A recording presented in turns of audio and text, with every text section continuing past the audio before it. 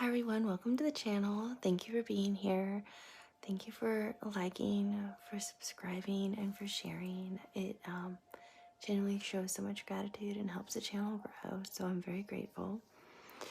I was asked a specific question by someone to help explain who are the Ascended Masters, and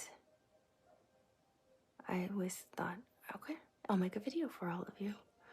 And of course, when I say spirit, I'm actually referring to my 5 Ascended Masters specifically, not my guides currently.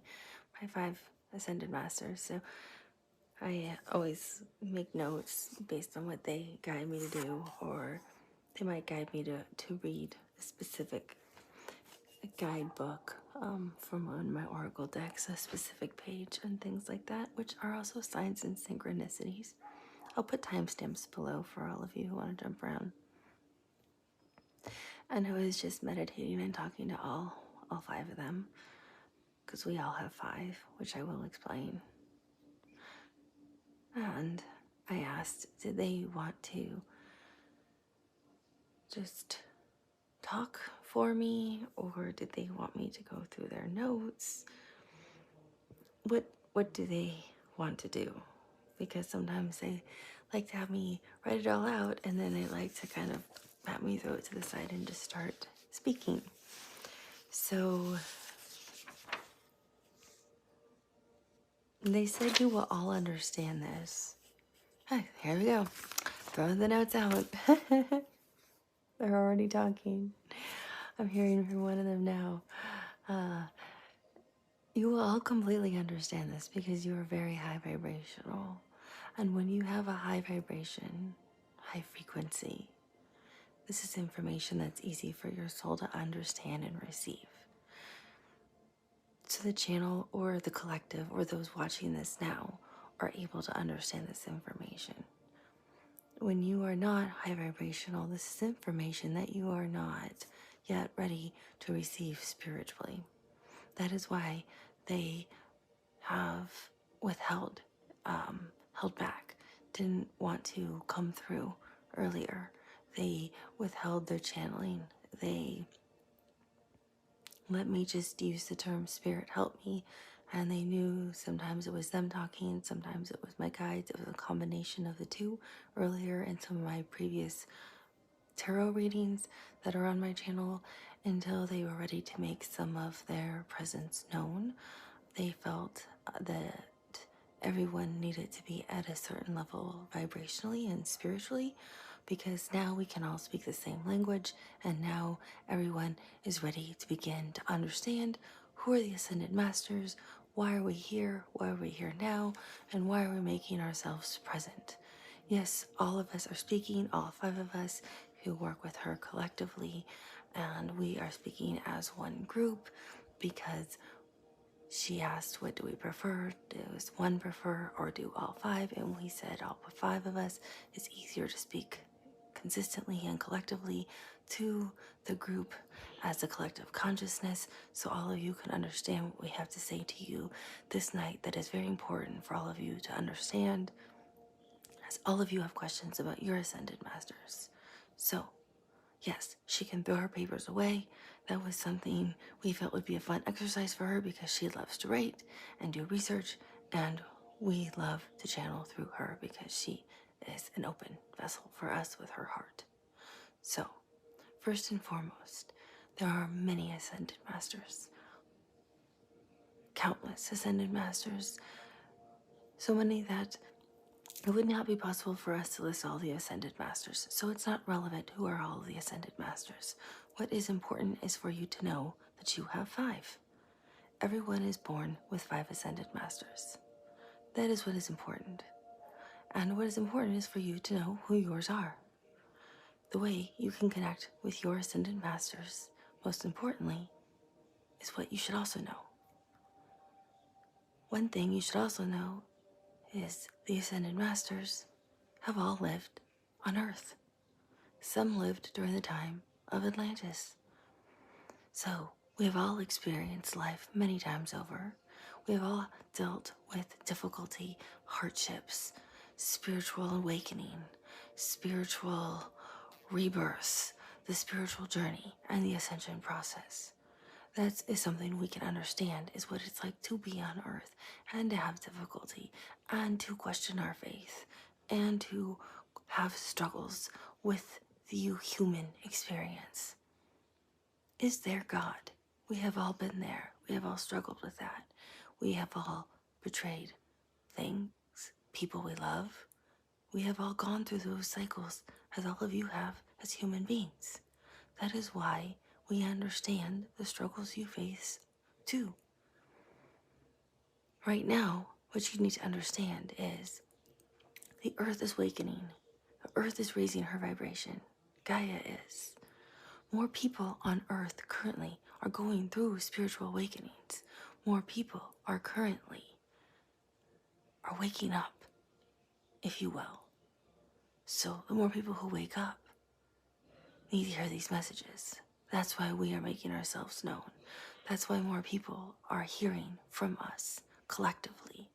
That's why more people are saying, who are ascended masters?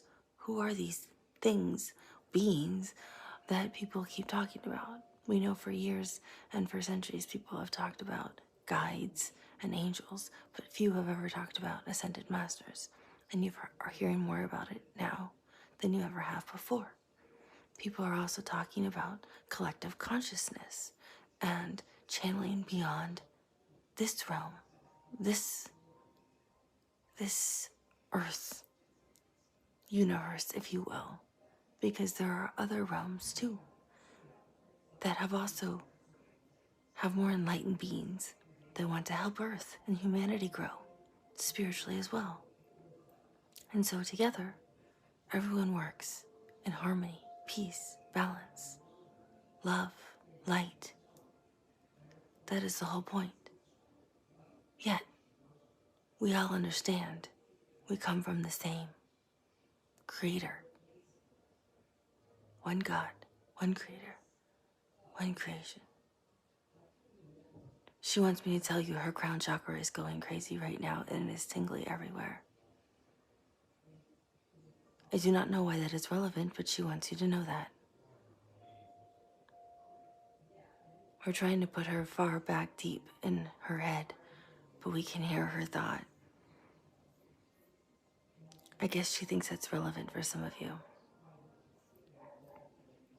But what's really important is for you to understand everyone is waking up to different levels, different things. This group is very high vibrational, very enlightened, understanding their path, their spirituality.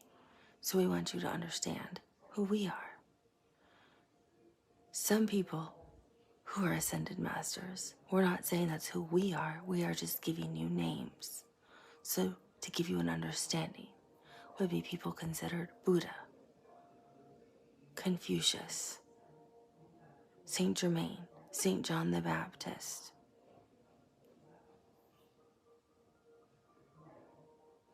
Moyra, Lady Nada. These are names you can look up.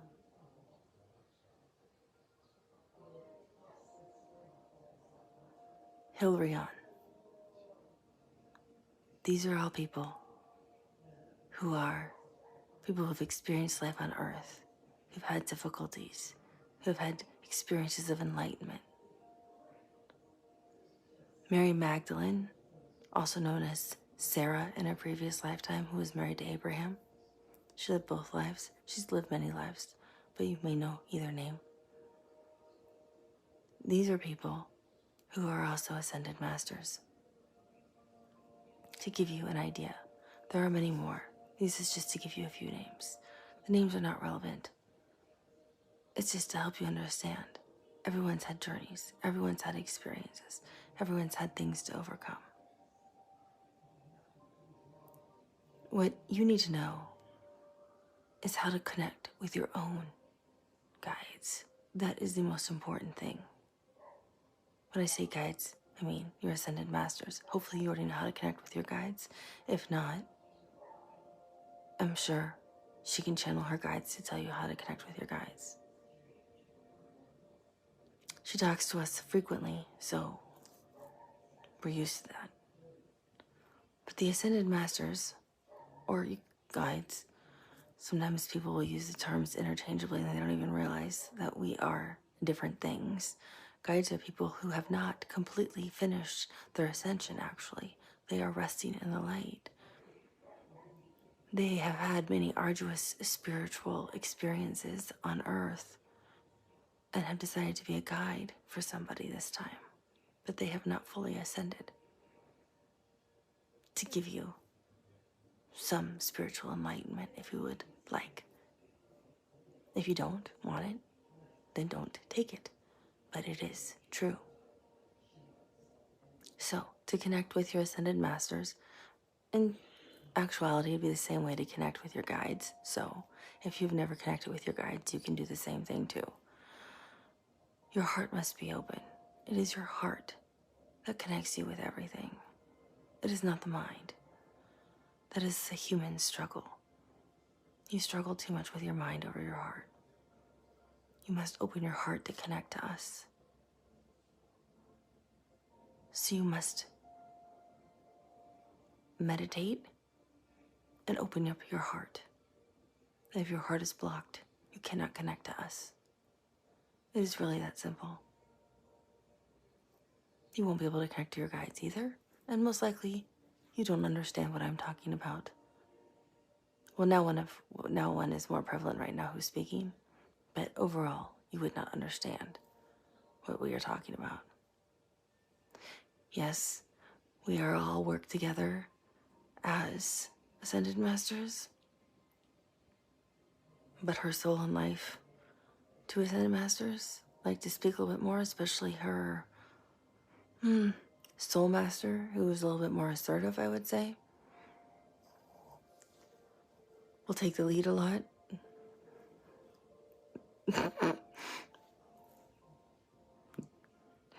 Sorry, we all like to make fun of each other a lot, and sometimes we will laugh at our own jokes that are internally inside of her own head, and it makes her laugh too. But yes, we do all have a sense of humor. Even the ones that are the most serious, we still do have a sense of humor and make fun of each other. For we all do still have personalities, even if our soul is what has the personality. So we still have a personality, and we are giving the other one a hard time for trying to step forward and take more of the lead role, because we are all just as important. Just as all of you are just as important, and no one is more important than the other. It's the same thing. Think about your countries, right? Your president, a prime minister, a king or queen is no more important than the person who has to clean the stalls in whatever place they live in. I don't know if it's a palace, a kingdom, whatever they are called, but they are no less important. They are just as valuable. Their soul means just as much, and they are loved unconditionally just as much as the person who is deemed the ruler of that land. You see? That's why we tease each other and laugh sometimes. Because one likes to think they're more important sometimes than the other. Because they're a little bit more serious, and a little bit more of a leader. Or they think they are. We just have different types of soul energetic personalities. As you do as people on Earth. You don't lose your personalities. You might change them some, but your soul is your soul. It was created and will always exist. But we are digressing from the main question at hand, the Ascended Masters. So one way to connect is by having your heart open in meditation. And you can call us all in at once, or you can ask to speak to one of us at a time, if that's easier for you. As you know, there are 5 of us. You have us the moment you are born. We are with you. We are assigned to you. Actually, you already know us before you're born. We sign a contract with you that we will be with you and guide you throughout life.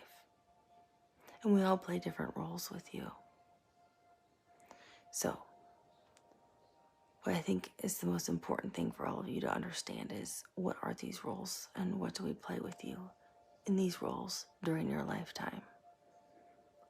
There is your soul ascended master, which, if you're on the path of ascension, is honestly the most important role, or the most important ascended master, because that is their role, or one of our roles, if you will, because we are helping you ascend.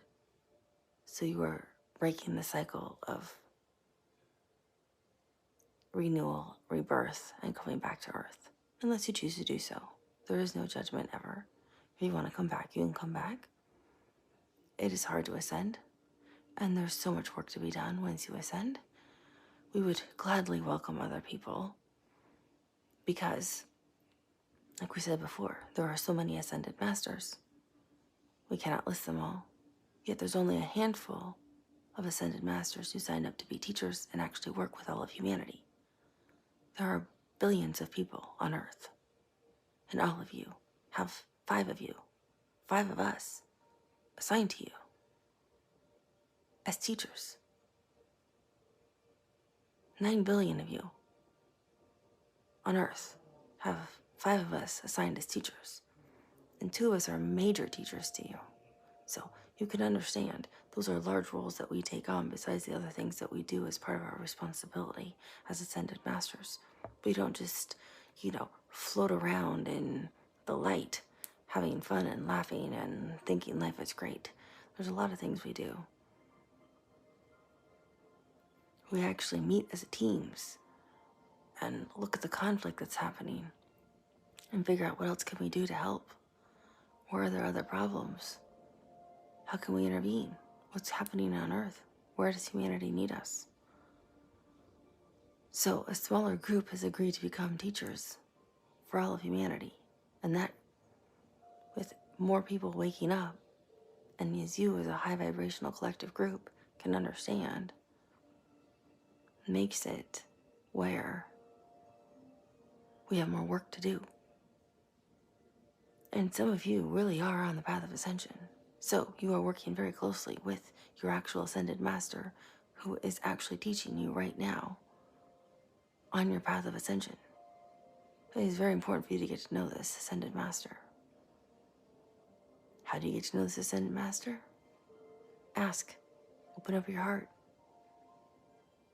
All I have to say is, ascended master of my soul, who are you? Who are you, my master teacher? For ascension. If you believe you're on the path of ascension. That's all you have to do. They will make their presence known. Some of you will actually see them. Some of them you'll see their colors. We're always known by our colors. That's how it's the easiest thing to understand. I know they're laughing again because the main one has taken over, and I am the one who likes to talk the most because I am the one who plays the leadership role. And I'm the one who's come through several times before, and I am the more serious energy. And they are getting frustrated with me.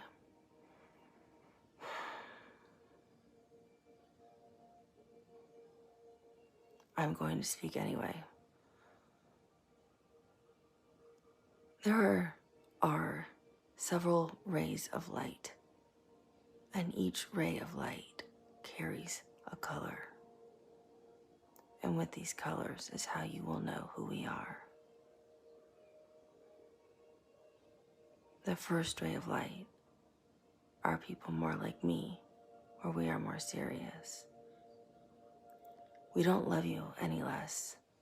Our love is unconditional, but we have a much more serious energy.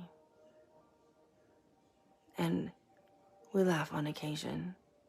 Like, I can hear the rest of the Ascended Masters mocking me right now, or teasing me, if you will.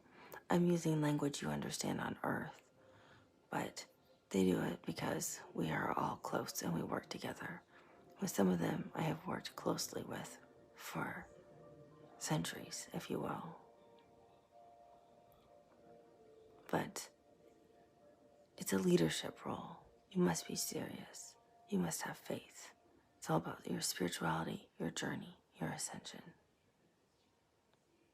It is the one who will defend and die for their faith. So I take this very seriously. These colors are usually blue.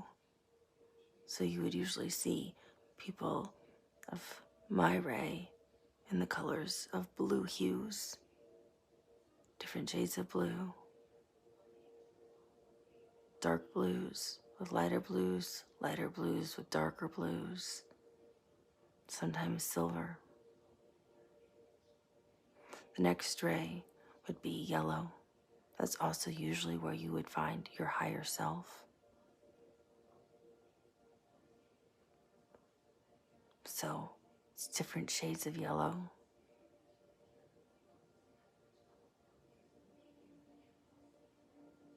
Okay, I'm feeling someone else who really wants to talk. Yes. Okay, you can. Then there's the other rays that are there. It's the third ray is the pink ray.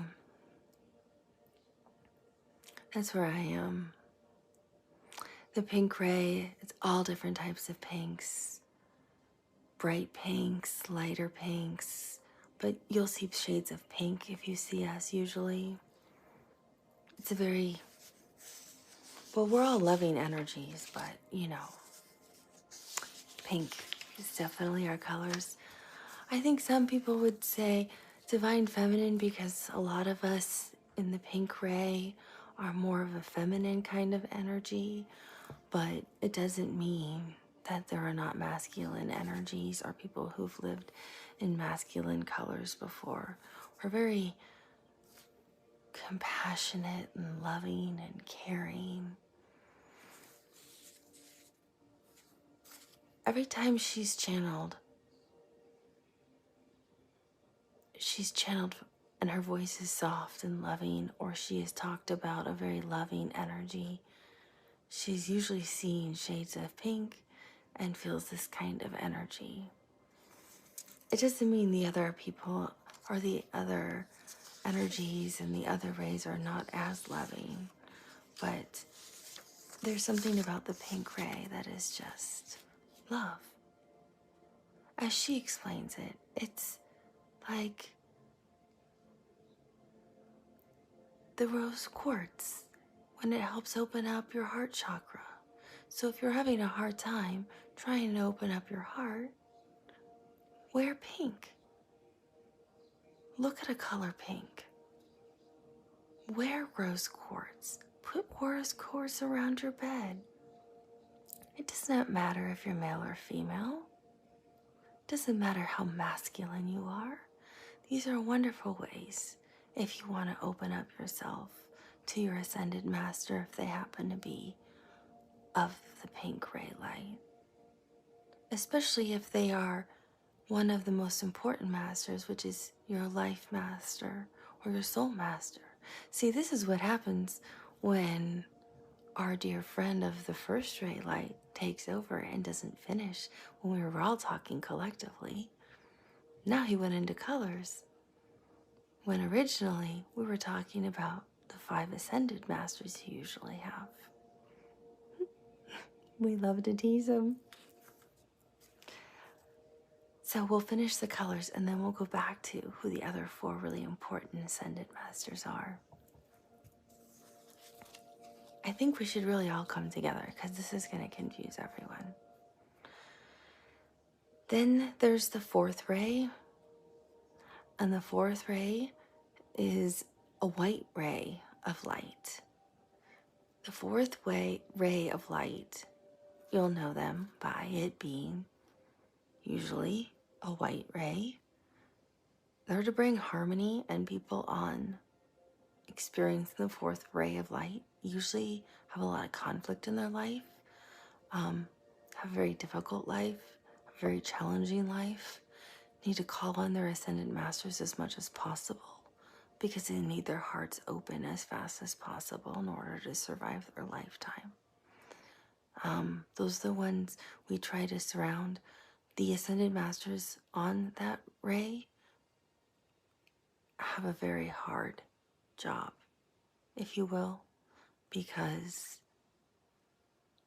those are people in humanity who have difficult learning lessons, and we don't want to see them suffer.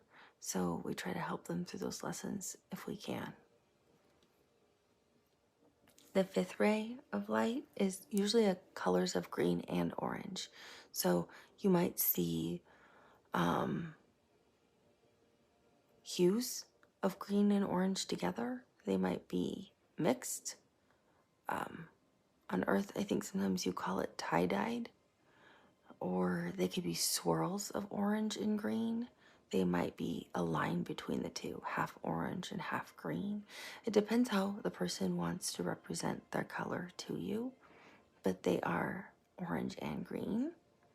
And so that's how you would know what that person or Ascended Master is projecting. That's why color is so important. So when you're meditating and you start seeing the same color again and again, it's starting to tell you which Ascended Master is showing up, especially if you're asking for your soul Ascended Master or your life Ascended Master, the two most important Ascended Masters. But the other three are just as important in different ways, and we will explain those to you in a minute.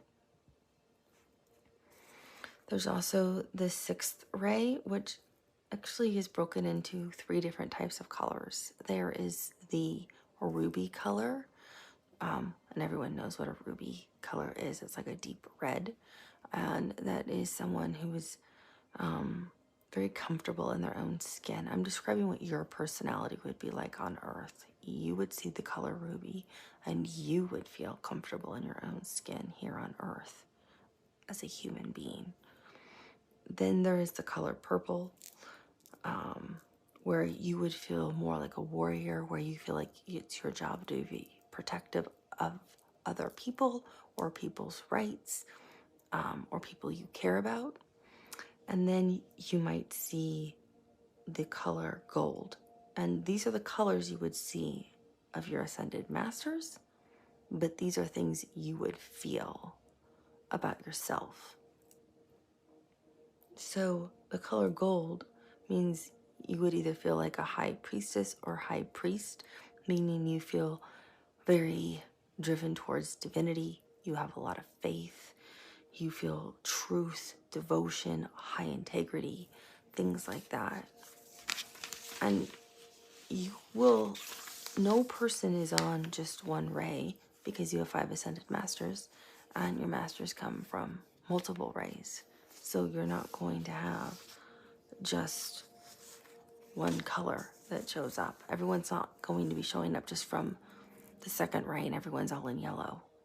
That wouldn't make any sense, because you need all of us for life, to help you through life. So you would see multiple colors, and they would be all there for different reasons, because you're going to have different obstacles and different hurdles to overcome in life. That's the only thing that would make sense.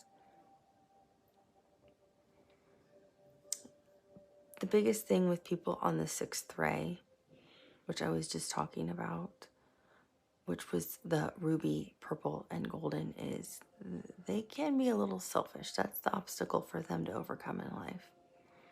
The 7th ray is a violet color ray, and that is where you would find magic, transmutation, surprises, changes in life. This is where people would say, expect the unexpected with this person. They're okay with differing viewpoints.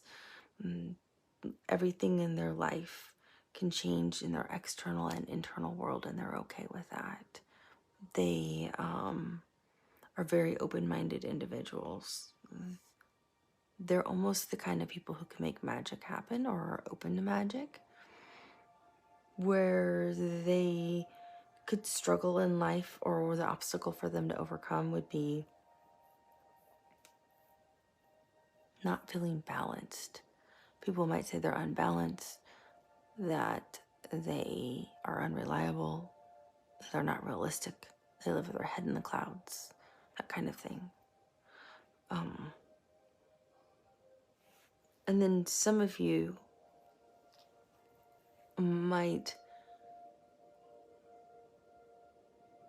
you can't embody all of those colors. So you're only going to have 5 because you only have 5 Ascended Masters, if that helps. So, and it's because in life, you're to grow and learn, right? And that's why you have spiritual journeys. That's why you keep transforming, you keep growing, you keep mastering things, and you keep exploring and improving. That's how you become better and your soul grows and gains knowledge from these lifetimes.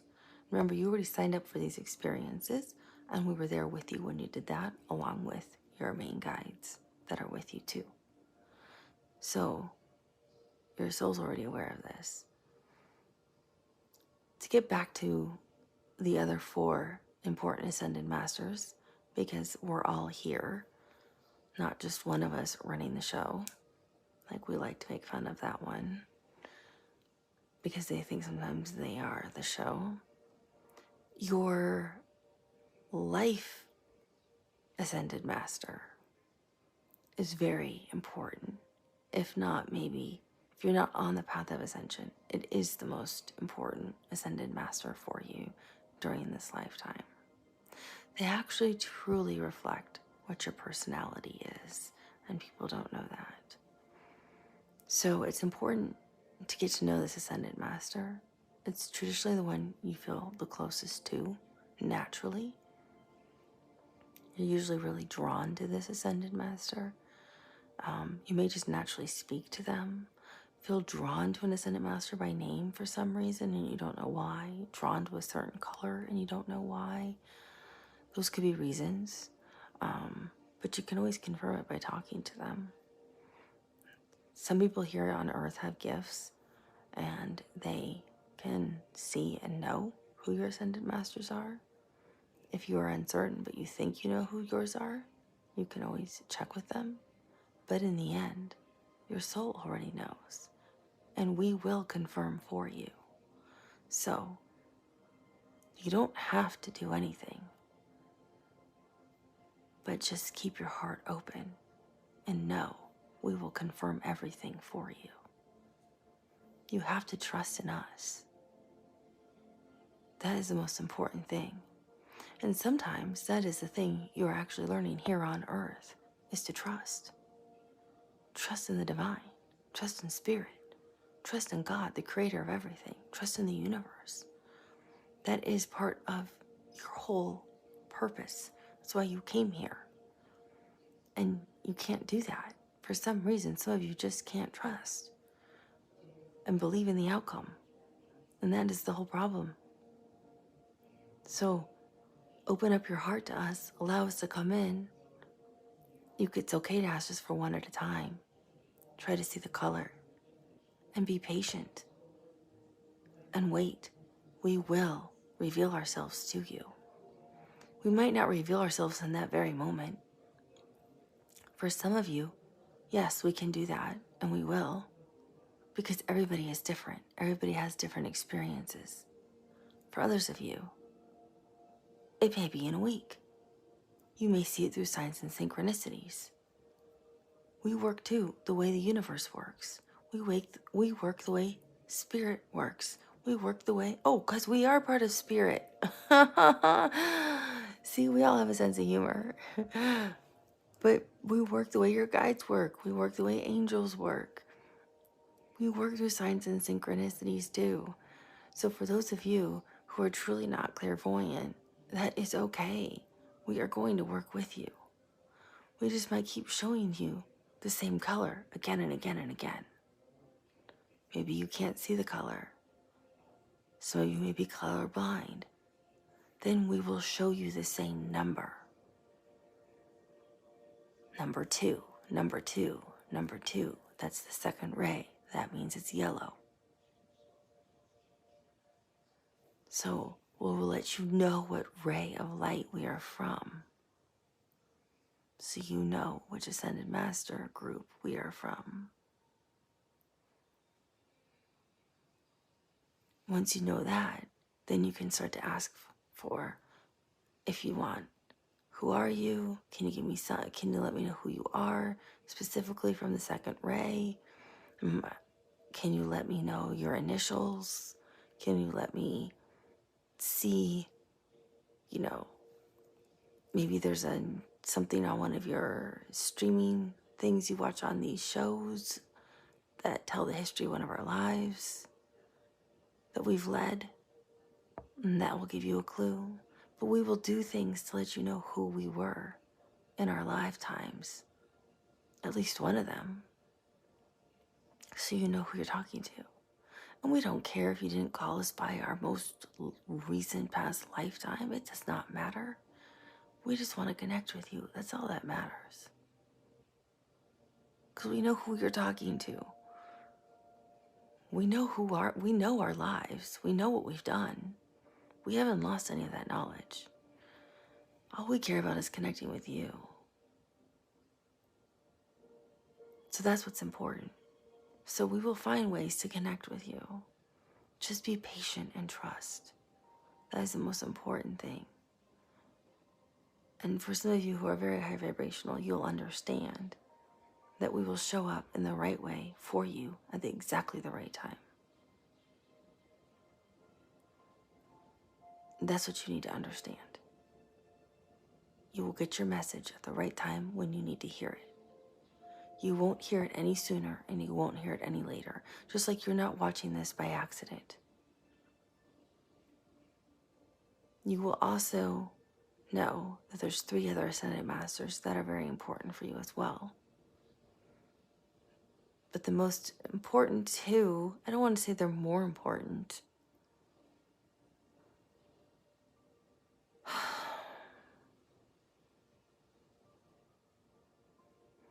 The most important two are your soul and your life Ascended Masters, because that is for your point of ascension spiritually. So that's your soul master teacher. And your life master teacher is the one who walks with you through life if you're not on your actual soul ascension path. Those are the 2 most important ones. They are deeply connected to you, and they will keep going through your recycles of rebirth with you until you ascend, because they are working with you very closely. Those 2 are vital to your soul and your ascension.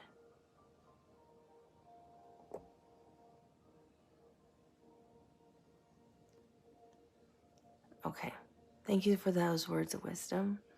But what we all really want to say is the other 3 are really important too, because what you need to understand as a collective group is that we come in different roles for different reasons.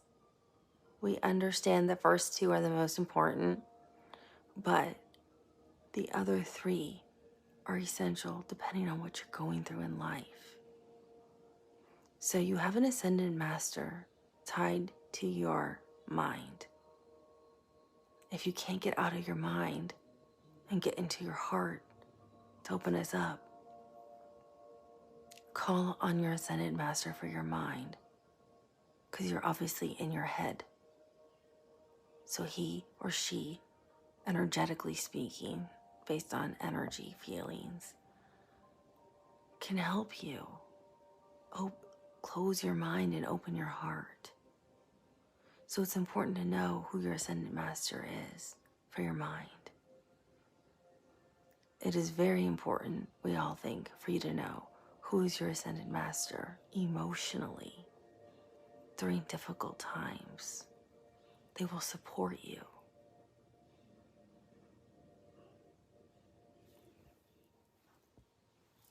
I'm sorry about that. The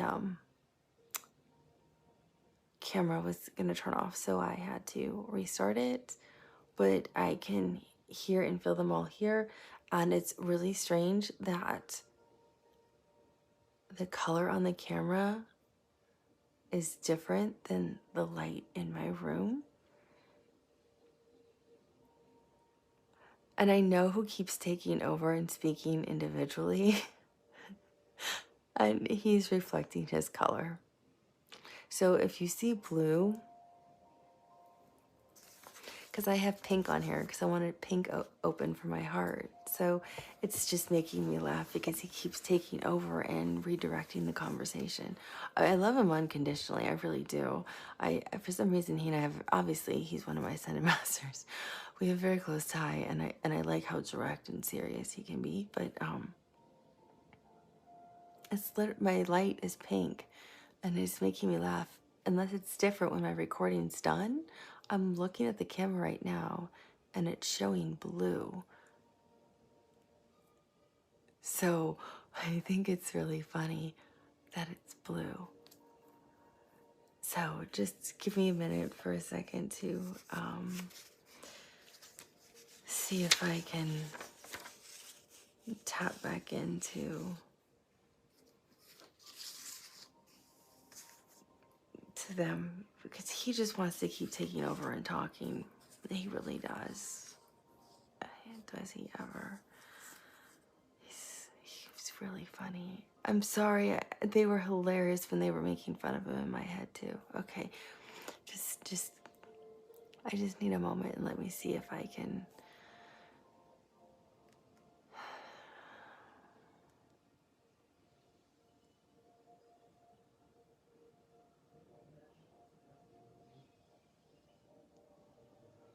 Yes, what we were telling you is extremely essential for all of you, especially if you're going through a difficult time emotionally. When we talk about emotions, you have your own special Ascended Master just for this reason. We know you all have your guides that you're connected to, and some of you are connected to your angels, some of you are connected to your ancestors, and if you did not know this, some of your ancestors are actually your guides. Surprise! So, as you can tell, see, we all have a sense of humor too. Well, some of us do. But what you really need to understand, most importantly, is your Ascended Master that's tied to you emotionally will help you through some of your most difficult times emotionally in life.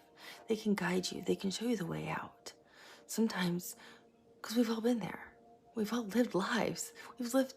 Some of us have lived hundreds of lives. We've lived for centuries. We know what it's like. Yes, we know you're living in a much more modern time than many of us ever have. But some of us have lived during very dark times, medieval times, times before Christ ever existed.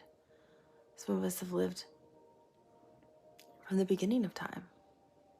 So, you might say our lives were very difficult.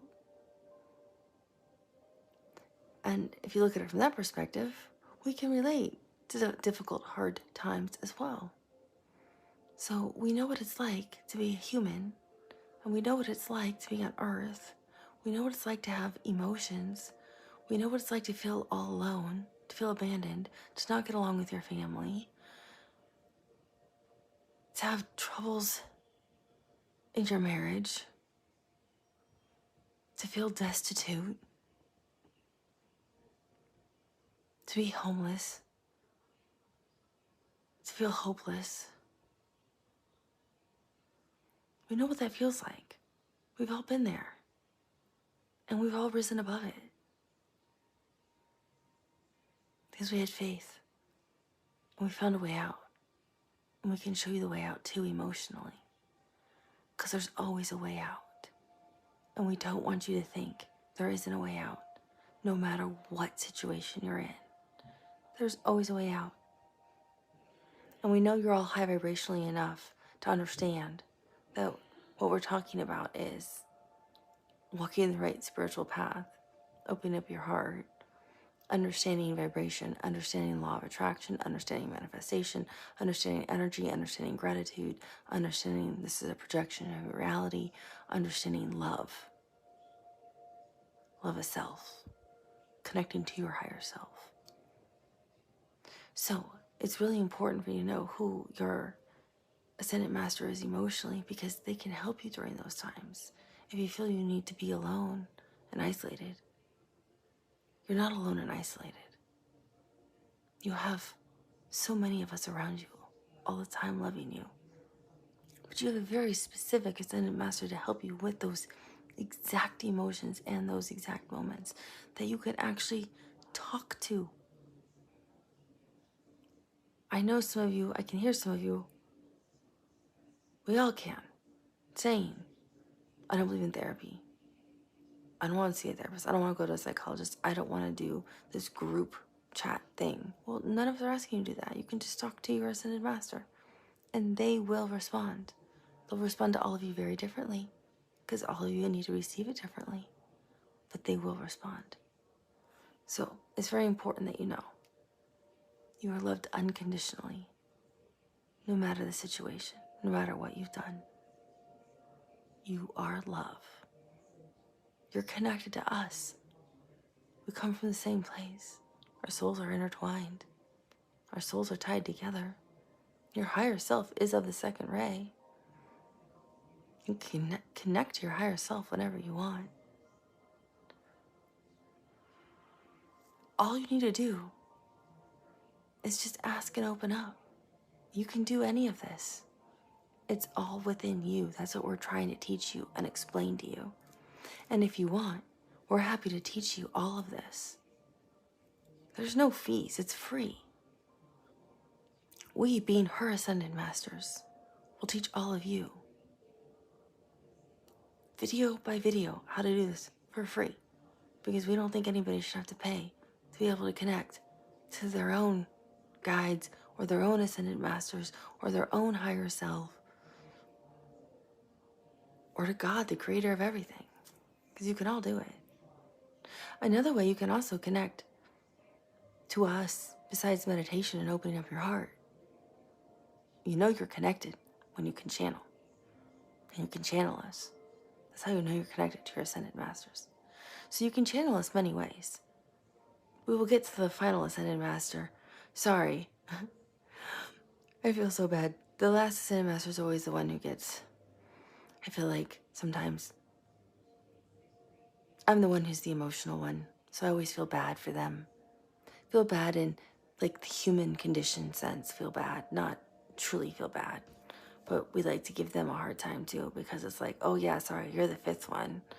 But we all rotate what our roles are, because we can't all be the one who's in charge of someone's ascension.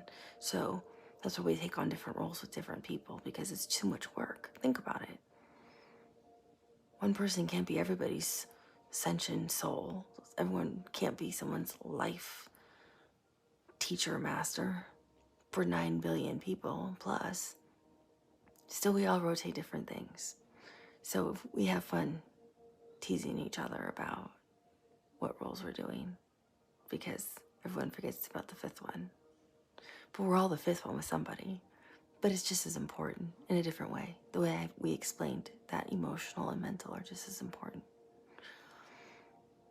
So, where were we? There was something very important we were telling you. Yes, you know you are also connected to us. This is another way to connect to us if you are having a very hard time. Because I'm hearing, and I being the emotional one, I'm hearing and feeling that many of you are having a very hard time connecting through a meditative state.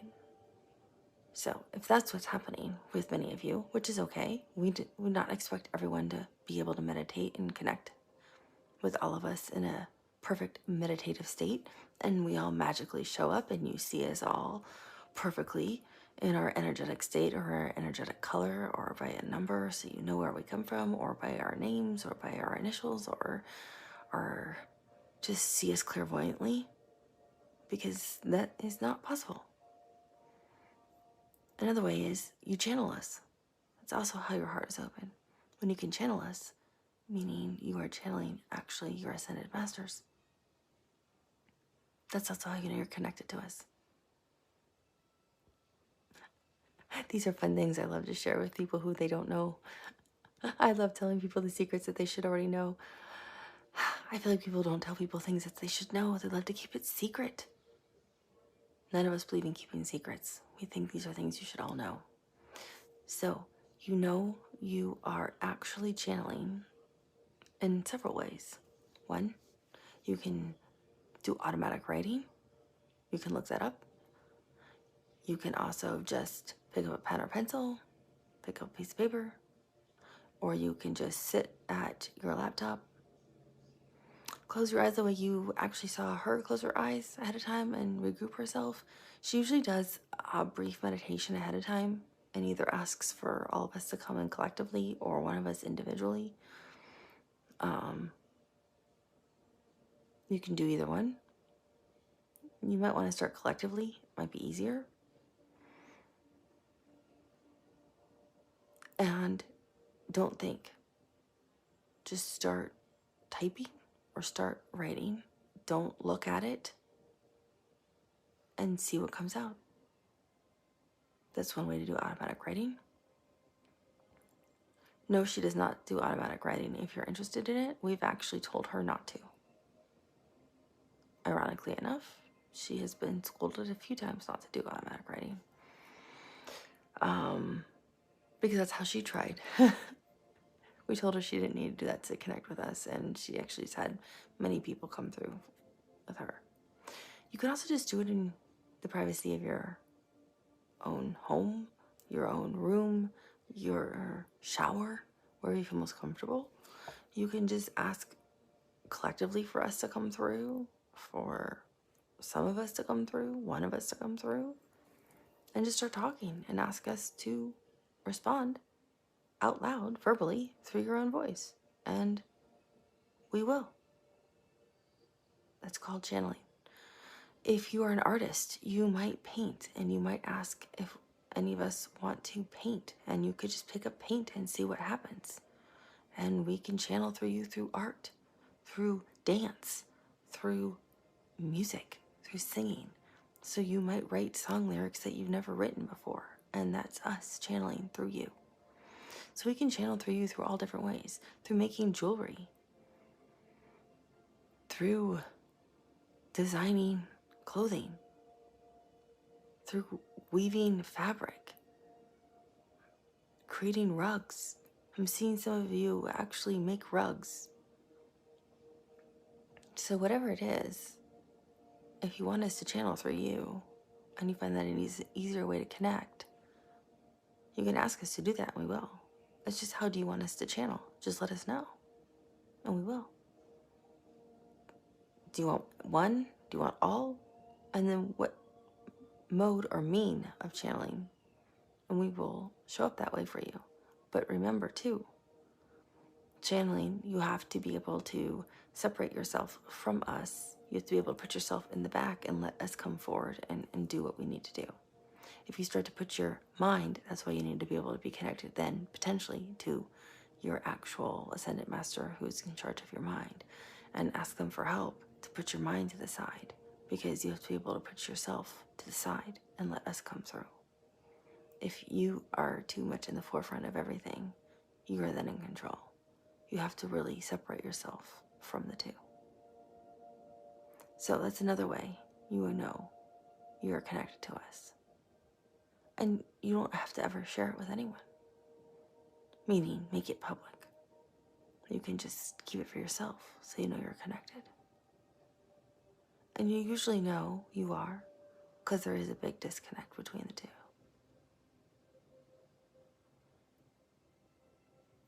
Finally, but not last, is the physical ascended master. They're the ones in charge of your body. So the physical ascended master is very important as well. We believe you all need to understand who the physical ascended master is, because this person can play a major role in your actual health. So you should know who your physical ascended master is. Everyone faces different challenges in life. So you can talk to your physical ascended master if you are somebody who's facing difficulties with your physical body. losing control of your body. Maybe you don't have access to all of your limbs. Maybe you don't have the ability to walk. Maybe these are things that frustrate you and you want to talk about them. Maybe you've had accidents and you don't look the same as you once did. It is okay to talk to your physical ascendant master, your ascendant master of your body, about your physical appearance. This is someone who can help you with this process.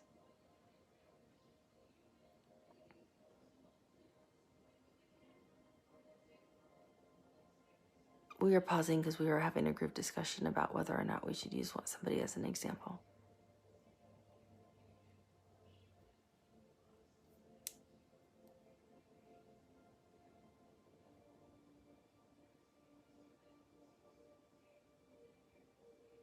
And we do not wish to use this example currently at this time because it may be too much for the collective to understand. But there is a good example that we have that this person has channeled before, who we work closely with, that we feel would be a good example to use, that would be somebody who would work closely with people who were struggling with their physical body in many ways. This would be an ascended master to talk to, who has nothing but light, love, and unconditional love. And we all think very highly of this ascended master. We actually all think this ascended master is very funny too. He is not one of her ascended masters, but she's actually channeled him before. He is from India, and we believe this would be a great example for many people. So we just do not feel this is the right time because this was not the purpose of this discussion. But we will share it gladly at another point in time if we feel it is relevant for the group. We feel the purpose of this discussion was to actually let the group know who these Ascended Masters are, why we are more prevalent, why we are here, what our roles are, what we're doing, why we're talking, how you can help recognize us, how you can connect to us, and that we do renew with you in some of your spiritual renewals. When you come back to Earth, we stay with you. We don't just go, oops, there was that life, and let it go. We actually stay with you. So, really get to know us, please. Open up your hearts, because we all love you so much and unconditionally, because we know you deeply, so well. And we're so proud of what you've already achieved and accomplished, because you're so high vibrational and you've grown so much spiritually, you can understand what we're actually talking about. And we've been so excited to have this discussion with you. We've waited so long to be able to talk with all of you about this. If you have more questions or very specific questions, we'll answer anything you'd like to know. Anything. Anyone has posed a question and we will answer. If you want each individual one to speak from her group, they will. As you saw, our personalities are pretty strong and we will come through individually, or we'll talk collectively like this, and we usually speak a little bit faster when we talk collectively. So we apologize if we're speaking too fast for you, but we are happy to speak individually for you if you would like. And again, we said, if you want individual lessons, it's all within you. Don't feel you have to seek outside. You don't have to go buy all these books. You don't have to go pay thousands and thousands of dollars. We are using terms that she uses because that's the country she lives in. To pay for people to tell you things, or who's with you, or how to connect with something when it's already in you. You can already do it. So we will all gladly, freely do this for you in smaller sections, in smaller videos, so they are shorter for you. We understand that you have a short time span, and this video is probably way too long for all of you, so we apologize for that inconvenience. that we have probably made and did not intend to do so. But it's in you. It's in your heart. It's in your soul. That is the most important thing to understand. Other than we all love you. Thank you for letting us speak with you. We sincerely appreciate being able to connect with you every time we can. Goodbye.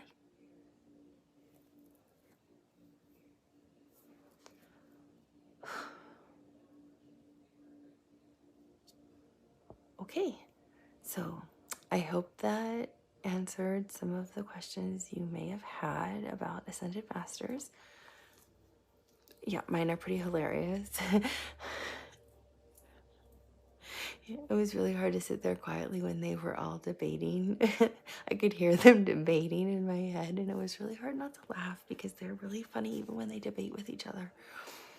So you can see sometimes why I just burst out laughing when your guides sometimes are like talking to one of my guides when I'm doing readings, because they are so funny. They are so funny, and they give each other a hard time. They love to tease each other the way we do as human beings. They never lost some of that. Maybe that's what we never lost. Actually, now that I think about it, I'm covered in the chills. We never lost that from the spiritual world, that laughing and jovial side of giving each other a hard time. I think that came from the spirit world. I don't think it came from the earth world, now that I think about it, because that's the way they are. And we all came from the light, right? If we all came from the same place, it must have been there first originally, because they are so funny.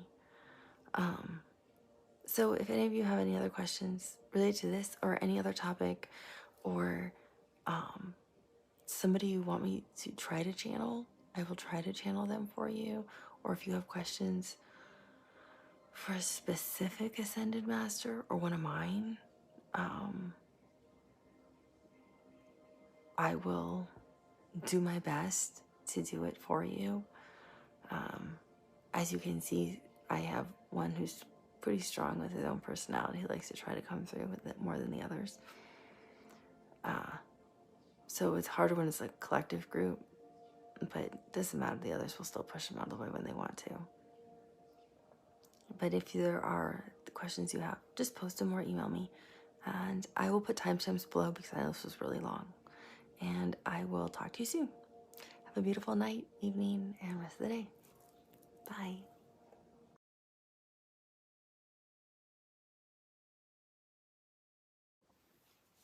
Hi everyone, welcome to the channel. Thank you for being here. Thank you for liking, for subscribing. Thank you for sharing. It helps the channel grow, and I have so much gratitude to all of you. Thank you for those of you who've bought me a coffee, for donating, that donates to the channel. I was guided to do this, so this is all I'm doing right now. So thank you. This is what my guides have said. Embrace spirit, so that's what I'm trying to do. I had a really interesting experience just now. I channeled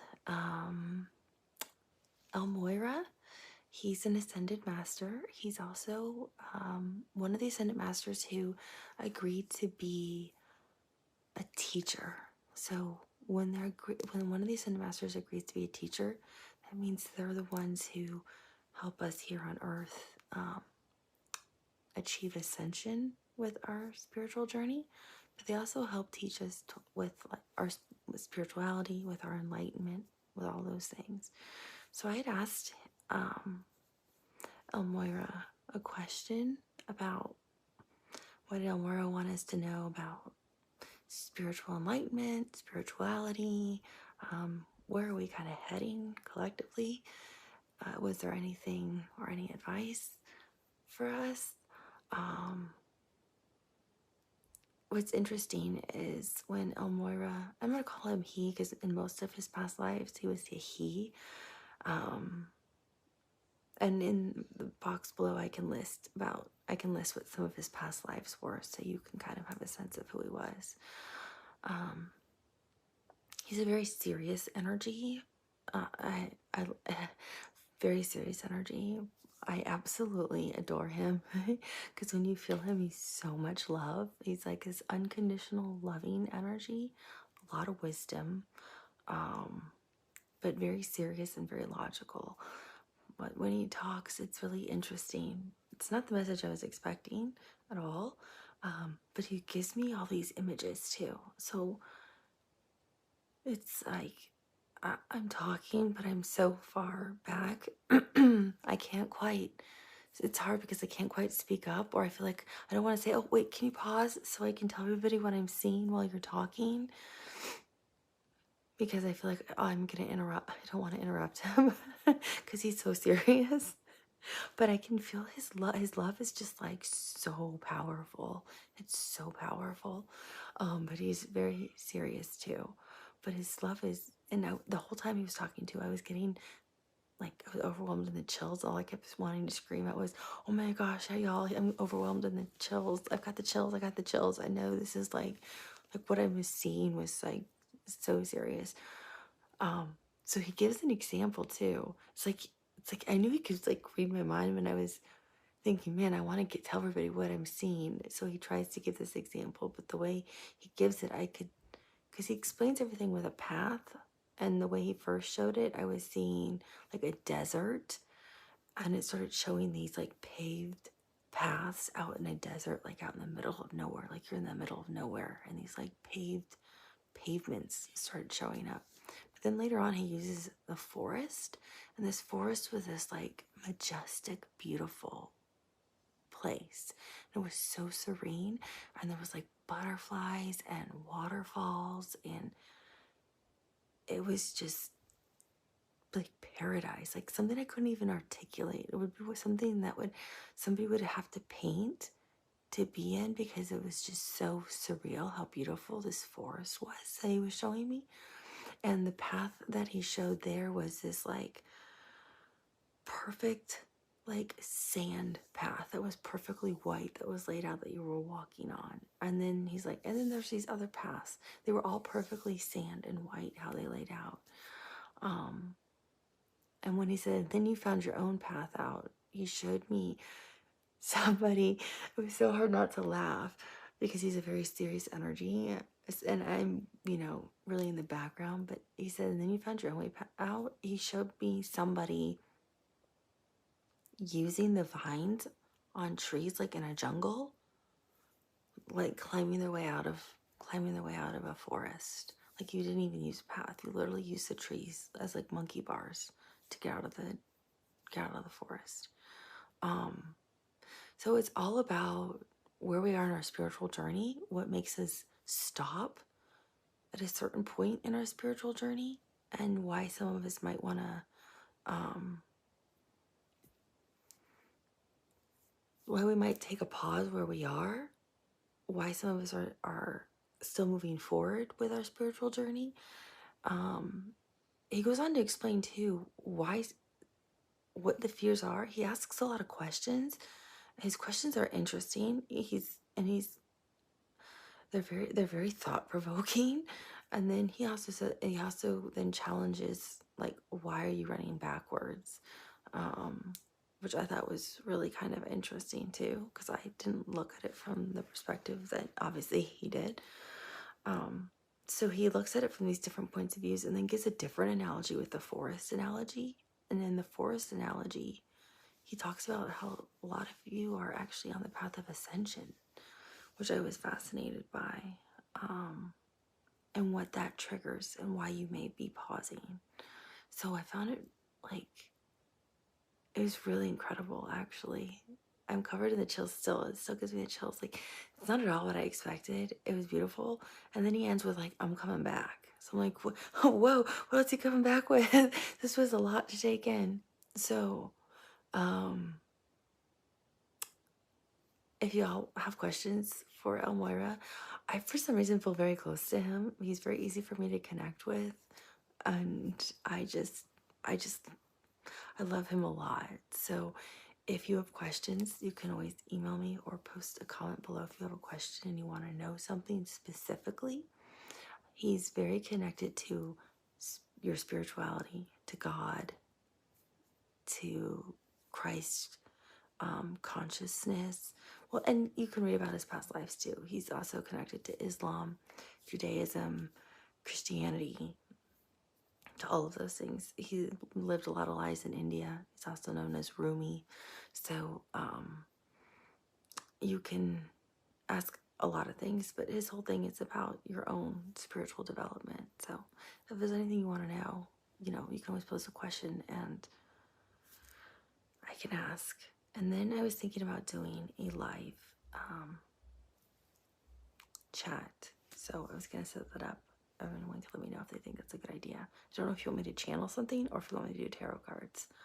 You guys can let me know. So I will talk to you soon. I can put timestamps below if you want. That'll probably be good for this one. Like the forest analogy, since he talks about ascension in that one. And then the other one where, in the first one, he's definitely gave me the images of you being like out in the desert. And yeah. And then he gave the one with the spirit, like the forest. It's like he could tell I was thinking like, what are you doing? What is going on? I'm so, the what? It's like he could tell. I thought, you need to make this a little, you need to explain these images I'm seeing here. And so I'll put timestamps below from this, so you can also just jump right into the channeling, and then also give you a little intro on Moyra, because he's just this beautiful, remarkable ascended master. So I will talk to you soon. I hope you enjoy it. Bye. Many of you are at a crossroads.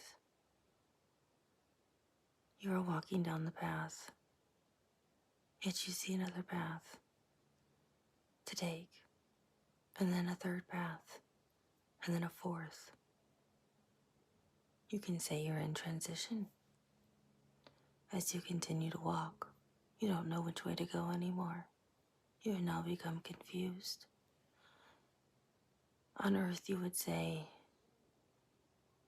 it is your social media influence, your societal influence, people who are not as spiritually awoken, people who are not as spiritually enlightened, who may be influencing you to walk down the wrong path. You already know which path you want to take. You are stopping. You are stopping as you are walking. I'm asking you, why? Why are you questioning yourself? I see many of you are struggling with this right now. It's how you say on earth. Your ego is fighting with your higher self.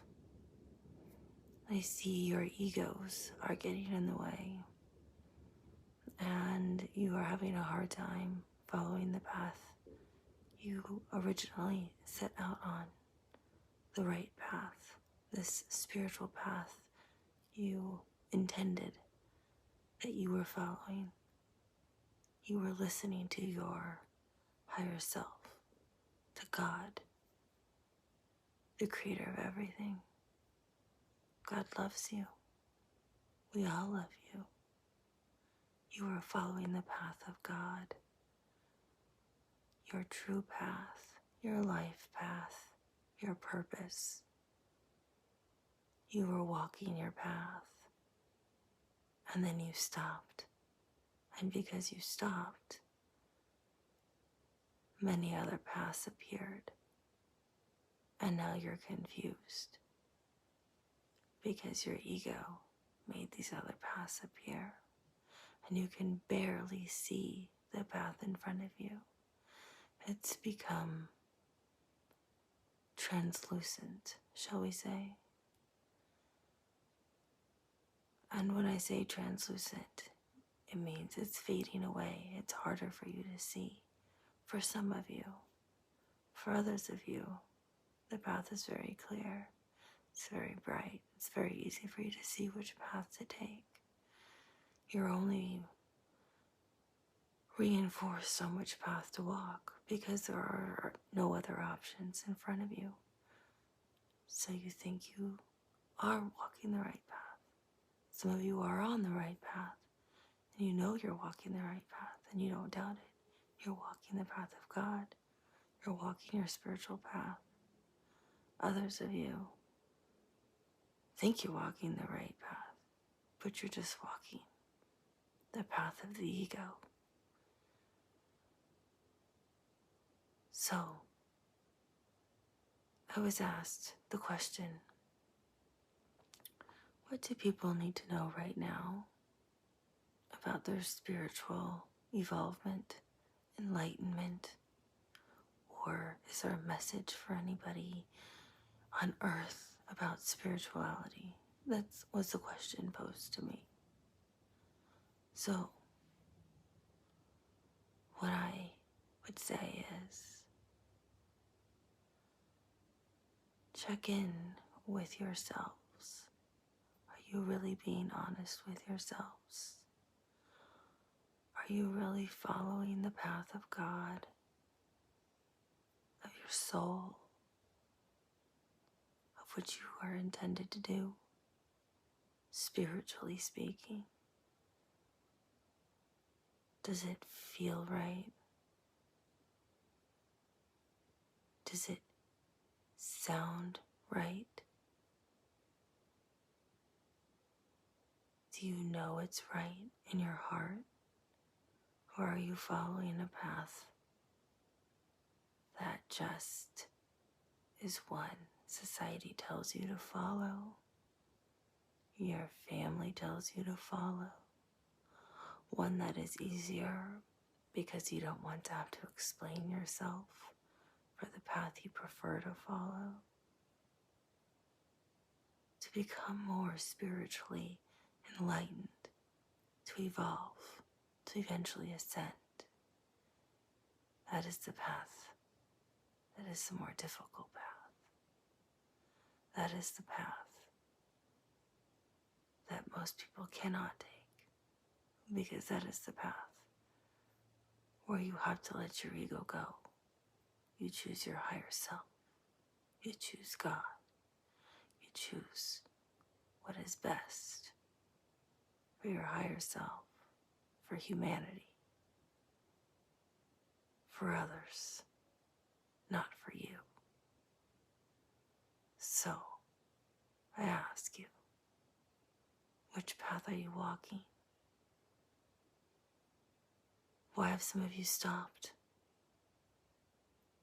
Have some of you stopped because you've gotten confused? That is okay. It is okay to get confused. When you get confused, ask for help. We will help you. That's why we are here. We will show up and guide you. Your guides can shine a light on the path, or one of us as ascended masters will come and guide you. You all have an ascended master assigned to you. You have multiple. One of us will show up too and help you. You just have to ask. So if you're just confused, ask. If you know you've stopped and have taken a different path intentionally, the path of the ego, and you're aware of it, that is okay too. There is no judgment. We still love you. I ask you, why? As you should ask yourself, why? Why am I now taking this path when I was happier before and more fulfilled and felt connected to God and knew God and spoke to God and felt unconditional love and felt it in my heart, and felt happiness and felt things I never felt before and knew things I didn't know before. Now I walk this path feeling more disconnected. I feel as I walk the path of my ego, I walk further and further away from God, further and further away from my guides, my angels, the ascended masters. I walk further away from the universe, from source, from all of the collective consciousness in the cosmos. Ask yourself, why do I choose to do this to myself? Why do you think you deserve to punish yourself? Why do you think you do not deserve love? Why are you so wise that you think you're better than God, the creator of everything? That you know to walk a different path and sever ties from everything. That's another way of looking at it. I ask you to think about it from that perspective. Are you all-knowing and all-wise? That you know of a different path to walk? I ask these questions to make you think, make you ponder, because something made you change. The point of walking the path of spirituality is to bring you closer to God, the creator of everything.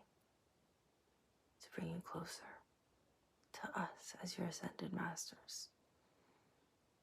To bring you closer to all-knowing, all-loving, unconditional love. You've felt it because you've been on the path. You've seen the path literally unfold in front of you as you've walked it. Some of you are actually walking the path, and you know what I'm talking about. You're still on the path. You're very much connected to your higher selves and to all of us. Others of you have paused and don't know where to go, out of fear. And others of you have turned your back and walked a different way. This is where I question. I'm not questioning your actions. I'm giving you questions to ponder and ask yourselves. It doesn't matter what you do. We all still love you. We don't stop loving you no matter what you do. It's just, how do you feel about yourself with the choices you're making? Or are you making excuses for the choices? It is okay to begin your spiritual journey and to try things and not let everyone know. There's nothing wrong with that. No one is saying you have to go on these TV shows that are broadcast all around your planet Earth. Well, I used to live on Earth. I just didn't live when TV existed. But you do not have to be there, and no one's asking you to make billions of people aware of what you're doing. You do not need to do that. It's just okay to walk your path spiritually in the right direction. Quietly, originally. Just start. That's all you have to do. The path will again begin to unfold in front of you. The right things will unfold in front of you. It is a blessed path from God, the creator of everything, who loves you unconditionally. As you walk the path is built. It is built with your highest good and most love for you in mind. But the moment you stop walking it, and the moment you pause and stop, the path stops. More paths appear because now you're working from your ego. and no longer working from your higher self, which is connected to us. You are no longer walking in faith. You are no longer walking with your spirituality. Even though with some of you, I see your third eye is wide open. You're very clairvoyant, so you can actually still see the path being built. So some of you I'm talking to are on the path. I'm not talking directly to you, as I know you're on your path. I'm reaffirming you're on your path, and I know it is still being built. It is built with unconditional love for your highest good, with all the right intentions, and everything that happens is based out of love for you. You have to understand that. You have to trust unconditionally and know everything is meant for you from love. And we are all walking with you. For those of you who've paused and now there's 3 or 4 more paths and you don't know which way to go, it's because something has scared you. So I ask you, what has scared you? Something that is blocking you? Is it a trauma? Is it something somebody said to you? Is it fear from someone discovering that you may be deviating from what the traditional norms are within your family or your friends or your societal norms are for a spiritual path you want to walk?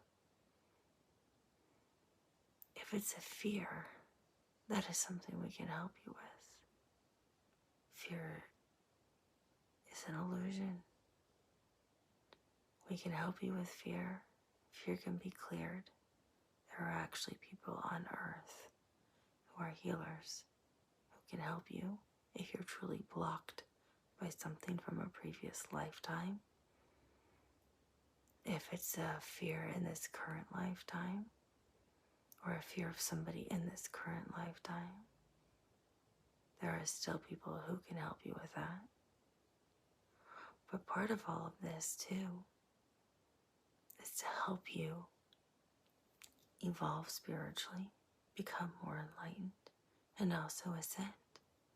In order to ascend, you must clear all of your karma from all of your previous lives. To do that, you must let go of all of those fears. Some of you are actually on the path of ascension. When you're on the path of ascension, you are faced with every fear from each lifetime you've lived. So, some of you are actually walking right now your path of ascension. And you have paused because you are being faced and tested with one of your fears from one of your lifetimes. Do you not want to ascend spiritually because of this tiny little fear? If you want to look at it in those terms, it's just a piece of dust. That's what that fear is in terms of spiritual ascension. Some of you are so spiritually evolved. You are now on the next level of ascension, and you've already passed the first level towards your ascension. You're on the next level of facing every fear and phobia from all your past lives to move forward. So in doing so, you have to deal with those things. And that's why some of you are currently frozen and more paths are appearing in front of you. That's why we as Ascended Masters are here as teachers to help you with your ascension. So, I ask you, stop and reflect. What is this fear? Where is this fear coming from? Is this a fear from something like that? Then honestly, it's a piece of dust in terms of ascension. When you ascend, that means your soul has mastered everything in terms of spirituality. You've cleared all karmic debts, and there is no more rebirth. You are now with us in the light forever. If you choose to be. If you want to come back and be reborn, you can always choose that too. But usually, it's taken a long time to ascend spiritually. And there's other things to be done once you ascend. So, look at it from that perspective. You might be being tested right now from a spiritual ascension perspective. Think about your own spirituality and how enlightened you might be. Do people actually look at you as a very enlightened spiritual being? And all of a sudden you felt frozen by something that is a fear-based thing? I'll give you a simple example. Let's say I'm taking a nice walk through the forest on this beautiful path, and all of a sudden there is a giant spider in front of me. There's nothing wrong with spiders. They have a beautiful purpose on the planet Earth. But all of a sudden I stop. But I know if I keep staying on this path, it takes me all the way to God, creator of everything. Home. Yet I stop because I'm terrified of spiders. So I don't know what to do. But I look around and I see I can go left or I can go right. Or I could try to deal with this little spider that's on my path in front of me in the forest. But right now I'm just frozen, standing in the forest, trying to decide what to do. That's what you're being faced with some of you who are ascending. You're walking the path, yet something scared you so much that 2 more paths appeared out of nowhere. So now you're trying to decide. Do you face the spider? Or do you turn left or turn right? Turning left and turning right doesn't take you to the path of God. You're still going to have to deal with the spider at some point. Turning left or turning right might take you to something bigger. I do not know. The point is, do you just want to step over the spider? You don't kill the spider. Do you just step over the spider and keep walking and let the path keep unfolding? Or do you turn left or turn right? But if you're unsure, it's okay to ask. Ask your guides.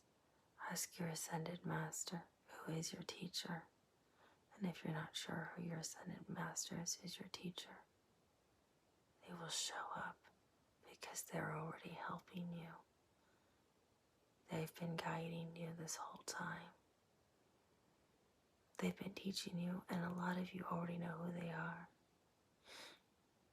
You will know them through the color. We are all affiliated by very specific colors.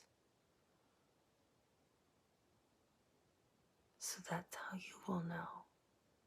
There'll be a specific color if you are uncertain. There's also people you can ask who will know who your teachers are. You have 5 of us who work with you, but one of us is your master teacher on your life path for ascension.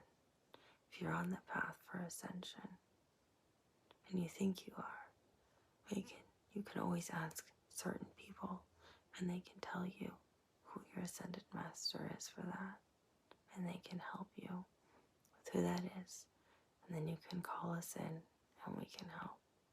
But you can always ask your guides and angels too, and they might give you the name as well. Or you can just say,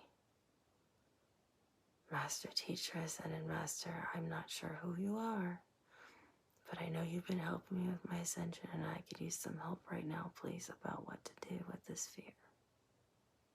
And guess what? We will show up.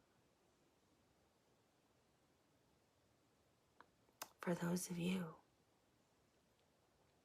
who are walking the path spiritually towards God, creator of everything, unconditional love,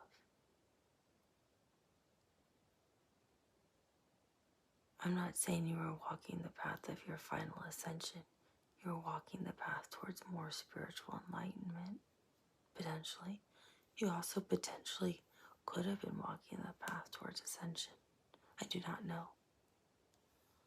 If there's a group of you that were walking that same path, let's say in the forest, and then 2 more paths appeared, and you didn't like either option, so you created your own path.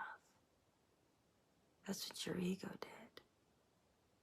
You didn't like any of the options, so you made your own and walked out a different way out of the entire forest.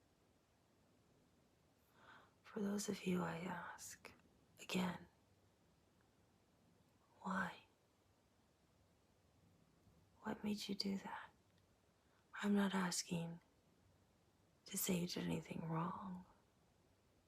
I'm asking you to make you think what made you do that. Was there a spider in your way that scared you? Did you prefer to not be spiritual anymore and to close your eyes and not be on a spiritual journey? Did you choose to live an easier life and a more materialistic life? Was it too difficult? Were you afraid of unconditional love and the happiness you were feeling? Were you afraid of maybe some of the, how do I say, abilities or gifts that awoke in you, or maybe became stronger and you didn't like it, so you left and created your own way out? In doing so, one would say you think that you know better than the Creator. I'm not saying that's what you think, but working from an ego-based perspective and not your higher self, and following what your higher self desired and your soul desired, because you know what your soul really desired. You just acted from your ego and found your own way out. Says you think you know the way. And I ask, do you know the way? If you know the way, then please enlighten us all. Because I think everybody would like a shortcut, if there is one. I'm challenging you because I'm most worried about you. I am not saying you did anything wrong. You did not. We all love you. We are most worried about you, actually, because you ran away from unconditional love, and we want to help you the most. The others, we know, are going to be okay. I'm not saying you're not going to be okay, but we're trying to help you.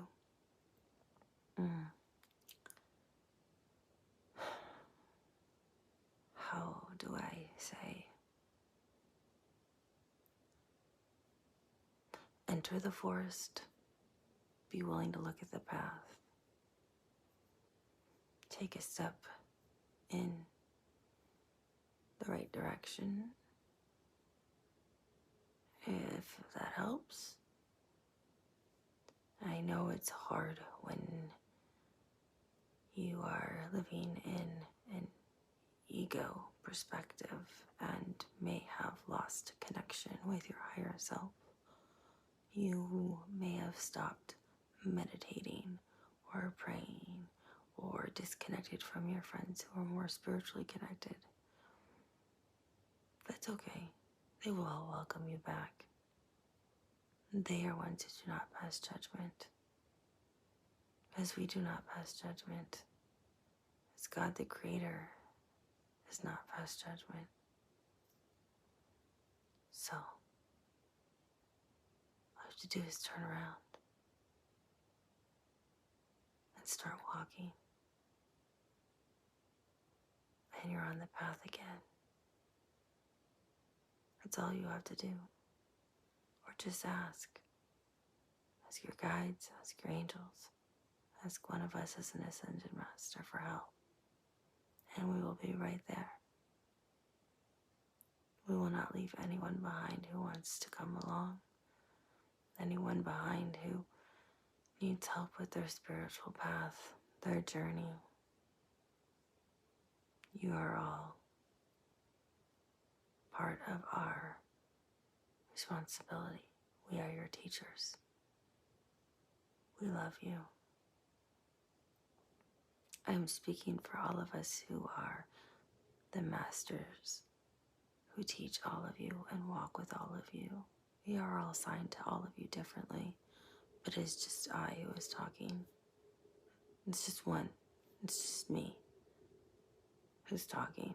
I'm just talking on behalf of all of us because I know how we all feel. So, there are some of you who have strayed, shall we say. Some of you did it out of shame or guilt. There's nothing to be shameful of or feel guilty about. You are human. It is okay. You just ask for forgiveness. You can do it in your own privacy of your own home. That's it. And it's done. There's nothing else you have to do. All is forgiven. It's okay. Everybody deserves love. Everybody deserves spirituality. Everybody deserves enlightenment and the opportunity for ascension. Everybody deserves all these experiences, and everybody deserves us as their teachers to help them along the way. When you were in school and had trouble learning, was it not your teacher's responsibility to help you learn to read? How else are you going to learn to read? You can't just magically pick up a book and know how to read. Someone has to teach you. So that's our job, is to teach you along the way. You just don't know that we're there the whole time. We've been with you this whole time. We just want to make our presence more known, so you know we really are there. That's why we're talking more and are here more and prevalent more. So, all of you, your path to spiritual enlightenment. All of your journeys are different. It's okay. All of you are different. We love all of you. Each experience is unique. All of you are unique souls. Everything is okay. We just see that you're all on different pauses, if you will. And some of you are still moving forward through that forest on that path. So for those of you who are paused or have turned around and are going out, we ask you, please, ask for help. We don't want to see you not move forward because you have felt that love.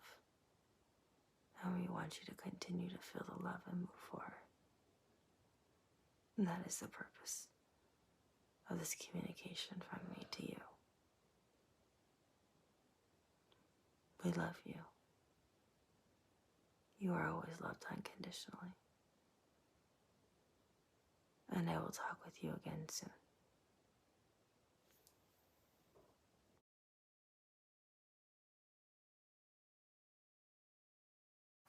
Hi everyone, how are you? Thank you for coming back to the channel and being here. Thank you for liking, sharing, and subscribing. I am very grateful to have you all here. Today was interesting. I channeled an Ascended Master. I believe it's the same one I have been working with, who is really just this. She always uses, I can tell it's a female energy. She uses the word we because there's always a group of them. She was explaining to me that talk through me. They want to talk about the law of attraction and manifestation, that there's really like three main pieces of information we all need to understand in order to be successful with our manifestations. So that's really what the message is about today, that I found rather interesting and enlightening. She said there was a key step that we're not really shared with a lot. People talk about manifestation all the time, but one of the key pieces of information is usually left out for, I would say, the average person. So kind of blew my mind of when I heard them talking. I channeled the message for you, and I'm intrigued to see what you think and your perspective on it. It was interesting to me because I noticed for me when I've done my own manifestations, the only time I've been successful is actually based on the example that was given. The times they've failed have been when I've tried other things. You know, like you have to write it 3 times in the morning, 6 times in the afternoon, 9 times at night, or you have to write it out 106 times every day, or like all these crazy things I've heard. But the only time I've been successful with my manifestations has actually been this specific sequence. I realized I paused and reflected a lot after I heard the message, and it's exactly the only time my manifestations have ever been true or have happened. So, I mean, obviously, for me, based on my experience, there's got to be something to that. So I'm only going to apply this formula going forward for a little while, and then I'll report back on like a 2 or 3 minute video and let you guys know if my manifestations are working based on the formula that she gave us. It's Devi, or Ma Devi, Devi Ma, the mother of creation and everything. Is the one I seem to connect to a lot from the Hindu faith, which is interesting because I'm not a Hindu and I don't know anything about the Hindu faith really. I know just very little, or whatever I channel, it's what I seem to learn from the Hindu faith. And for some reason, some of the gods and goddesses have been coming through with the Hindu faith for me. my understanding is she is the one who kind of birthed the other goddesses, if you will, within the Hindu faith. Correct me if I'm wrong, please, anybody down below who does practice the Hindu faith, because I am not obviously Hindu, but it is remarkable faith, religion. The more I'm reading about it and understanding it, it is absolutely beautiful. I had Lord Shiva come to me the other night with a problem I was trying to solve. I don't know much about Lord Shiva, just a little bit, and his mantra just popped in my head during the day, and he really helped me with a problem. So they really are incredible gods and goddesses. I know for all the faith believes in like one God, but then they understand that their gods and like can represent other gods as well, and it's the most respectful faith of people who may honor a different god than like their friend's god, or another family member may honor a different god within the faith. So it's the most respectful, understanding faith of somebody who may have a different belief system in the world than us who can be in other religions of the same sector and judge each other so much. I think we have a lot to learn from the Hindu faith and really apply it around the world, actually. So she's the one who was really giving me a lot of the information, but she has told me that some of the other Ascended Masters come through too and work with her. So that's the one, though, that I was really feeling, because she usually shows up with a couple other images that lets me know it's her. So that's the message I have for all of you today. I hope it's helpful. I hope it brings you peace. I hope it brings you insight. I hope it helps you with your manifestations. We come today to talk to you about the law of attraction and manifestation. We've spoken to you before about how to manifest love.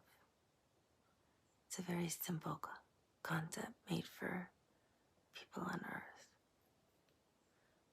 Manifestation and the law of attraction are only 3 simple steps. Yet, people in power have kept one of the basic principles hidden from many of you for a long period of time. We feel this is very unfair, because it is just a simple mathematical formula that should be shared with everyone. Manifestation and the law of attraction, I guess in theory, are basically the same thing. And we have shared these with all of you for many periods of time, but people distort them, they abuse them, and they often modify them for their own gains to make money. That's not the purpose of manifestation. It is meant for everyone. It is meant for all of mankind. It's meant for all of humanity. It is meant for all of you to create your own reality. You're all creators. That's why you have it. You can create what is in front of you because it's the perception of your reality. So, we want to explain to you what these 3 basic steps or principles are. They're principles, but I think for the human brain to comprehend, it's easier to use the word steps. Please apply your discernment in how we explain this to you. The most difficult step is actually the first step in manifestation. When we say this, we mean this is the most difficult thing to actually achieve as a human being living on earth. to achieve this. It's not what you want to manifest. Let's say you already know what you want to manifest. It is sitting or laying down or doing whatever you do as a human being to meditate, to clear the mind. It is okay if there are thoughts or things you think about or see or feel or experience. But you need to clear the mind. So observe them and let them go by. Feel it, think it, let it go by. What you need to do is become one. Become one with creation. Let your mind become empty in terms of for you to understand. When we say empty, we mean you are no longer thinking. You are no longer processing. You are no longer stressing. You are no longer happy. You are no longer sad. You are no longer thinking about the day, thinking about what you need to do tomorrow. There are no thoughts. There are no feelings of what I should be doing, feelings of happiness, feelings of joy, feelings of sadness, feelings of optimism, hopefulness, nothing. There is just being. Once you are just being, you are then with creation. God, Source, the creator of everything. You will then feel the creator and creation. When you feel the creator and creation, you will feel sensations, overwhelming love, joy, bliss, ecstasy, out-of-body type of experience, tingling sensations, but you will feel one with God, the true creator of everything. It is difficult to achieve this step for the human brain, for humanity to concept, to perceive what I am trying to say, what we are trying to say. Once you achieve this, because your soul is part of the actual creator, when you are one with creation,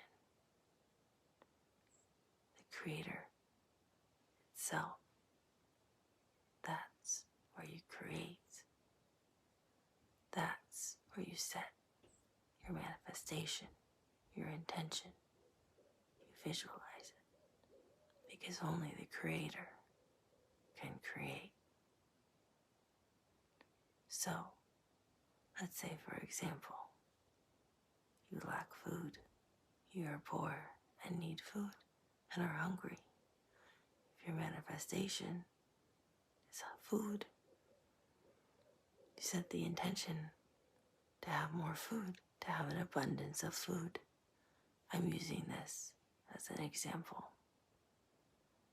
So, you say, Creator, my manifestation is to have an abundance of food. And you visualize all the food you can possibly imagine. Every type of food you like, every type of food you want to eat. Pantries full of food, cabinets full of food, canned goods, all the food you can possibly imagine. That is your manifestation. You are creating with the Creator. Your manifestation. That is step one, and truly the most difficult. Many people have to try this again and again to get this step correct. It is okay if you are not correct the first time you try. You will know when you are one with the Creator in your meditation.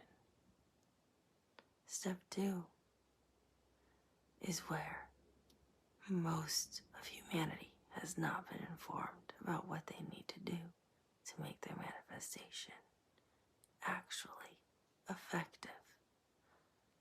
This is what is vital. This is actually a mathematical equation. The universe and law of attraction works on a perfect balance, harmony. So you manifested food.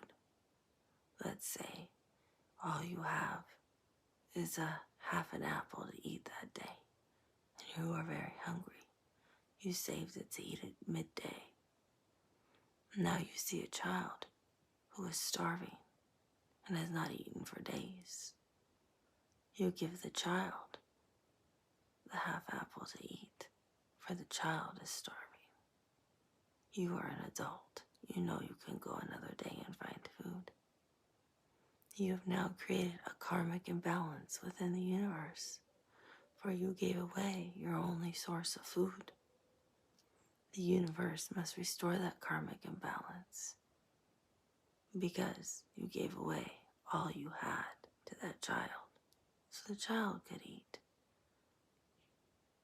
Therefore, mathematically, the universe must restore what you gave away and reward you for it if you follow the third step.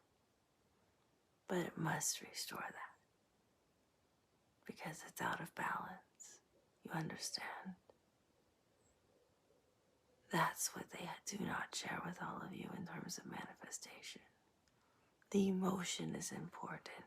Yes, you must feel it. You feel the emotion when you ask the Creator in your manifestation, and you feel the emotion in the third step. You will feel the emotion when you give that half apple to the child who needs it. You will feel joy that you were able to feed a child, and you know you will be okay. The karmic imbalance will be restored. The third part of your manifestation is gratitude. Thank God, thank Source, thank them for your abundance to come, for food, for the restoration, for what is coming. For you already asked, you will receive. Once you have asked, the manifestation will be provided, especially if the karmic imbalance has already been provided or justified, if you will, mathematically. It must be restored, and it must be restored in an abundant way for you. What abundance is to you may be different in terms of what abundance is to another person. You understand? Therefore, have gratitude every day for the food that you've manifested and the abundance of it that is coming to you. And if you share that abundance with others who are hungry and manifest again more food, and therefore more food will come with more gratitude, and you will have more emotions of appreciation, of love.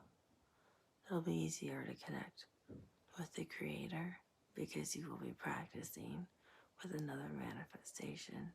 It will not be as difficult, and over time it'll be easier for you to feel the Creator, connect with the Creator, request your manifestation, see it, ask for it, set the karmic imbalance in place, say your gratitude again and again, and then repeat the cycle. That's how you actually manifest whatever it is you want. You can apply that to any principle you want in life. Currency, which is money. If you want a job, home, friends, material items that really do not mean anything in this world. If you want to improve your spiritual enlightenment and assistance with that, if you want to work with your guides more, if you want to work with Source more, if you want to work with the Ascended Masters more, if you want to be happy more, whatever you want, that's how you create it. You just have to know how to apply the formula each time. But those are the only 3 steps that are required. And it does not take long for the universe to respond, because it cannot stay out of alignment or out of balance. It's just simple math. The hardest part that humans do not understand is making sure that they connect with the Creator to set their intention. For the Creator creates everything. And to always have gratitude. That is how it works. You understand? I hope we help you with this. It is a very simple formula intended to make you all successful.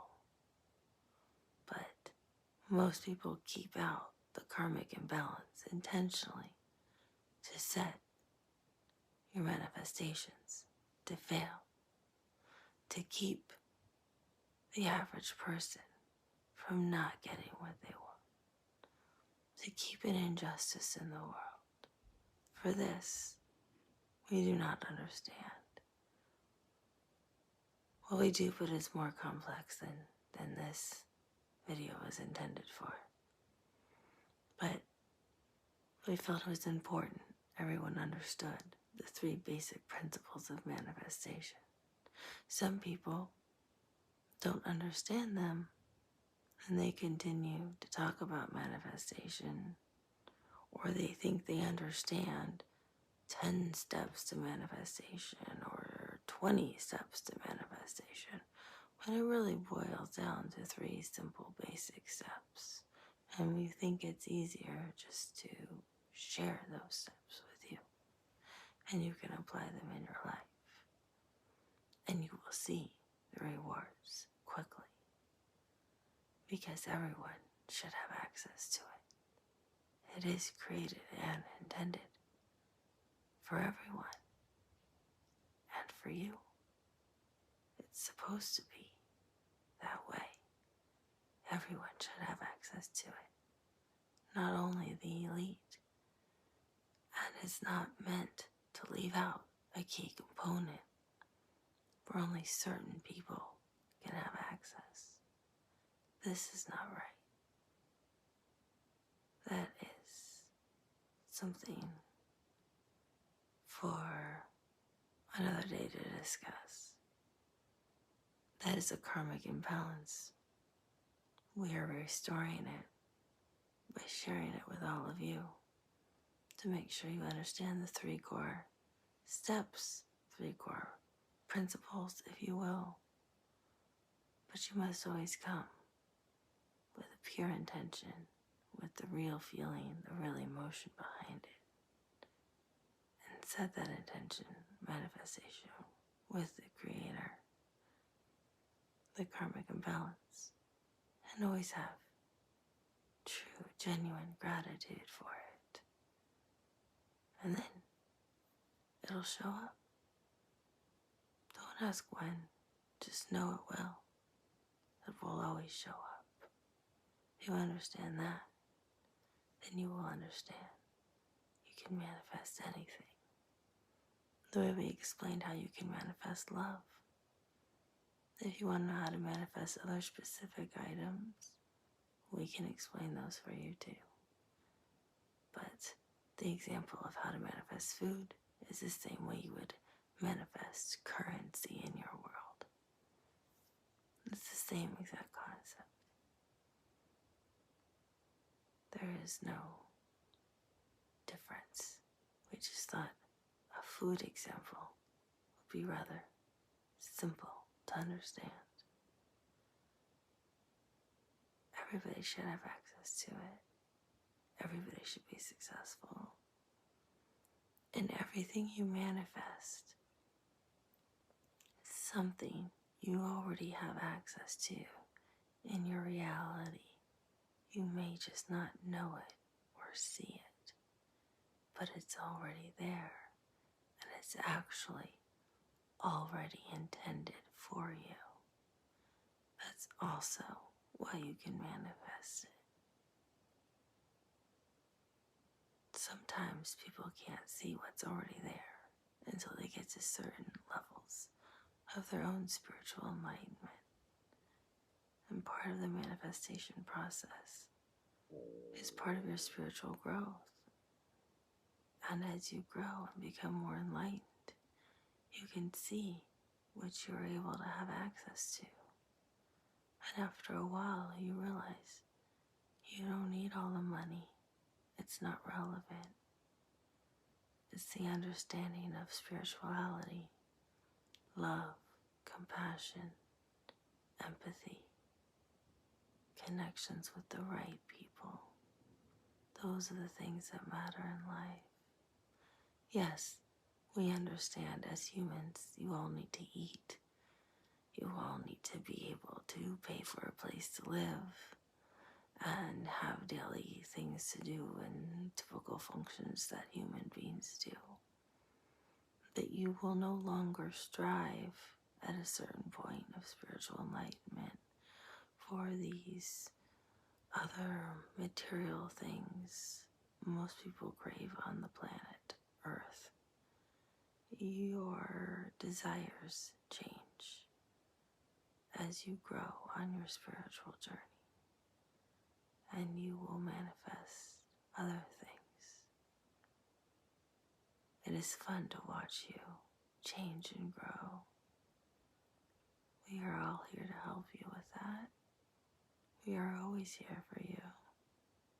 We all love you, and we all support you, always. You can always call upon us as you call upon your guides, the Creator.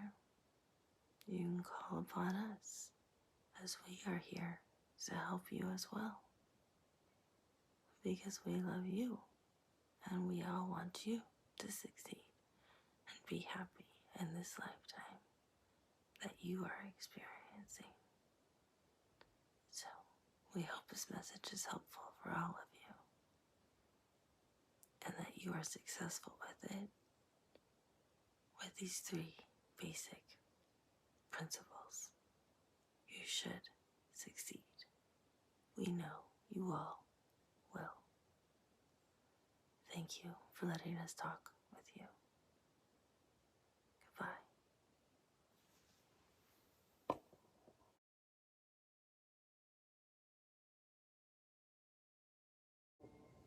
Hi everyone, welcome back to the channel. Thank you for being here. Thank you for liking. Thank you for subscribing. I'm very grateful. That helps the channel grow. And thank you to all of you who have bought me a coffee. For those of you who can afford it, that's a wonderful donation to the channel. Coffee is $5, and I am extremely grateful for those of you who can do that.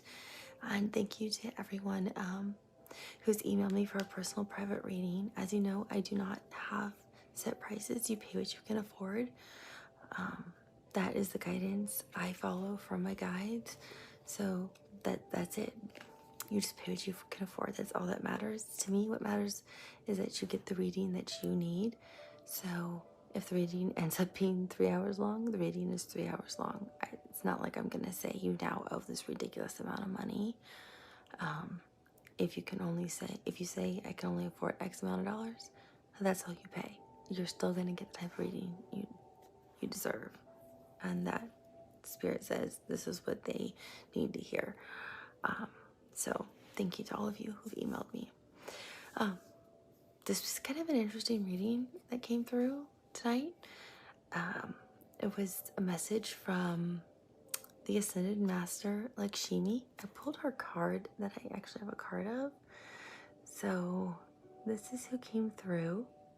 She's an Ascended Master, and she's known both in India for Hinduism, and she's also known in the Eastern tradition for the Buddhist faith. So she's known in 2 different religions, which I find fascinating. So for me, this was a really interesting channeled message because the love is just overwhelming that she comes through with. She's really soft-spoken. I felt like I had to raise my voice more to just try to get you to be able to hear her. Just feeling her love for you. I don't have the words. This is when I wish I was a poet, or I wish I could then like channel a poet. It is, the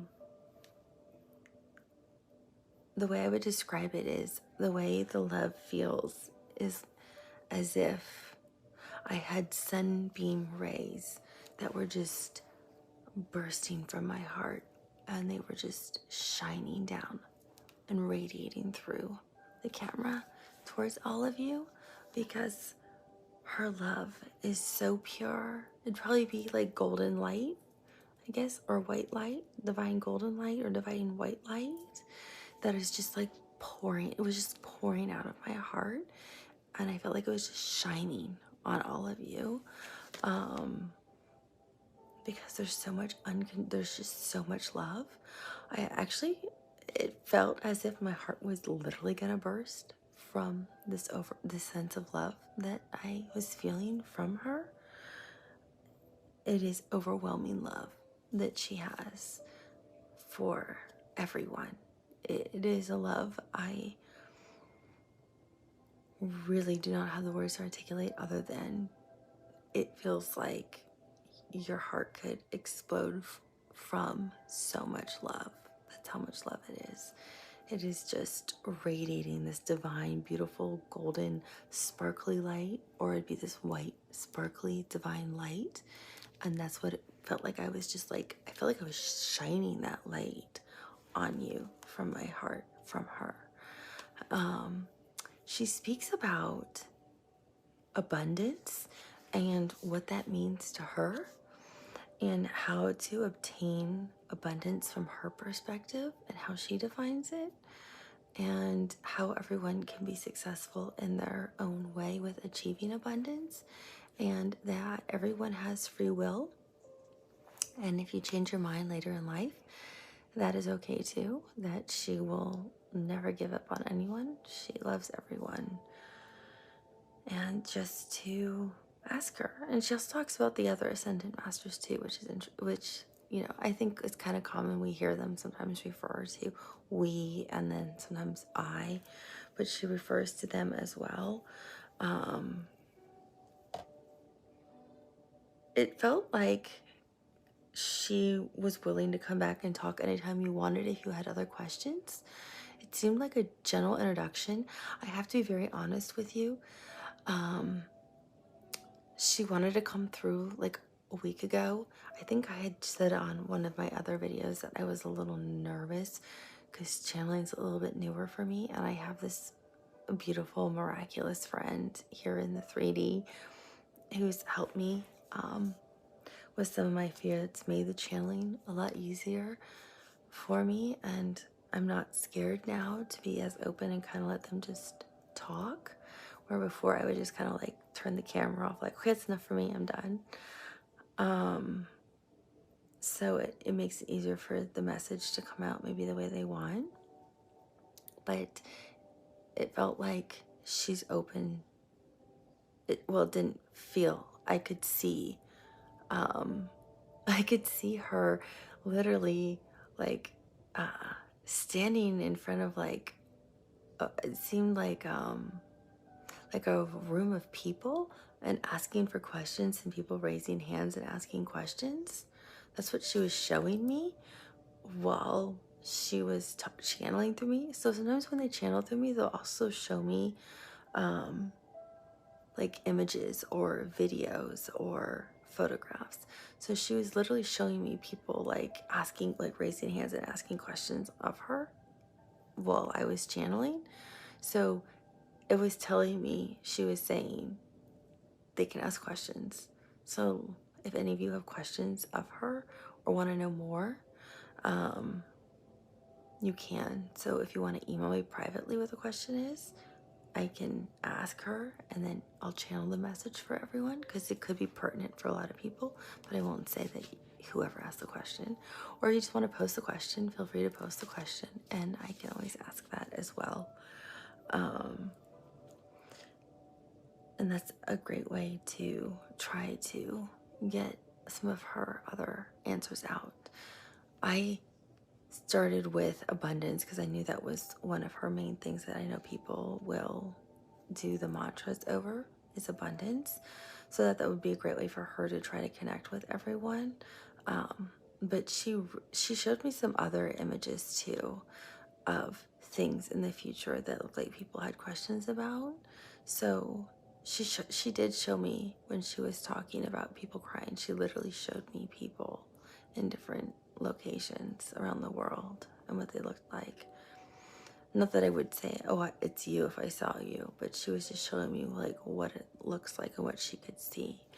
So she's very open to what questions you may have. I feel like she wants to keep talking.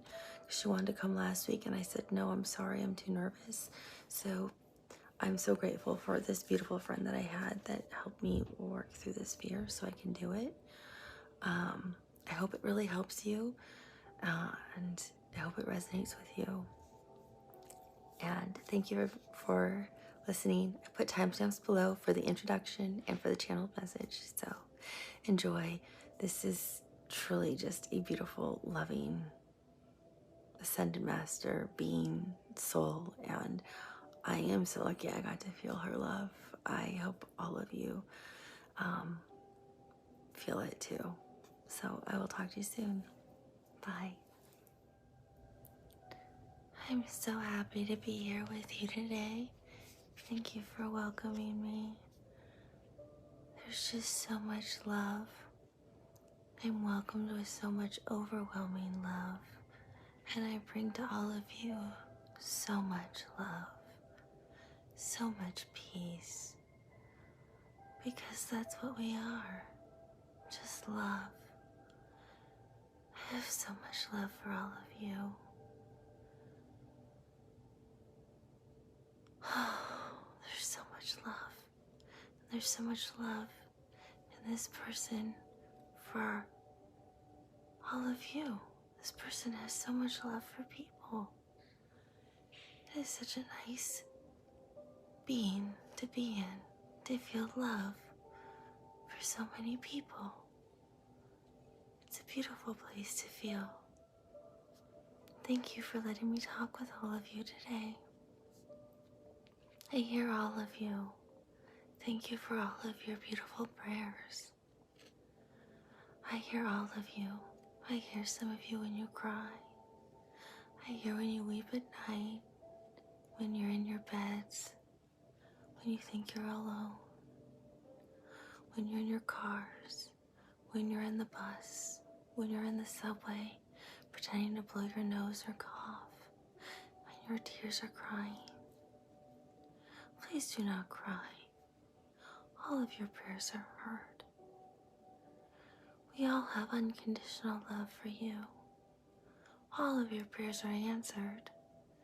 They just may not be answered in the way you think that they are, or they're not answered in the time you want them answered. I want to talk to you about abundance and how we can help answer your prayers. We, being ascended masters and creation, because we work with the Creator to help, but we all come in love, and that's the most important thing, is love.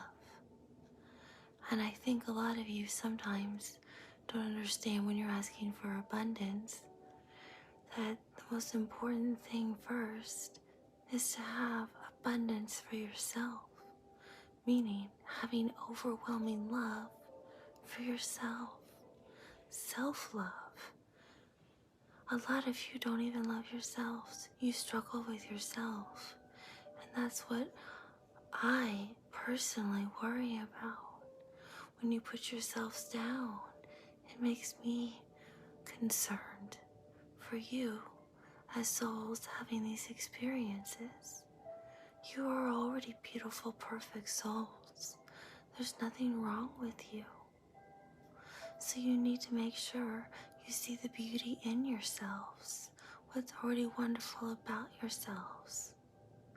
I don't understand why people put themselves down and don't understand why they're already perfect the way they're created.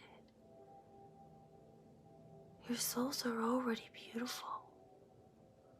They're connected to me. They're connected to everything. They're connected to angels, guides, all the ascended masters, to creation, to other loving beings here on the planet. So I don't understand when you weep and you put yourself down, how you lack the self-love for yourself.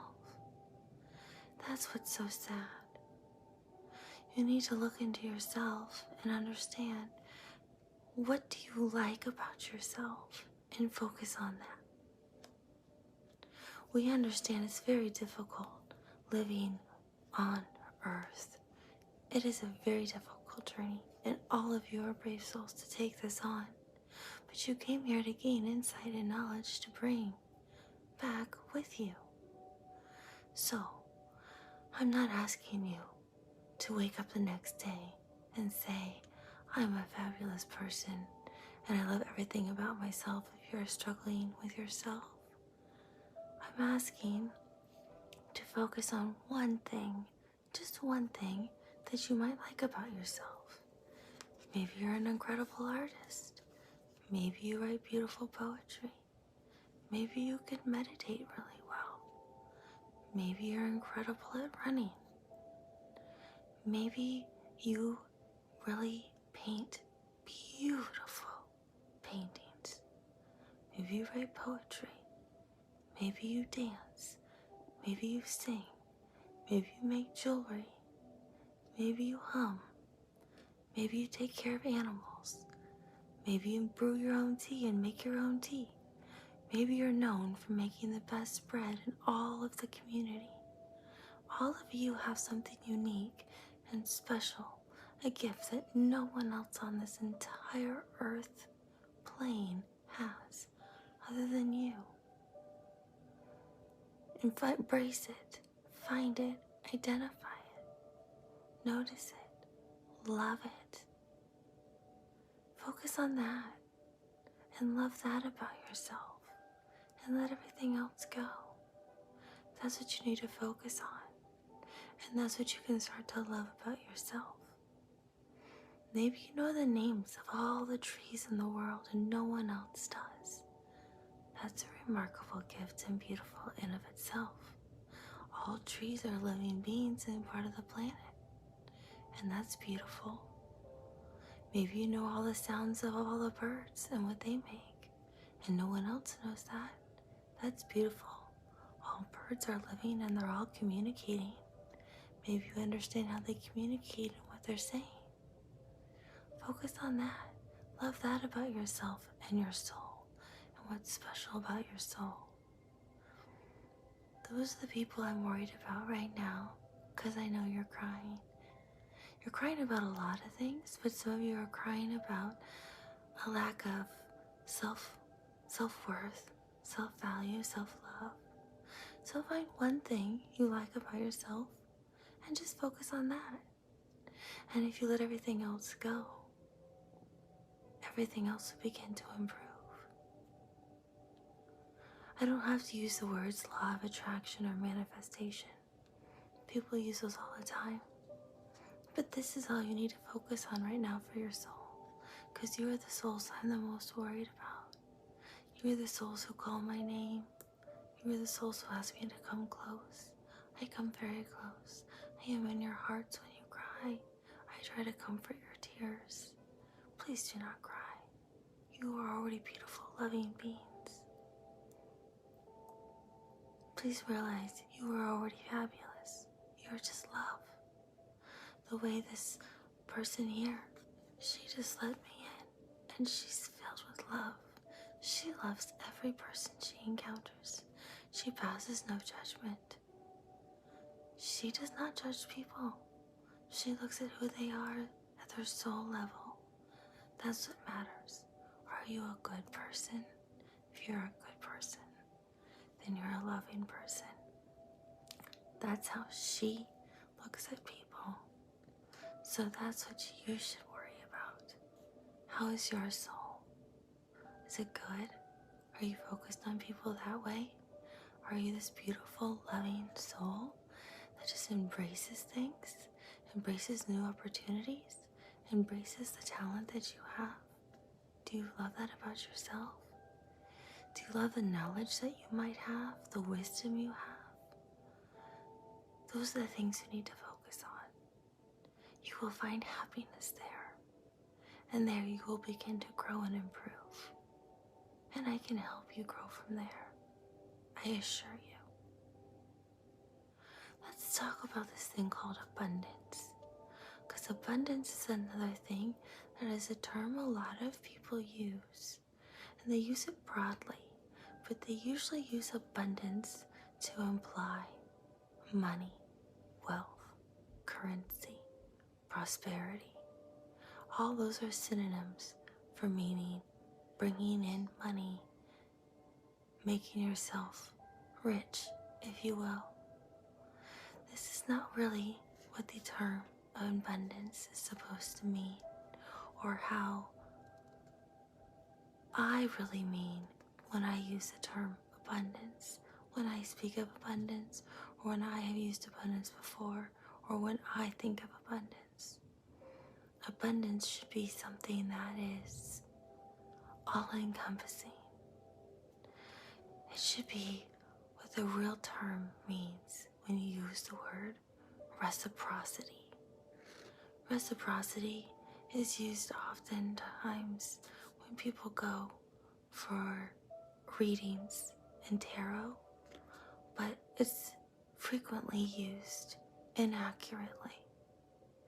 So it's very important that you understand what I mean when I say abundance. When you want abundance in your life, you could mean love. I want an abundance of love. And that could mean from your current family that you're with. It could mean you're looking for love in terms of a soulmate, a partner, someone to love. It could mean you want abundance in terms of children. It could mean you want abundance in terms of a home, however you define home to live in. It could mean you want abundance in terms of your career and how that career would be successful and how you define a career being successful. And those are all different for all of you. Abundance could also mean traveling. Traveling is different for all of you. And that could mean different things to different people. Abundance can also apply to money as well, or currency, however you choose to use the term. Bringing in money, wealth, and wealth varies from individual to individual or family to family. It is different for all of you. So you see, abundance is different in many forms. So you need to take this term as it applies to you. When you use my mantra and you ask for abundance, you need to be specific about what you're asking for. Is it love? Is it career? Is it children? Is it a home? Is it money, currency? And if so, be specific. If you just say abundance, I don't know what you want in terms of abundance unless you speak to me and let me know privately in a prayer, or if you write it down and let me know. How else will I know unless you say, Goddess Lakshmi, I want X amount of money in terms of abundance? How will I know? Or unless you talk to me directly from your heart to me. Or if you want to say it out loud, but it must come from the heart. It cannot come from a place of greed, which takes us back to reciprocity, the most important element to make you successful with your abundance. When we think about this, it's like charity, because that's really the most important thing in the world. If you look around the world, most people in the world are really suffering right now, which is very sad and unfortunate. And this soul that's letting me borrow her body right now so I can quickly speak with all of you is sad. She cries for humanity because she cares about humanity.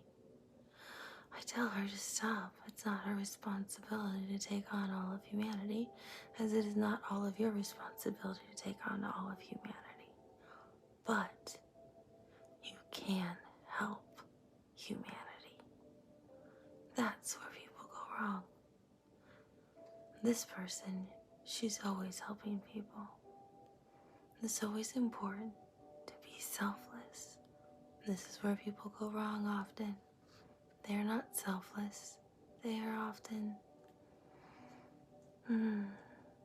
what's a nice way to say this? More in favor of themselves than helping others. So, the best way is with reciprocity. If I want abundance and I only have so much, let's say we'll use currency because that's a simple example, and I have $5 US, and I'm making this a very simple example for understanding purposes only. And with my $5 US, I can buy a box of cereal and I can buy 5 apples, and a half a gallon of milk. So that way I could then eat for several days and have some food. I have the choice to buy all of that for myself and eat for the whole week, or I have the choice to split it up and share it with 2 other people who I see are sitting outside who have nothing. They are in dire poverty. There's nowhere for them to go. There are no opportunities, and there is absolutely no food. And all I see are bones on them, and they are probably starving and thirsty. So I can choose to buy myself 3 apples to survive the week, and I can choose to buy the rest in terms of bread, peanut butter, and jelly, and some water, so that way these 2 people can eat sandwiches and have water to drink and survive the whole week on food. So I have 2 choices. Is either choice right or wrong? No. But one choice leads to helping others. One choice leads to helping myself. Now, if helping myself is wrong, if I'm pregnant and I have to feed myself and I have a baby growing inside of me, is that a wrong choice? No. Is it a wrong choice by helping other people who no one else will help? No. Maybe I make the assumption the next person will walk in and help them and buy them food, so I don't need to. But I buy them a bottle of water so they have something to drink. I don't tell anybody what I do. I keep it to myself. I don't give to tell people what I give. I keep it quiet. You don't tell people to brag. because then you might as well hang up a billboard saying, "This is what I've done." The point of giving is to give without expectation. If you give to then get accolades, "Oh, you're such a good person. Oh, you're so wonderful for having given away 2/3 of your money or having bought food for people who cannot afford food. You're amazing. I can't believe you're only living on 3 apples for the whole week. That's incredible that you're doing that and helping feed these other people." Maybe some of you chose not to have the money at all and just buy all the food for the 2 people instead, because you knew you had a couple canned goods at home and you would be okay. So you gave all the money away. But again, if you chose to do that and then tell everyone else, were you choosing that because you wanted the accolades from everybody? From your boss at work? From your parents? From your in-laws? From the person you're dating? From your spouse? From your siblings? From your friends? Or did you keep it quiet and you did it in secret because you just wanted to help the 2 people who really needed the food the most? So you just bought the food, gave them the food, and left, and no one knows what you did, but you did it in secret. That's what reciprocity is. Doing something with no expectation in return. Giving freely without having a handout, with no expectation. That's how you're rewarded. That's how abundance comes. You don't do it to expect abundance either. That's part of the secret. I'm smiling because I can see potentially some people thinking, well, if I do this, then the abundance will flow to me for what I want. And that's not the point, because then you would be doing it with the expectation of something happening for you in return. It's to give out of the goodness of your heart, out of love. Your heart has to be fully open, with no conditions attached, to give freely to others, selflessly, from a loving space, to want to truly help people. This is how you gain abundance. It's being selfless. Then abundance grows for you. Whatever that abundance may be that you want. Maybe you want fertility and you want a baby, and magically you become pregnant over time. Or you find the spouse you want to be married to. Or you magically have money that appears you were not expecting. Or your career takes off you were not expecting. Or you're able to move to the new home you were not expecting. Or the relationship between you and your family improves, or you and your in-laws. Whatever the abundance is that you want improves, grows, becomes abundant, fruitful, and bears more fruit and grows more, the more you learn to give without any expectation. You can give freely of your time. You can give freely of compliments if they're genuine. You can give freely of kindness, of a smile, of compassion, of listening to somebody who may need to talk. You may work somewhere and someone is having a difficult day and needs to talk to someone, and you may notice that. And you can say, "I notice that you are having a difficult day. If you need to talk to someone, I am here." You could do that with a friend, a family member, a colleague, even your spouse. Let them know you're always there. It's listening without interrupting, with a true open heart and hearing somebody speak freely.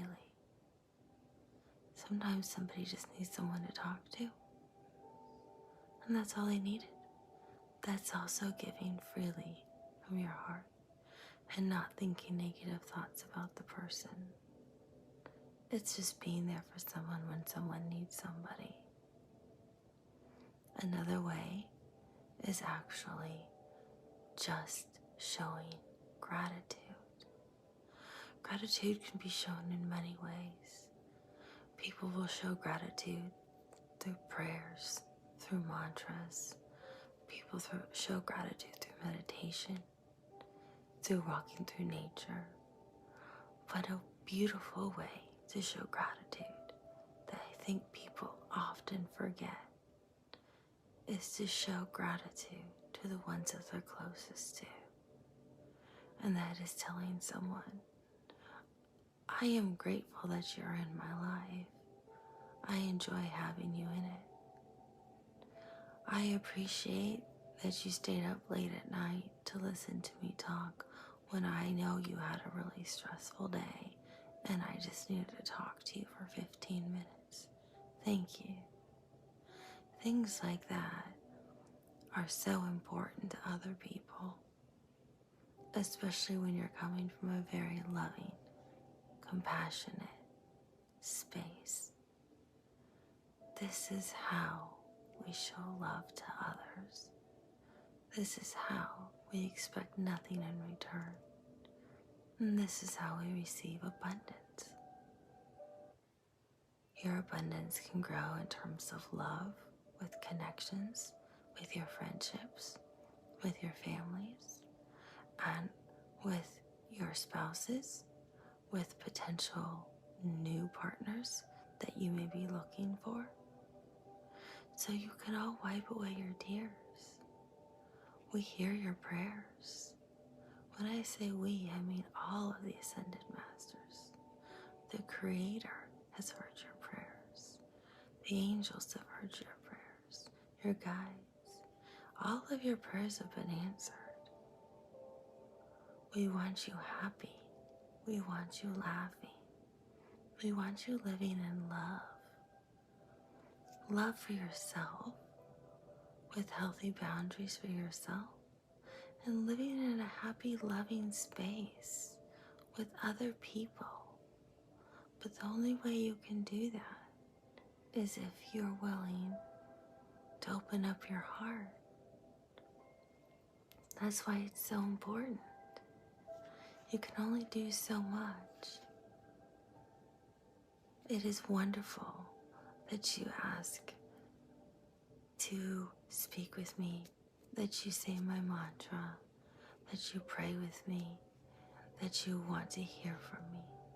I will always come to all of you and be in your hearts, and you'll know because you'll feel me, because I am love and I am connected to you as you are connected to me.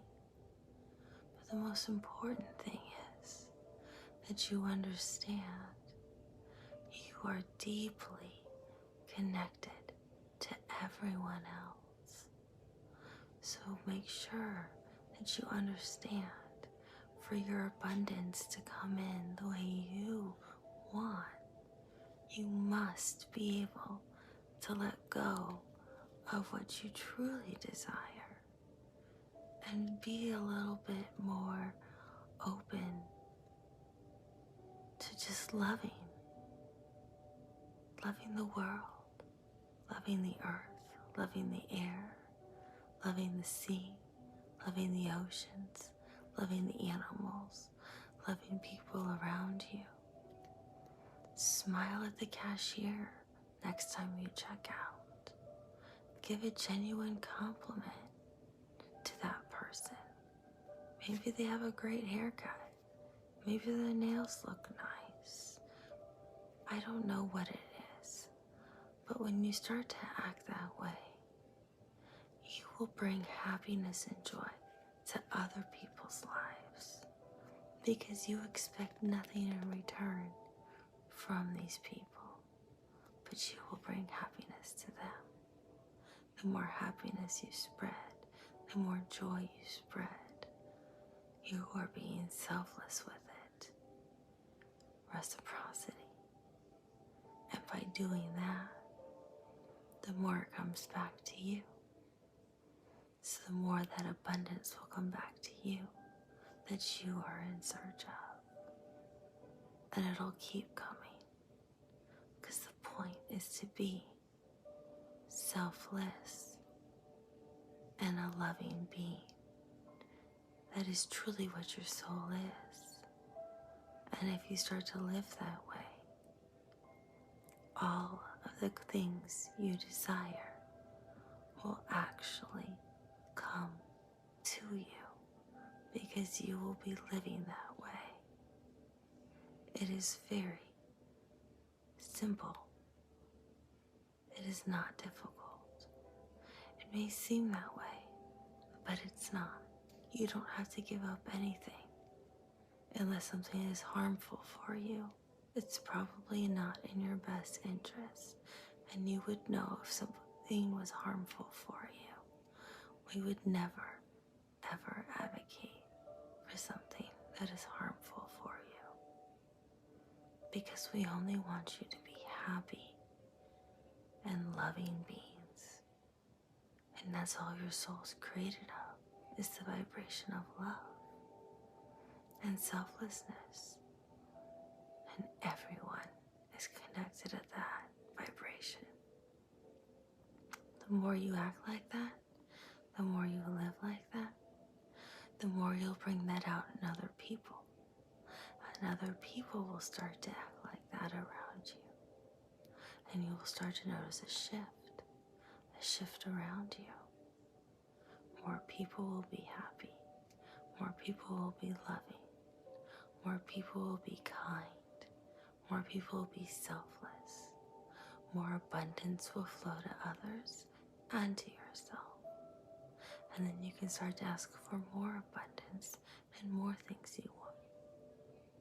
Just be specific so I know exactly what you're asking for, so we can all deliver exactly what you want.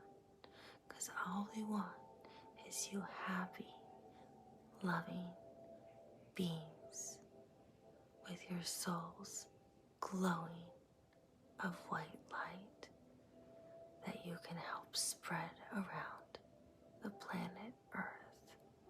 That is the only way to begin to share this beautiful love that is selfless, and that is the only way to help heal the planet that is suffering right now, because humanity is crying. But you are one of the people who can help. All of you are. And that's the only way you can help. Just by you being you. This beautiful, loving soul. All of you have the power to do it. It's just if you choose to do it or not. You have free will. It's your choice. We love you unconditionally either way. So there's no right or wrong choice. We stand by you no matter what you choose to do. And I will always be here, no matter what. If you decide to change your mind halfway through your lifetime, and you decide, now I choose to live in love and selflessness, and I want the abundance to flow, maybe I didn't make the decisions I thought I wanted earlier in life, but now this is what I want. All you have to do is say, Goddess Lakshmi, please come into my heart. Help me. And I will come into your heart and help you. That is my role. That is why I am here. Is to help all of you, guide all of you. I love all of you, unconditionally. To me, there are no strings attached. There shouldn't be. You are here on Earth doing something very difficult. You are helping the planet Earth. You are improving the vibration. I love all of you for that. I thank all of you for that. That's why I want to bring all of you abundance and prosperity for this. So thank you. Know how much love there is coming from me to you. I will always be here. I will never go away, for I always exist, along with the other Ascended Masters. And we all show up in different ways at different times. We need different things from all of us. That's why we are here. So just ask, and I will be there. If you need me, I am always here. Thank you for being a beautiful, loving being. In my eyes, your soul is a perfect, loving soul. And everything with you is perfect. Thank you for letting me speak with you. I hope to speak with you again soon. Goodbye.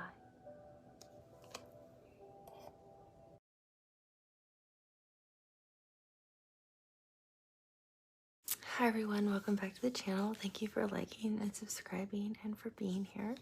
Thank you to everyone who's bought me a coffee. I'm extremely grateful.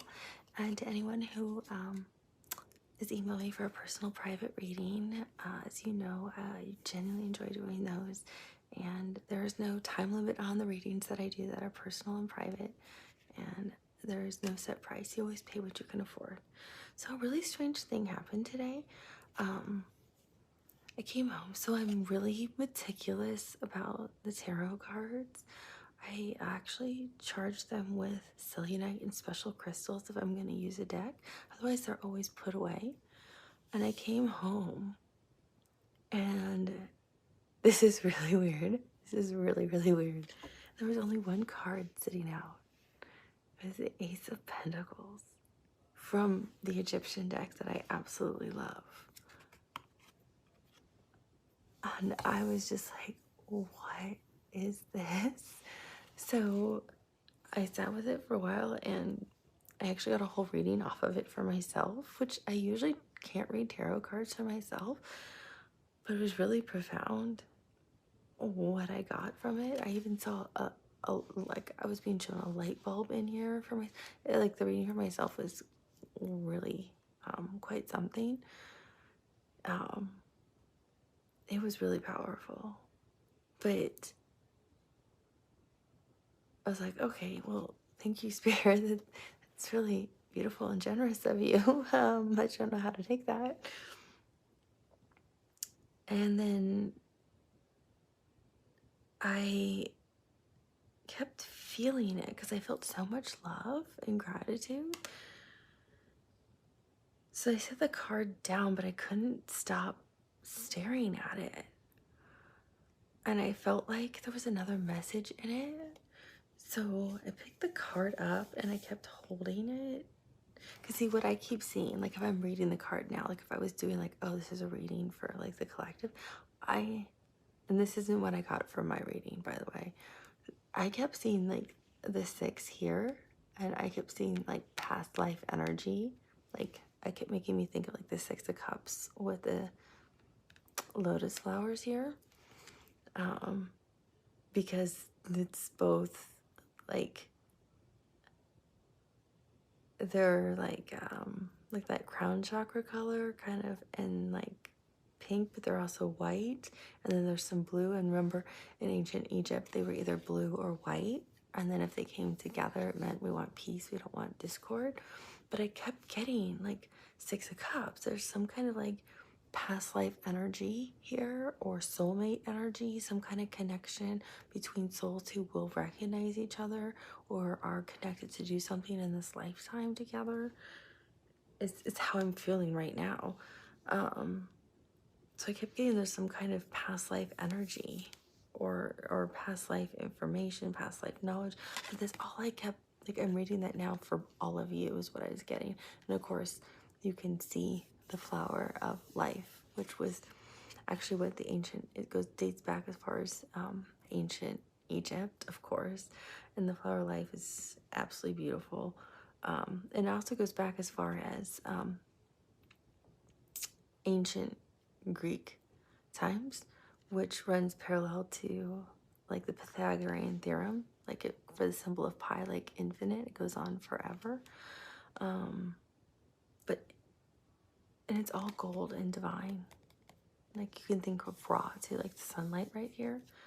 But I saw this like ripping away and showing you, like, you need whatever from, if you don't believe in past lives, then you need whatever your soulmate connection is in this lifetime. But you see how it's peeling away, and this is like all the white light, and they're highlighting this so big here to obtain this critical knowledge that's in.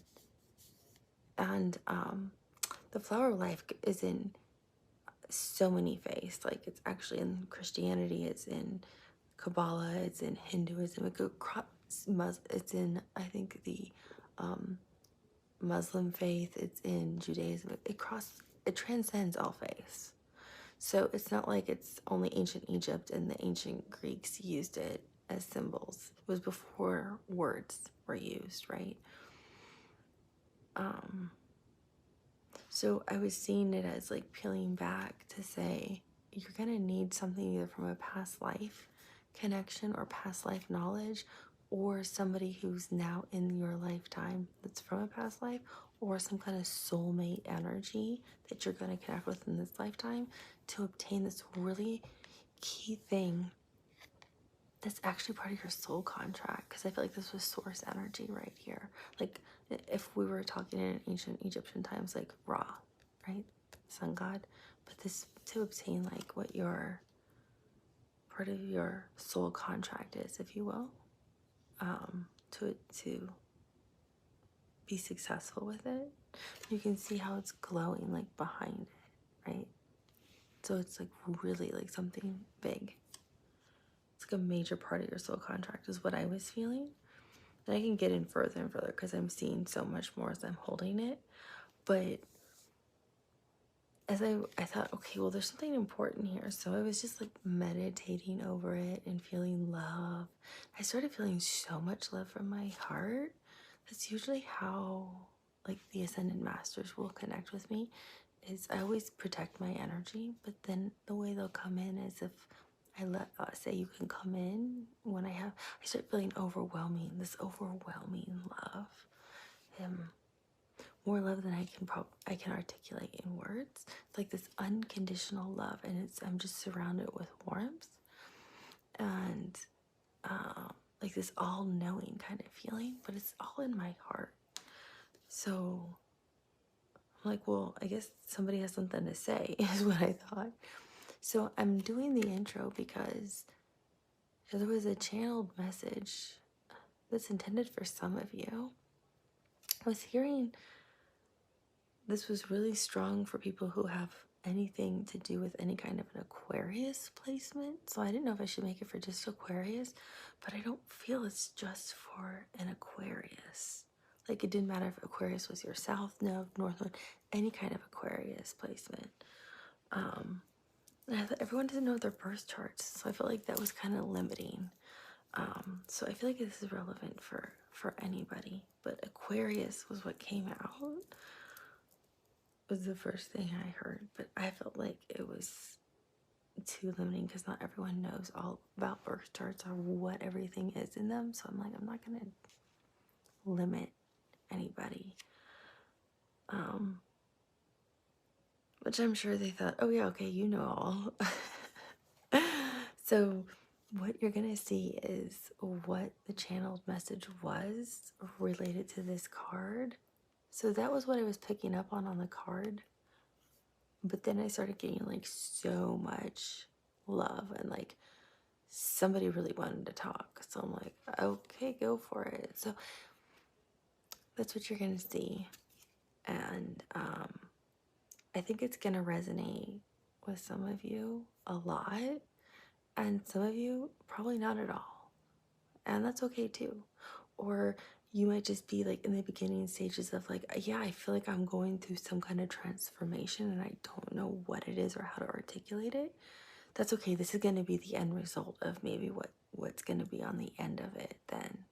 So if you want to know what the end of it might be, then that's what this message is about. Because this is about people who've gone through kind of one of those, like, you know, rising, the phoenix rising from the ashes, those major life transformations.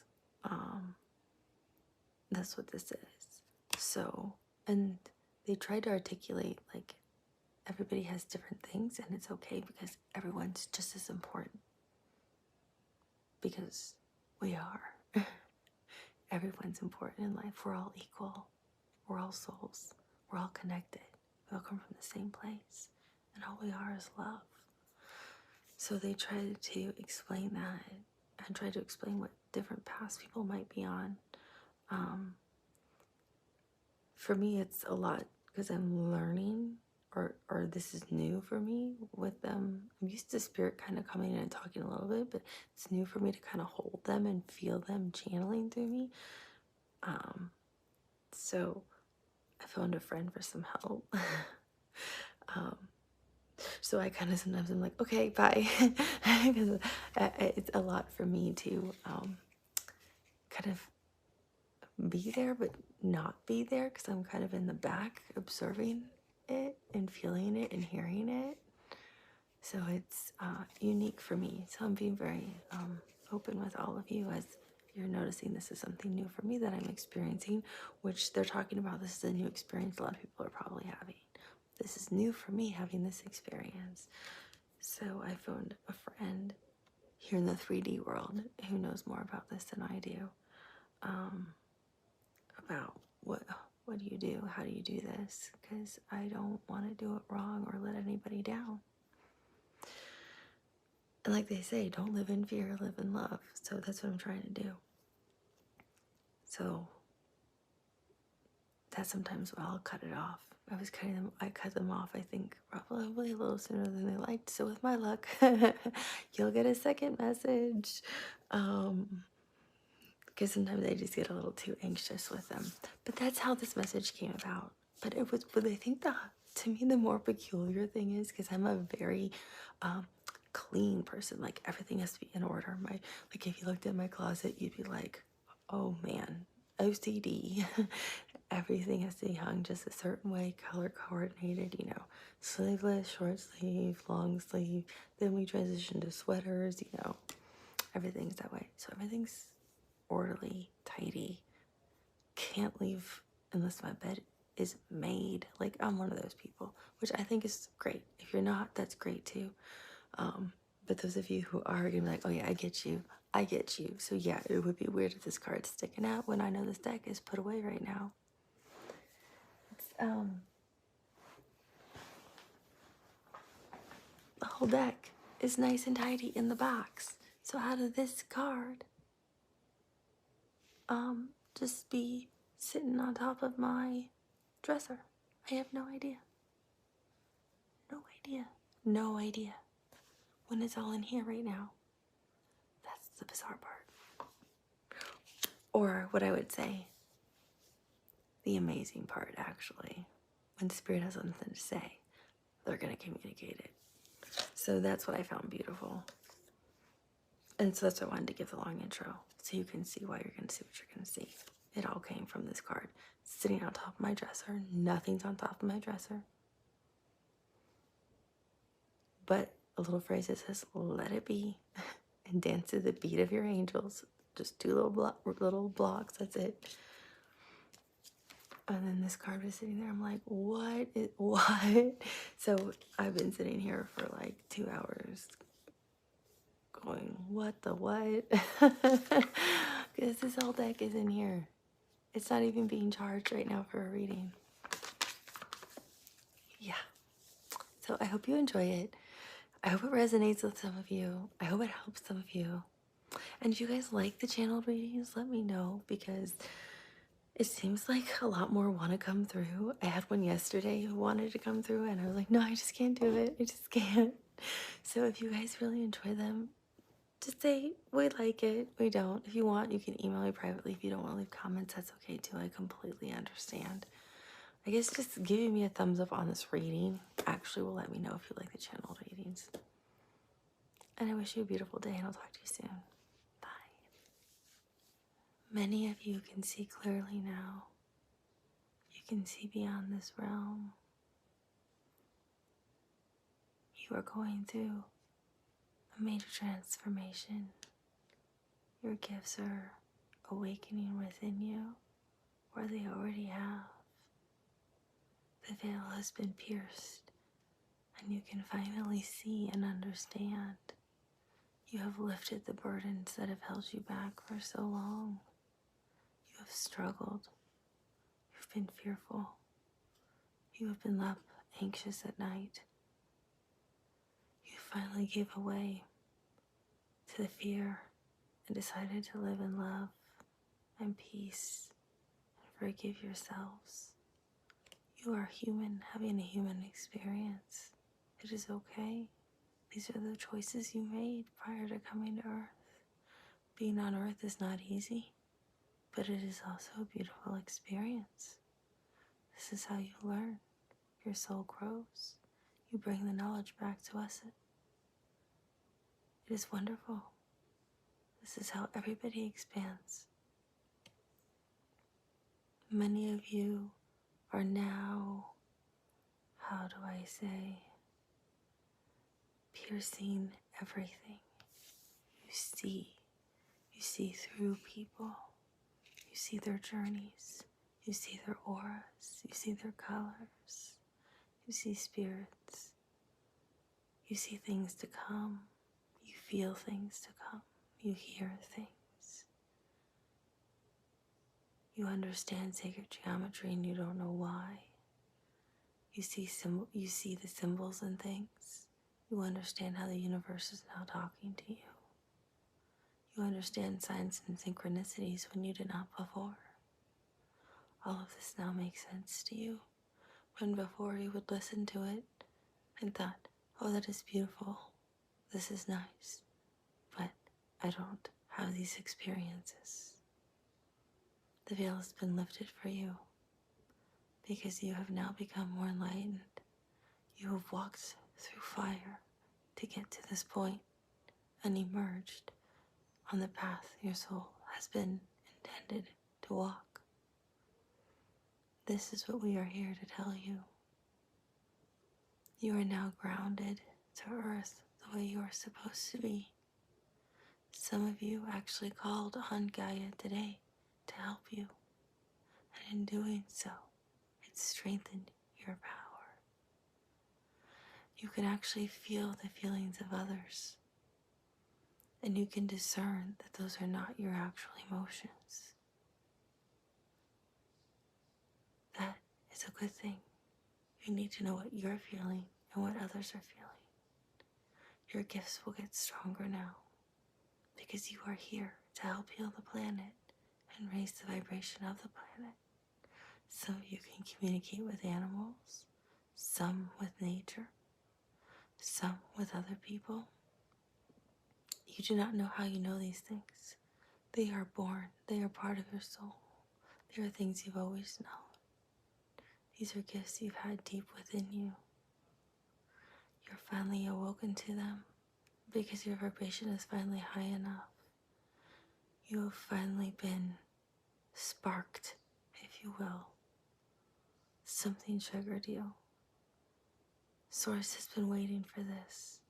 We have been waiting for this. We have been standing by you, cheering you on, loving you, being happy for you, clapping for you, hugging you, and standing by you, waiting for you to achieve this milestone. For some of you, many more gifts will unfold.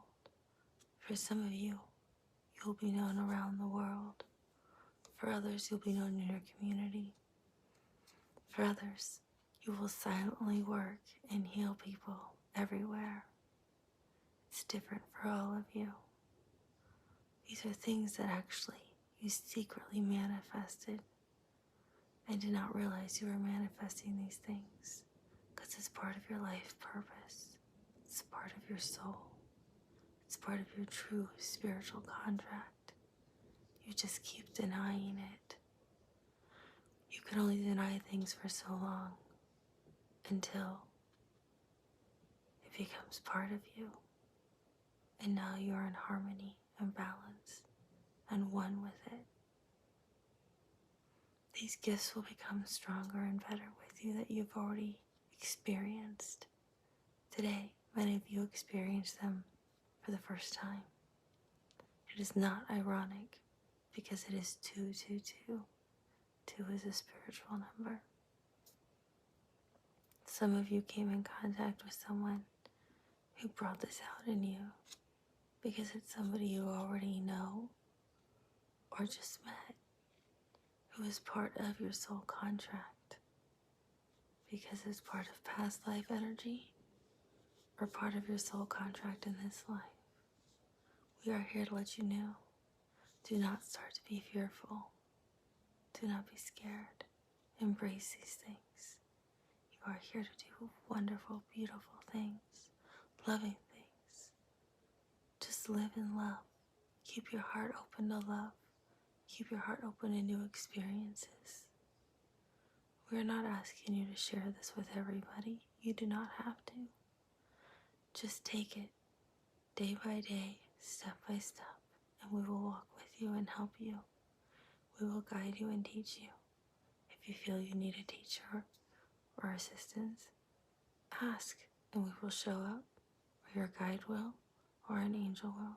The appropriate teacher will show up for some of you. For others, you may need someone in the 3D world to help teach you.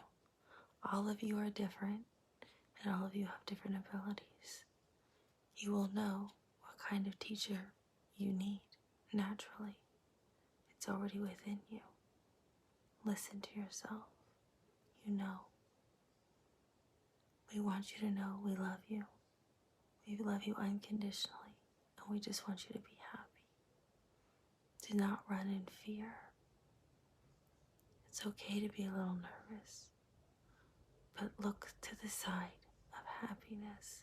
Look to the side of optimism. Look to the side of helping the world, people, the vibration, of helping others, animals, the earth. Anything that can raise the vibration of the planet is a positive thing. This is why you really came to this world. This is something many of you do not know and do not remember, and these are gifts you had for a very long time. They are different for all of you. Some of you are exceptionally powerful, and you have blocked it. But today, it became even more powerful. You were already psychic, but it's amplified now.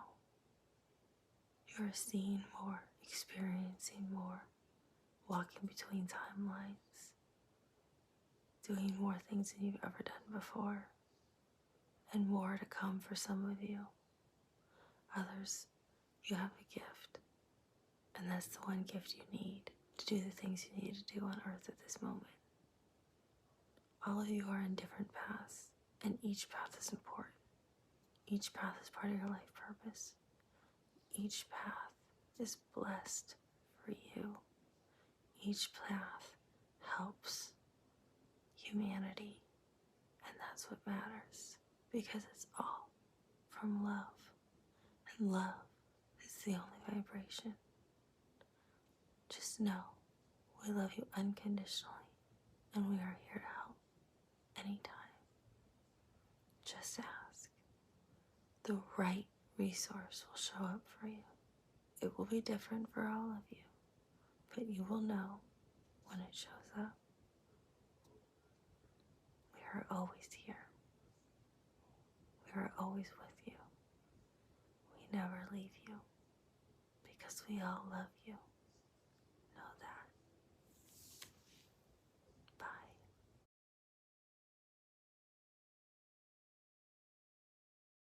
Hi everyone, welcome to the channel. Thank you for being here. Thank you for liking. Thank you for subscribing. Thank you for sharing. I genuinely appreciate it. Tonight was an interesting experience. Sorry, I didn't mean to put my face in the camera. I had pulled this card and I was going to read it, and I was told don't. This is for this is an Ascended Master card, and I was told don't read it. Call on one of the Ascended Masters. He really wants to talk through it. So I was like, okay. So I don't know if all of you are familiar with Count Saint Germain or Saint Germain. I've had him come through like once or twice before, just during meditation, or I've had him come through and I've just like been like, hi. That's kind of it. And he was the one who really wanted to talk about this card. And of course, I pre-film the channeled messages first. This was a really unique channeled message. He talks about our perceptions of reality, and how we view everything. He likens us to, I think he's really funny. He's not insulting. He was known, he lived here on Earth, and he was known to be extremely wise and never age. And speak like, I think like 20 something languages fluently. And he had to move around a lot because he had to hide the fact that he wasn't aging. But he likens us to microorganisms to give an example of our lack of perception of reality, and how once our souls wake up, like, then we'll be able to understand how to perceive reality the right way. And that many of us are going through spiritual transformations or in the middle of them, or some of us have just completed like one phase of it or some of it. And so all of us are going to understand what he's talking about at different levels. Some of us are going to completely understand it. Some of us are going to have like no idea what he's talking about. Some of us are going to understand him a little bit. Some of us are going to understand him somewhat. And I allowed him, I said, sure, you can use me as an example for some of the things I do. Boy, did he take free reign of that. So he uses me as some examples in there. So he's like, and she allowed me to use, he's like, and she allows me to use her as an example. She gave consent. I'm like, I did. I didn't think you were going to use those or disclose one of my past lives that I did know about, because I have been able to see some of my past lives. I wasn't expecting that, so it kind of caught me off guard. But it's so when I channel, I can feel like if it's like a male or female energy, I can feel like so much love, and I can feel like so much wisdom. It's like overwhelming knowledge, but it's like an out-of-body experience, if that makes sense. It's like I'm there, but I'm not there. I'm in the back. I'm like really faded in the background, and yeah, I was really faded in the background, and I could just hear, and that was it. Like I could hear him, and I'm like, wow, this is really enlightening. This is great stuff. So I can't wait to watch it because I haven't watched it yet. I'm just filming the intro for all of you, and I'll put a timestamp in from the intro to the channeled message. But he said he'll come back as many times as you guys want with questions. So he gave an example to how to open your heart the right way. And for those of you who are empaths, or want to become empaths, or how to feel like an empath, like what to do. But he gave a lot of warning against not just jumping into that. And of course, again, he used me as an example. Loved it. um, but I mean, I did give him the consent to do that because I feel like sometimes it helps if there's like a concrete example that can be applied. He knows which examples would be off limits. But it's really is a unique experience sitting there, and it's like I'm watching a show. It's like I'm watching somebody else, even though I'm feeling all of this love and knowledge. It's like I'm watching it. It's totally like I'm outside my body, and it's unique. It's very unique. So for any of those of you who channel like that, feel free to email me because it's really unique. And some of you sent me some really nice, beautiful messages I'm really grateful for. That's the reason why I was willing to try it again, because he's been really adamant about wanting to come through, and so has someone else. So I'm willing to try it with someone else who really wants to come through as well, because obviously they have messages for all of you, and I don't want to stand in anyone's way of not hearing what Source or the Ascended Masters want to share with you. So Lakshmi wants to keep coming through, who's also an Ascended Master, and she's from the Hindu faith. She's been wanting to come through since last week, and I keep saying no because I've been, like I had shared with all of you, I've been nervous. But I'm gonna let her come through next. But Saint Germain was adamant. Ask all the questions you want, and he will answer absolutely everything. I could really feel him. He's very strong, very powerful, very, very smart, very wise. So I feel like if you guys want to know anything, if you want, you can email me privately, or you can post it in the comments. It's whatever you prefer. But I felt like he could give like a 30-minute or like 3-hour sermon on anything. Like I could even had to pause the clock and like restart it because he was talking so long. Like he would not stop. Like he just gets going, and that's that. So he's got a lot to say, and I feel like he has a lot more he wants to say, but it felt like he wanted to be able to answer things people wanted to know about rather than just show up and talk. So I feel like this channel is for all of you. It's not for me. So if there's questions you want to know, ask, and he'll answer whatever you want to know. I don't feel like it's my responsibility to ask them. I feel like they should come from all of you. And I will ask them. I promise you. I'll ask whatever you want. Unless it's something I feel truly uncomfortable with, I'll let you know. But I will ask everything for you. And we'll see what we get. So I hope you enjoy it. I hope it helps. It was interesting too. He would jump from I to we, and he was talking. It was interesting how he spoke. He spoke a little differently than some of the others.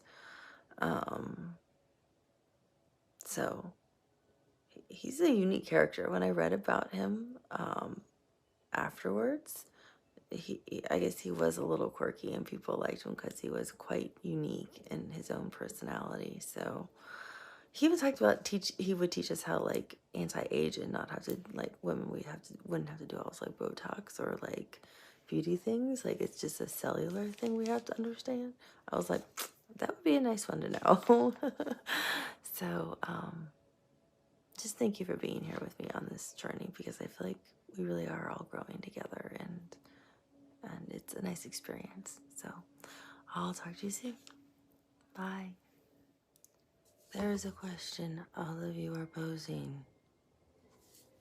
It is, when it feels right, do it.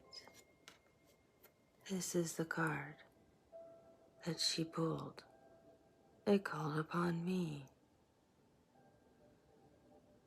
I often work with her, and she doesn't even know it. Today she asked for me by name, so I came.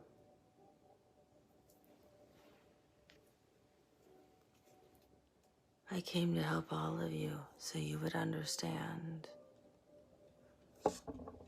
This is important. Yes, I am one of the Ascended Masters, one all of you have known. I am known as the one who does not age, the one who knows all the languages, the one who is wise and all-knowing. What you must realize is, you already know the answers within. This is like a looking glass. All you have to do is look in the mirror, and you can see. Everyone can see. You can see beyond yourself. You can see into yourself. You can see into your soul. You can see your soul contract. You can see beyond the realms. You can see your own answers. It's if you choose to want to see that matters. Do you want to see the answers to the questions that you have? That is what I am asking. Many of you do not really want to know the answers that you seek. You should only ask when you really want to know. The answers are never bad. They are difficult to understand, and many of you are not at the level to understand. There is only one conscious mind, and you have to be able to split from it to understand. So, if you cannot understand the basic concept that the reality you live in is not your reality, it's a perception of your reality, then you will not be able to understand this simple principle of, when it feels right, do it. You will not understand even the question. I only say this because this is a very complex question. And if your mind cannot grasp the concept that the world you live in is only a perception of your reality and not the full reality of all that exists and all being, but a tiny glimpse, then you cannot understand this question, nor can you understand the answer to the question. Another way to phrase it is, if you understand that the world you live in is only but a cell looking through a microscope. You see, pretend you are a scientist and you have taken a swab of someone's DNA, and as you're looking through that, that is what your world is. It's a microorganism looking through the cell of a microscope. That is what you're looking at. That is now your perception of what that world is, the microorganisms of the cells you are now looking at. That is that world that those microorganisms live in. That is very simple to understand. That is the world that you live in. But to you, it is much bigger. To microorganisms, they live in a very large world themselves. Yet it is the same thing. It's a perception of one's reality. If you cannot understand that your reality is beyond your comprehension, and to shift things, shift time, walk between time, manifest correctly, understand a basic concept of the question on this card, which is, when it feels right, do it. Sounds like some kind of slogan. Then you cannot understand this really comprehensive, complex question. I say this because I do not believe the majority of you understand that you are basic organisms living in a complex universe. You are the DNA swab looking through a microscope. I say this with all unconditional love, because we, as a universal conscious mind, love you unconditionally and want you to be happy and successful. But you are basic organisms living, and we look at you through a microscope, which is fine. There's nothing wrong with that. There's no right or wrong. But if you can't grasp that simple concept, then you cannot ask more complex questions. Another way to perceive it is a simple dollhouse. It's like living in a dollhouse and someone's playing with the dolls.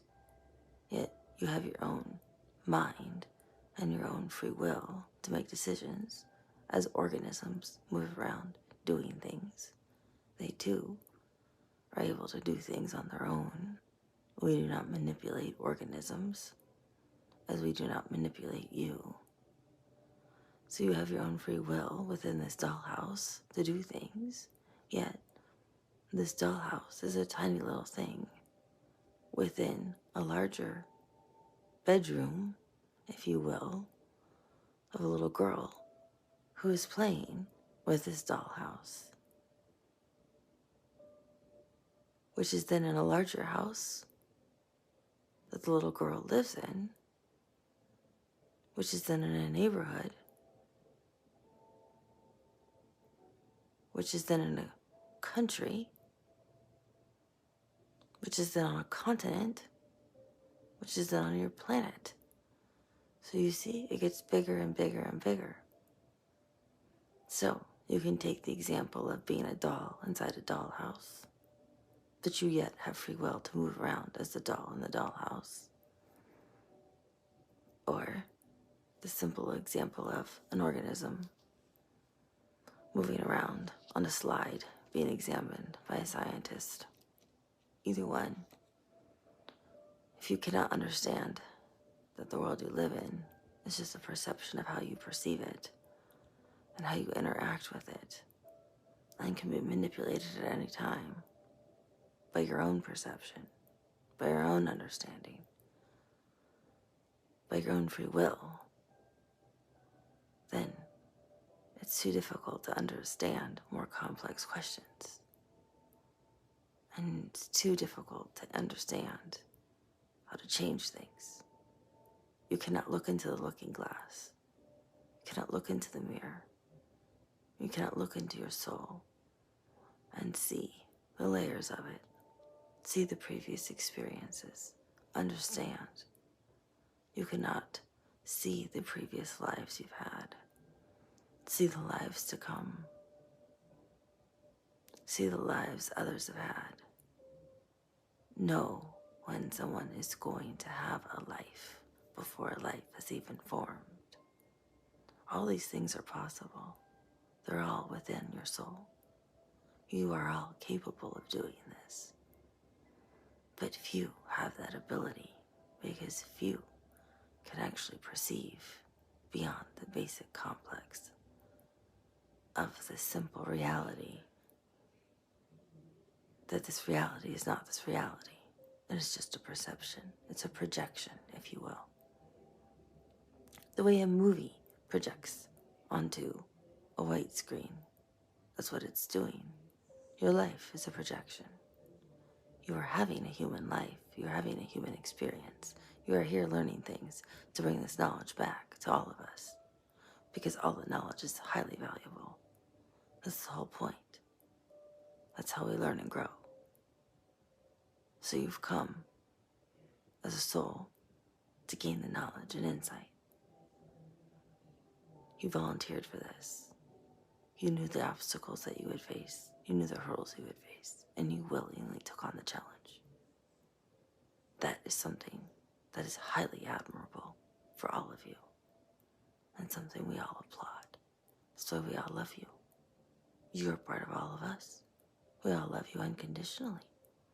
We're always cheering for you. We're always here to help you and support you.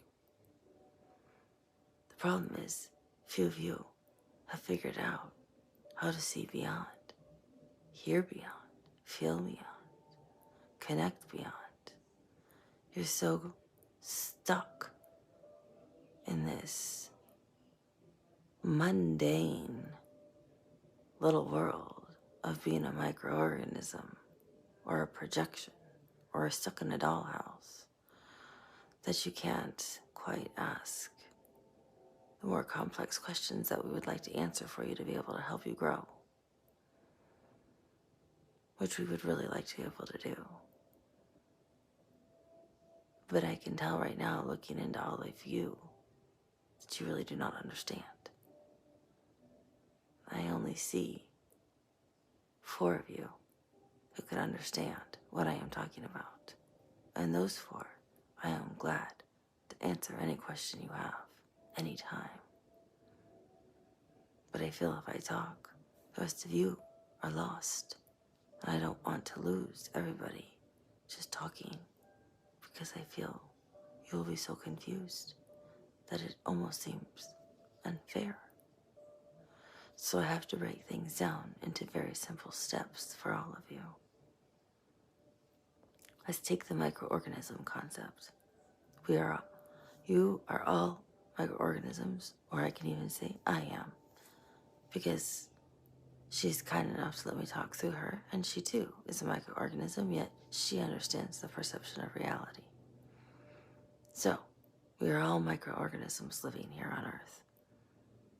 This is all a projection of our reality, yet we can alter our reality if we want to. So how do we do that? We have to be able to open our minds and see that there's more out there than this typical life. When we say that, when I say we, I mean we as ascended masters, as higher beings. We need to understand that there's a better way to connect, a better way to see. So how do you do that on Earth is the real question. You cannot make a giant leap without taking one step at a time. So the first step is understanding that you are a microorganism. This is a projection of your reality. If you can understand that, you can then move to the next step. I am simplifying all of this to try to make it as easy as possible to understand. So if you can understand that, then you can begin to understand that everything is connected. If you understand that everything is connected, you'll understand that every soul on Earth is connected to each other. So each microorganism is connected. And you're also all connected to us, because you all come from the same place. We all come from Source. So if you understand that, then you know you also have part of yourself up there too, who's trying to help you, if you listen. Ascended Masters just means we have greater insight. We have lived longer. We've lived many lives. We finally understand more. So we enjoy guiding you and helping you with your experience. We're not God. We are not creation. We are one conscious mind. But we enjoy working together to help you succeed. But you are part of us too. That's why we love you. We all seek knowledge because that's how we connect to creation. And that's how we grow. And that's why you came here, to grow and seek knowledge. But you have to understand, right now you're a microorganism until you realize you're not, and you can change your reality. That helps you wake up. Once you wake up, you can grow more. and then we can help work with you more. Some of you are just starting to wake up. You're going through what you call on earth a transformation, a spiritual awakening. If you're going through that, you have lots of questions. That is a whole nother discussion. But that is what happens. Something has to wake you up inside. Something has to remind your soul. It does not matter what wakes up your soul and reminds it, as long as your soul is woken up. That's all that matters. As long as it wakes up and remembers, and you don't live your whole life as a microorganism. Now that you're awake or going through that transformation, you must go through that experience first, and then you will start to learn. You can actually change things. Experience the world the way you want.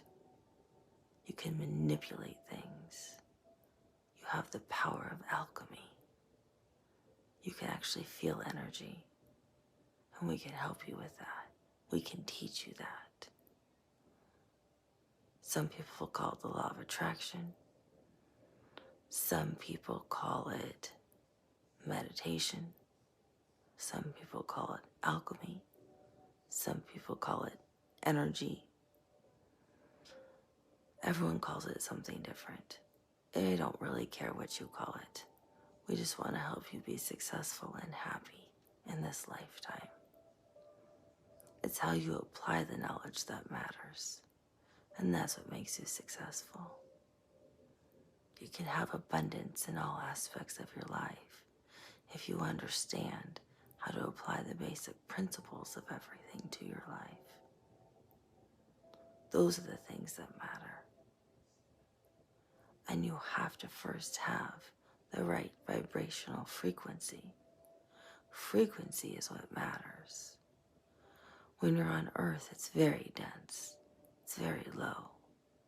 So you have to be able to move your frequency up high enough that you can reach all of us. Reach your guides, reach your angels, reach your ancestors, reach us as Ascended Masters. Otherwise, you are stuck in a very dark, dense world where the energy is so low. All you can be is a microorganism, it feels like. You don't want to age. You don't have to age. That can be manipulated too. It's just at the cellular level. It's really not that hard. It's not complex. It's very simple. People make it out to be so much more complex. They are manipulating their bodies. They're injecting things everywhere. When you have to do the simplest things. Again, a perception of your reality is skewed. You have to be able to look into the mirror. Look into the looking glass. Become Alice in Wonderland. If you can do that and be curious and explore and be fearless and feel love, then you can begin to understand. You must live in love, open to love, loving yourself first and foremost, or you will never be successful with anything. Just because people have a lot of money does not define them. Because people have a big title does not make them worthy. Because people have the biggest house does not make them worthy of anything. What makes people worthy is how they treat others. The microorganism that you let feed off your skin, because they live on your body, as you know, is only sustained because you have dead skulls and the microorganism needs to eat off of it. So you sustain life for that. If you can help others sustain life through things that you do, that is a beautiful thing. You must be able to figure out how to help others sustain life through selfless acts. That is a vital part of being a loving soul being on earth. That is what this card is telling you. When it feels right, do it. The Looking Glass.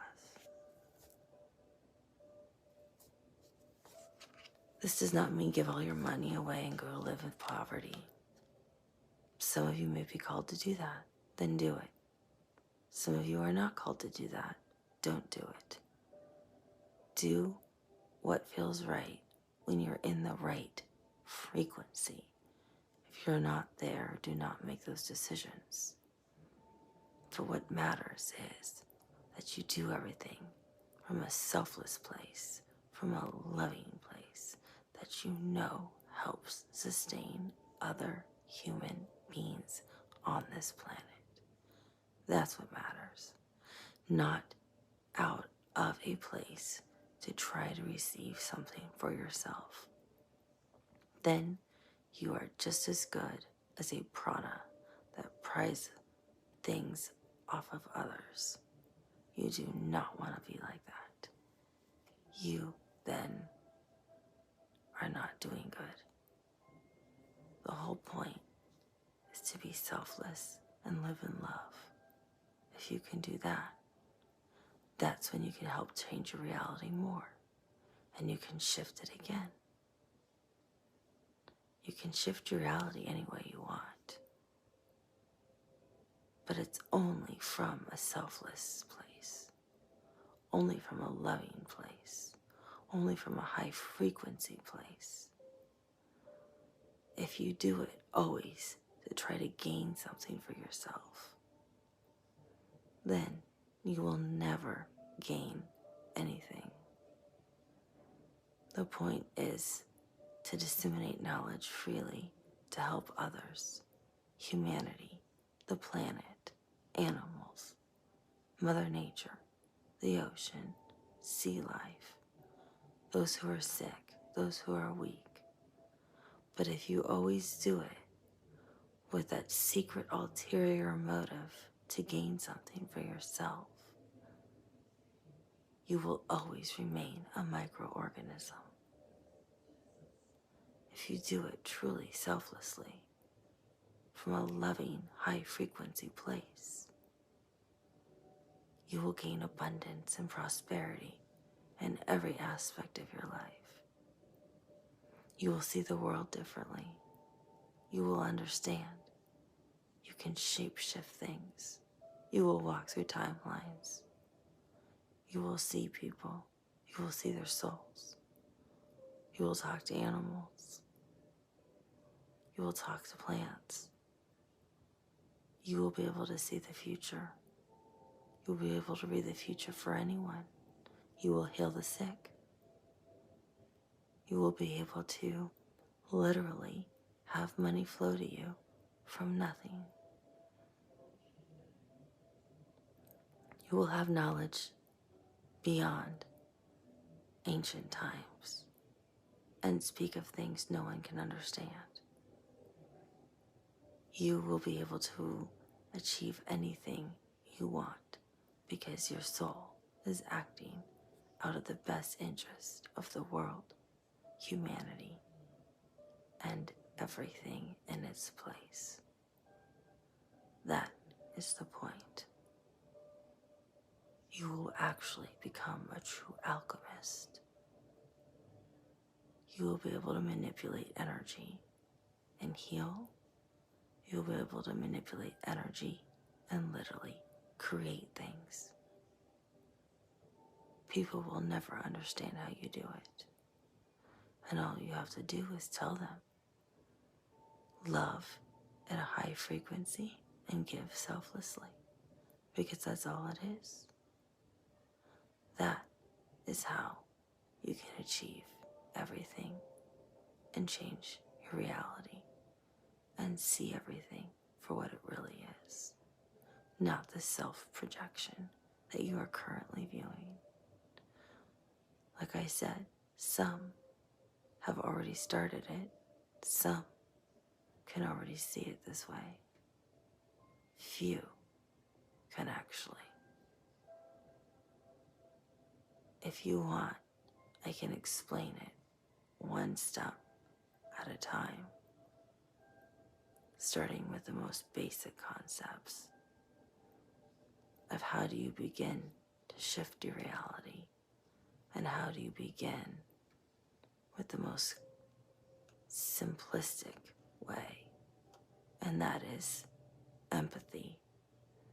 Empathy is the most important thing you have to start with to raise your frequency and to be able to feel empathy towards others and loving others. This is something everyone should be able to do. When you have empathy, you can actually begin to feel what others are feeling. So let's say I'm the microorganism again, but I've decided to open myself up. When I say open myself up, I mean open my heart, really open my heart. I ask for guidance and help to open my heart. I walk in nature. I meditate. I focus on the color green, the color pink, colors that help open the heart.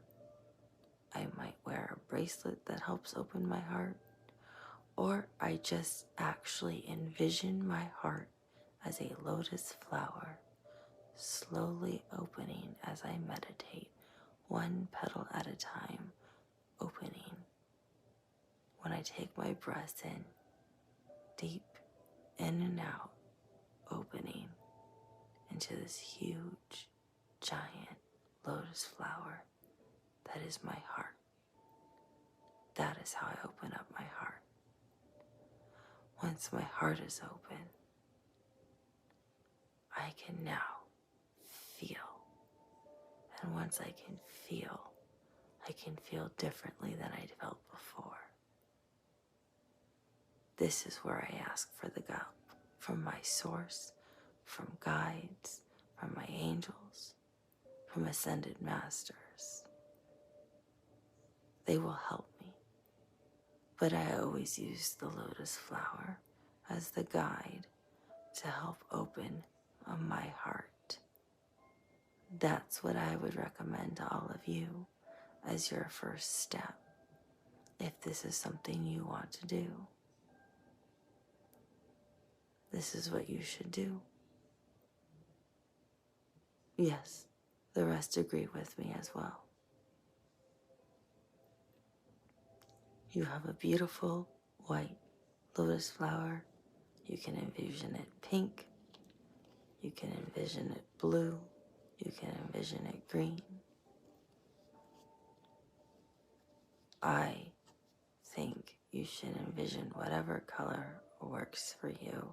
I know you're going to ask me what color should it be. I'm hearing some of the other ascended masters say, because we all talk usually collectively as one, but this person asked me to come in specifically and talk. If you have ancient Egyptian ties or Egyptian ties, you should pick white or blue, because that ties you more to Egypt if you really want to be connected to Egypt. If you do not care about being tied to Egypt, then the color of the flower does not matter.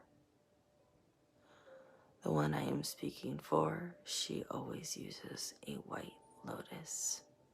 White represents the divine, and she had a past life in ancient Egypt as well. Maybe that's why she also picks white, but she always picks a white flower when she does anything. She has said I could use examples from her. That's why I am doing that. So, use whatever color you want. Pink, as you know, you've heard her say, represents the heart chakra for quartz things. You can use green, which is also part of the heart. But whatever flower color you want, just use the lotus. And when you breathe in and breathe out deeply, envision one petal at a time opening. And make sure you've already asked one of us to be there and help you, a guide, an angel, or one of the ascended masters, and we'll be present. The right resource will show up. Not all of you need us ascended masters at the same time. Many of you will have your guides with you, especially if you're in the beginning phases. Once your entire lotus flower is opened up and you've envisioned this as your heart will be open to love. This is the first step, and it's essential. You must have your heart fully open to love. You will feel something different. When you feel this, you will feel love come in. It'll be love from all of us. Love from creation. Love from the ascended masters. Love from your ancestors. Love from the divine, angels, your guides. Whatever you prefer as your word, it all comes in. Many of you will weep from the love you will feel. This is good. You are no longer just a microorganism.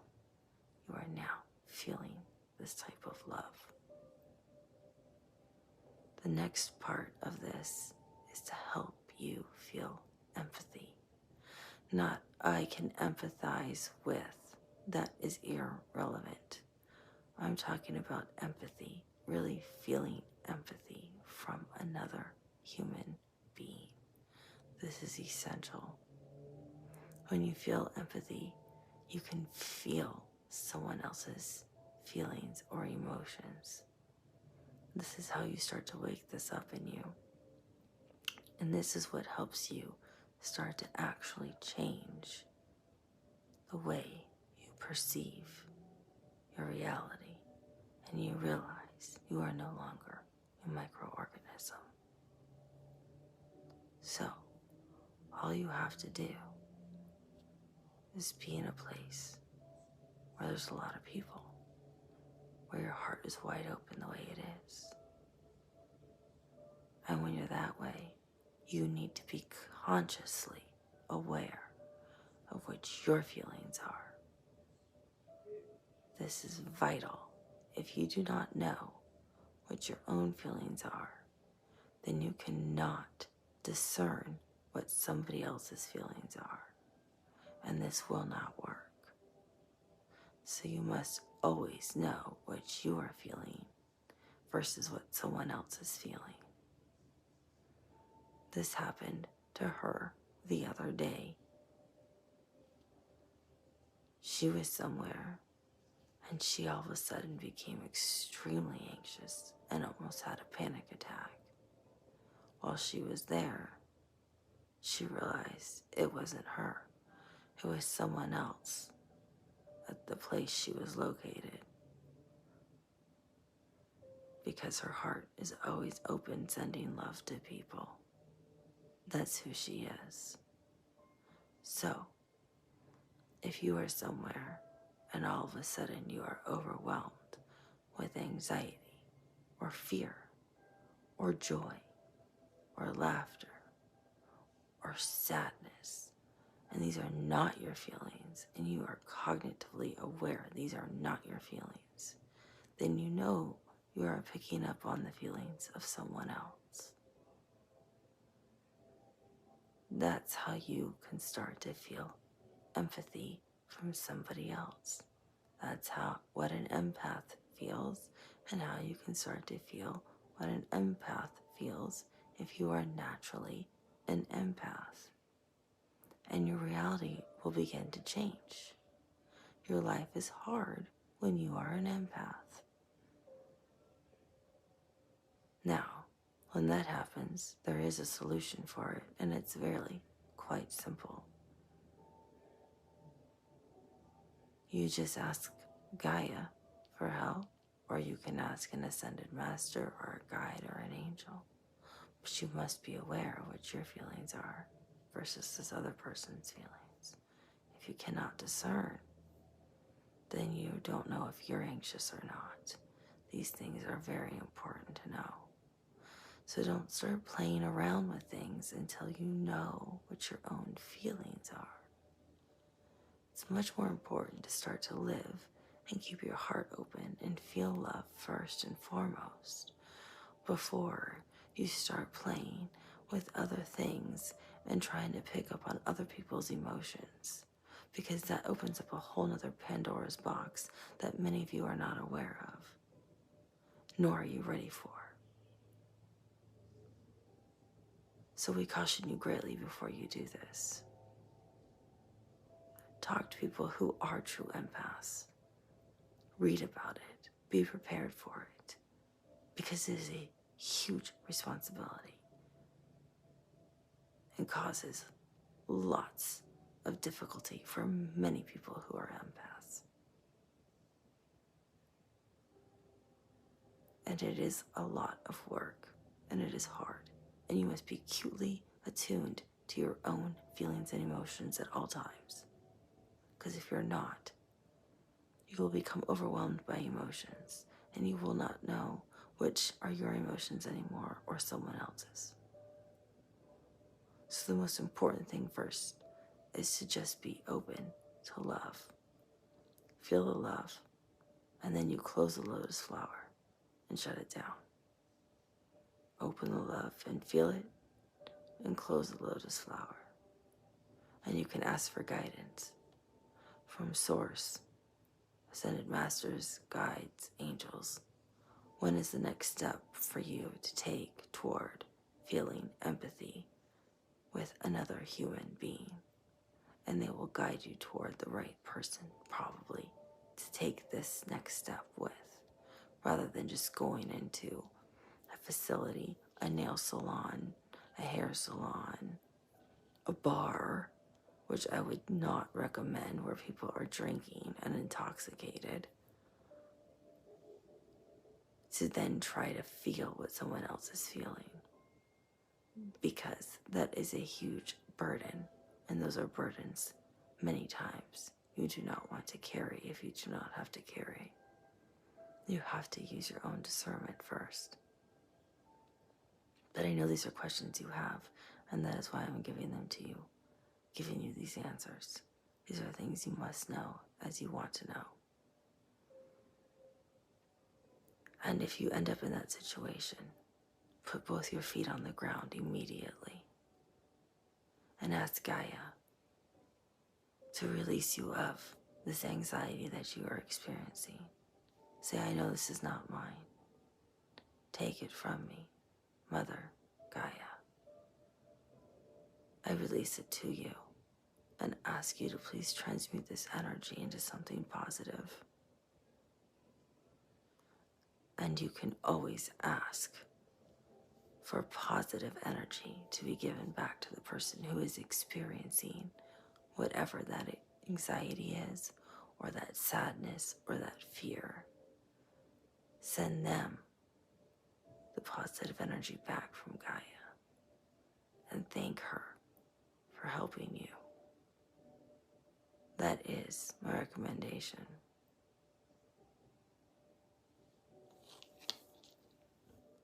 Mother Gaia is the one who will transmute the energy, make it better, and then send it back to the person who needs the healing. All she does is remove it from you, so you no longer feel it. I am giving this guidance to all of you because I know most of you will not listen right now, as we strongly advise. When I say we, it's all of us as Ascended Masters are strongly advising you do not go and play right now and see if you can feel what someone else's feelings are. This is a very serious thing. We just want you to open your hearts like a lotus flower, feel love, and close them down. But we know more than 90% of you are going to go play with this now. You are not supposed to do that, and you will not listen to us. Did you not watch what the daily readings were that she gave?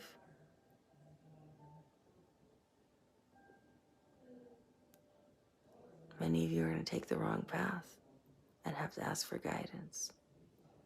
You'll end up down the wrong path. We will show up. We love you unconditionally, and we will help you.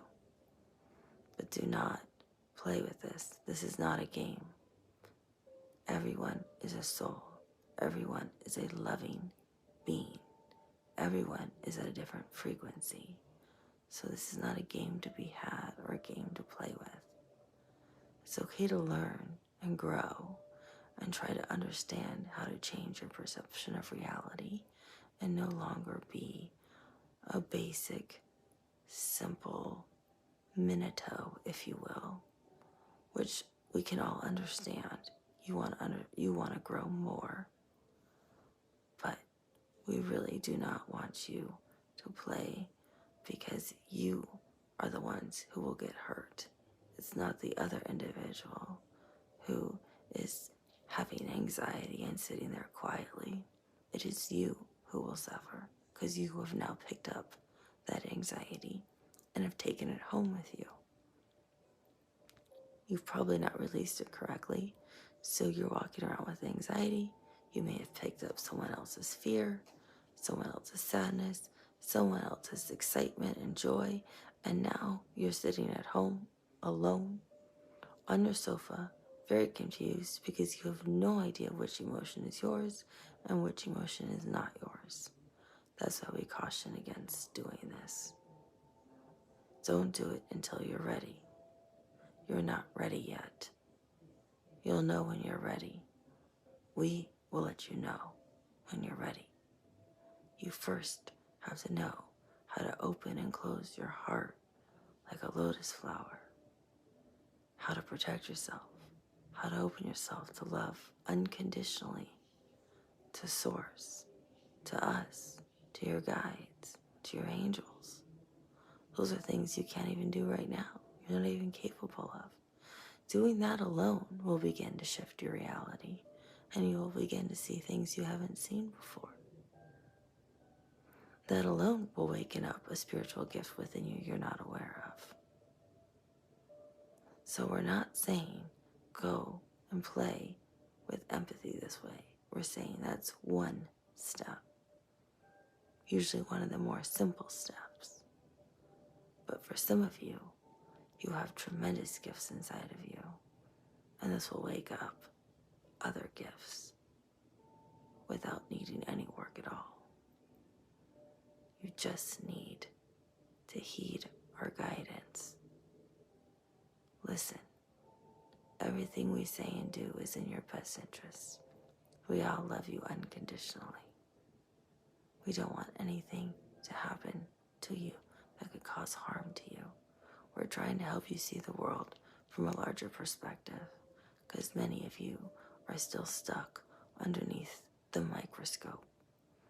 And we need you to see that there's a much bigger world out there. And when we're not using the microscope as an analogy in the terms of you've just never left your state or never left your country. No, the world is way bigger than that. You don't understand it yet because you can't see that it's only a reflection of your own thoughts and how you see things. Everything is connected, and that's what we're trying to show you. Once you can understand how everything is interconnected, beyond just here in this dense world called Earth, that's how you grow. That's how you make the connections. The way she speaks when she says all the religions are connected. She makes the connections. She sees it. You have to be able to see things are connected way beyond your country, your state, your city. How all the souls are connected. Faith is all connected. Creation is connected. Things are connected well beyond this realm and in between realms. Once you can start to understand that, then you understand your reality has completely changed because you have changed, because your soul now is awake. That's why some of you will not understand anything I'm talking about. Some of you will understand some of the things I'm talking about. And some of you will understand everything I'm talking about. It depends where you are within your transformation. All of your souls are on different journeys in terms of their spiritual awakening. But this is part of your spiritual journey to awaken your souls. We don't want your souls to stay asleep during their entire lifetime, because that is sad, to be disconnected from your true soul and think you're only here going through this mundane, boring life when we're all connected together and you have access to everything, which you do. So, we are here to answer all questions you want. If you want more questions answered, I will answer anything you want. I answer them probably a little bit more fast and scientific or boring or dry, maybe, than some of the others. But I'm the one she asked because I know she's connected with me before. So that's why I'm here. You just have to ask for me and I will show up. And I will explain everything in detail for you. And I will talk as long as you want. And I will answer any questions any of you have. Just ask the question and I will answer them. Many of you know me as Saint Germain, so just ask the questions and I will answer everything you want to know. I will never stop answering your questions. I'm here to love you and answer all of your questions. And I could talk all night long, but I don't know all of your questions. I just know many of you are not ready for some of the answers. But I wanted to help some of you who I felt were ready for some pieces of information. I do hope this helps those of you who need it, because we do love you and we just want you happy. That's why we are here. We are here to guide you and help you and love you. Any questions you want, ask, and I will always come back in return and answer every single question you have. You have my promise and my confidence in that matter. I will always be here. This is a soul I will always respond to and will always answer questions for. For she is one that will allow me to do so. And I welcome all of you anytime. I will talk to you soon, and thank you for letting me be here with you tonight to speak with you. Goodbye.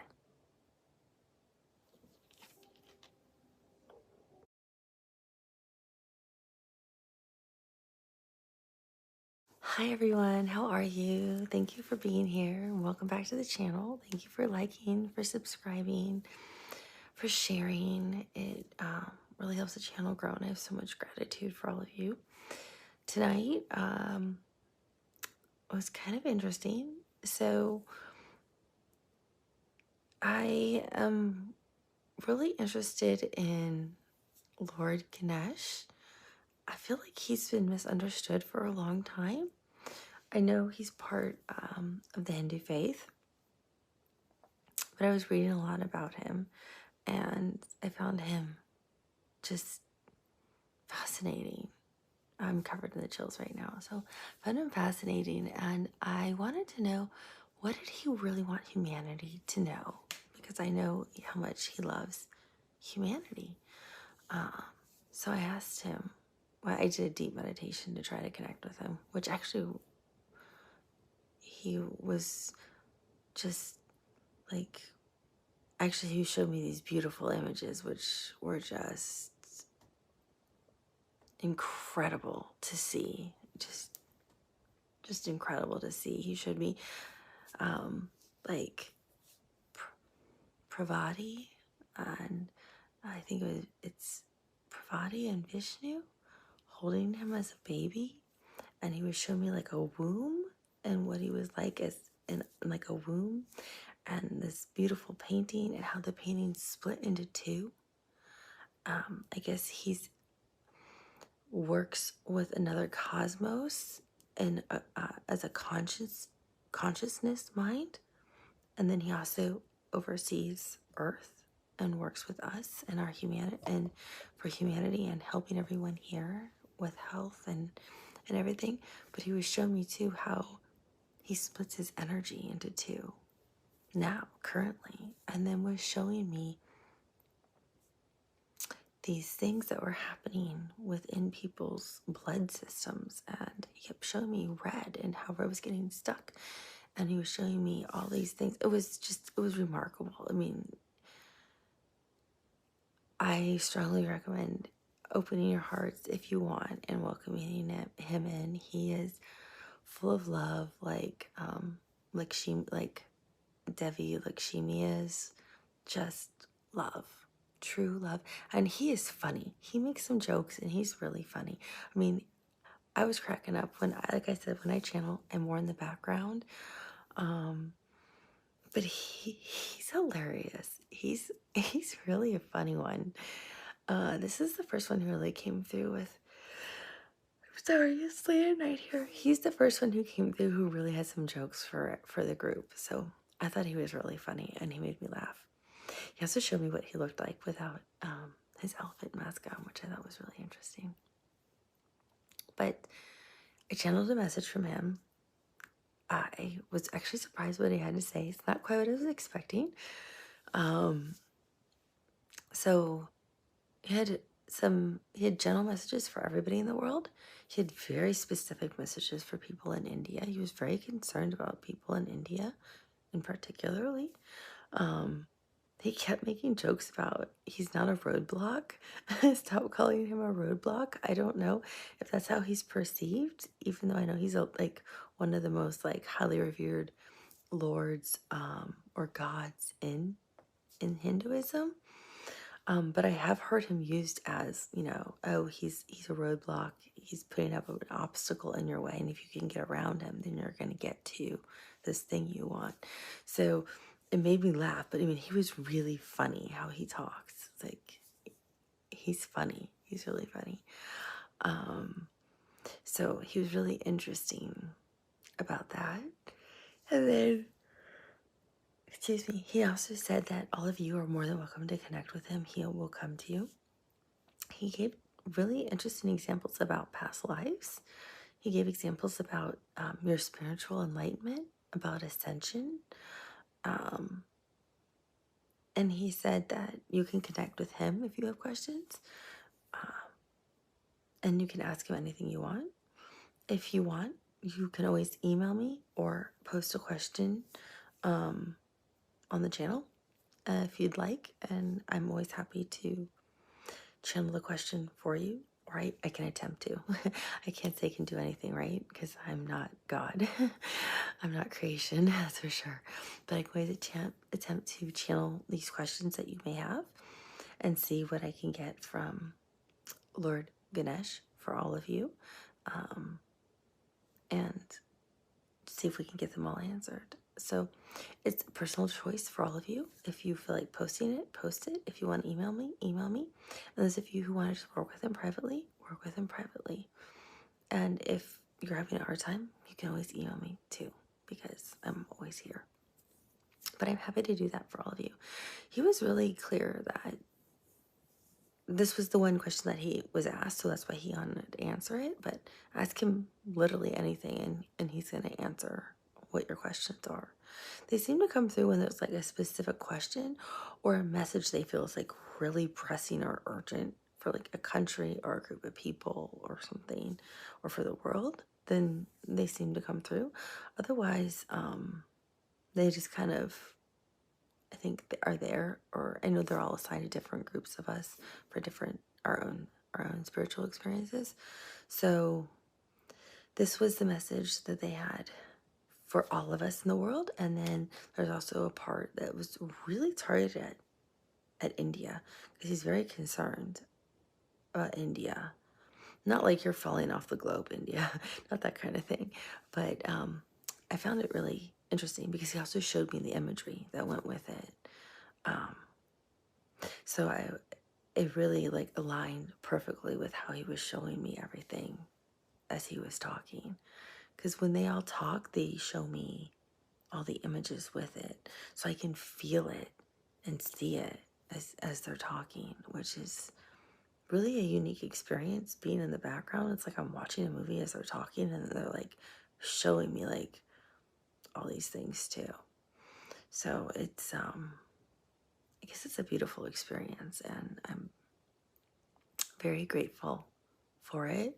And I am so grateful for this beautiful, remarkable soul that I have as a friend who helped me work through my fear of letting people in and just letting them talk. So I hope you enjoy this message as much as I did. I hope you find the humor in it that I did, because you definitely see me laughing, but I don't think it's me laughing. I think it's actually Lord Ganesh laughing, because his laugh is way different than mine. Because I mean, when I start laughing, I'm like cracking up. So his laugh was just more of like a smirk laugh. So he was laughing at his own jokes. I think he was thinking, I hope people know I'm making a joke. So he's definitely got a sense of humor, that's for sure. So enjoy the message. It's intended for all of you. It's not for me. Take what resonates for you, and what doesn't, just let it go. Because remember, it's for the world. So not everything is going to be for all of you. And I will talk to you all soon. Bye. Hello, everyone. Thank you for letting me come through. I have so much love for all of humanity. I have been wanting to talk to you for a while, but not everyone calls on me that often. I know people use my mantra often. People talk about me a lot, but I think I'm probably one of the most misunderstood gods, if you will, or ascended masters in many ways. I am Ascended Master Ganesh, or Deva Ganesh, Lord Ganesh, to many of you who practice the Hindu faith. I first want to address what people have talked about for many times, and that is the concept of using the example of me. And I say me as using an elephant. I only had an elephant face, by the way. But using an elephant as being an obstacle, meaning there's a large obstacle in your life that you must overcome. There's been an obstacle put in your path to overcome. And if you can overcome this obstacle, great fortunes or great things or great prosperity or great rewards will come for you. I hear this often when people do readings for love, when people just do tarot readings, when people just tell stories about me from long ago. This is somewhat true and somewhat inaccurate. So I think it's important to get the story correct. so all of humanity can understand what story is really being told. I do not show up to put an obstacle in your path for you to figure out how to solve a problem and work a way around me to gain prosperity, success, to gain knowledge, to be successful at university, to be able to have a home, to be able to find a spouse, to be able to have a child. That is not what I do. All I do is love humanity. Why would I intentionally put an obstacle or a roadblock in front of you, preventing you from your dreams? I would not do such a thing. This does not make sense. This is not something I would do. This seems cruel and harsh and mean and trivial when souls who came to earth to gain knowledge are already working so much and striving so much and already have great struggles on their own. I would not intentionally put an additional obstacle in your way to something you're working toward. So that part of the story is not true. The part of the story I think that people are trying to say is, in life, there are obstacles, there are hurdles.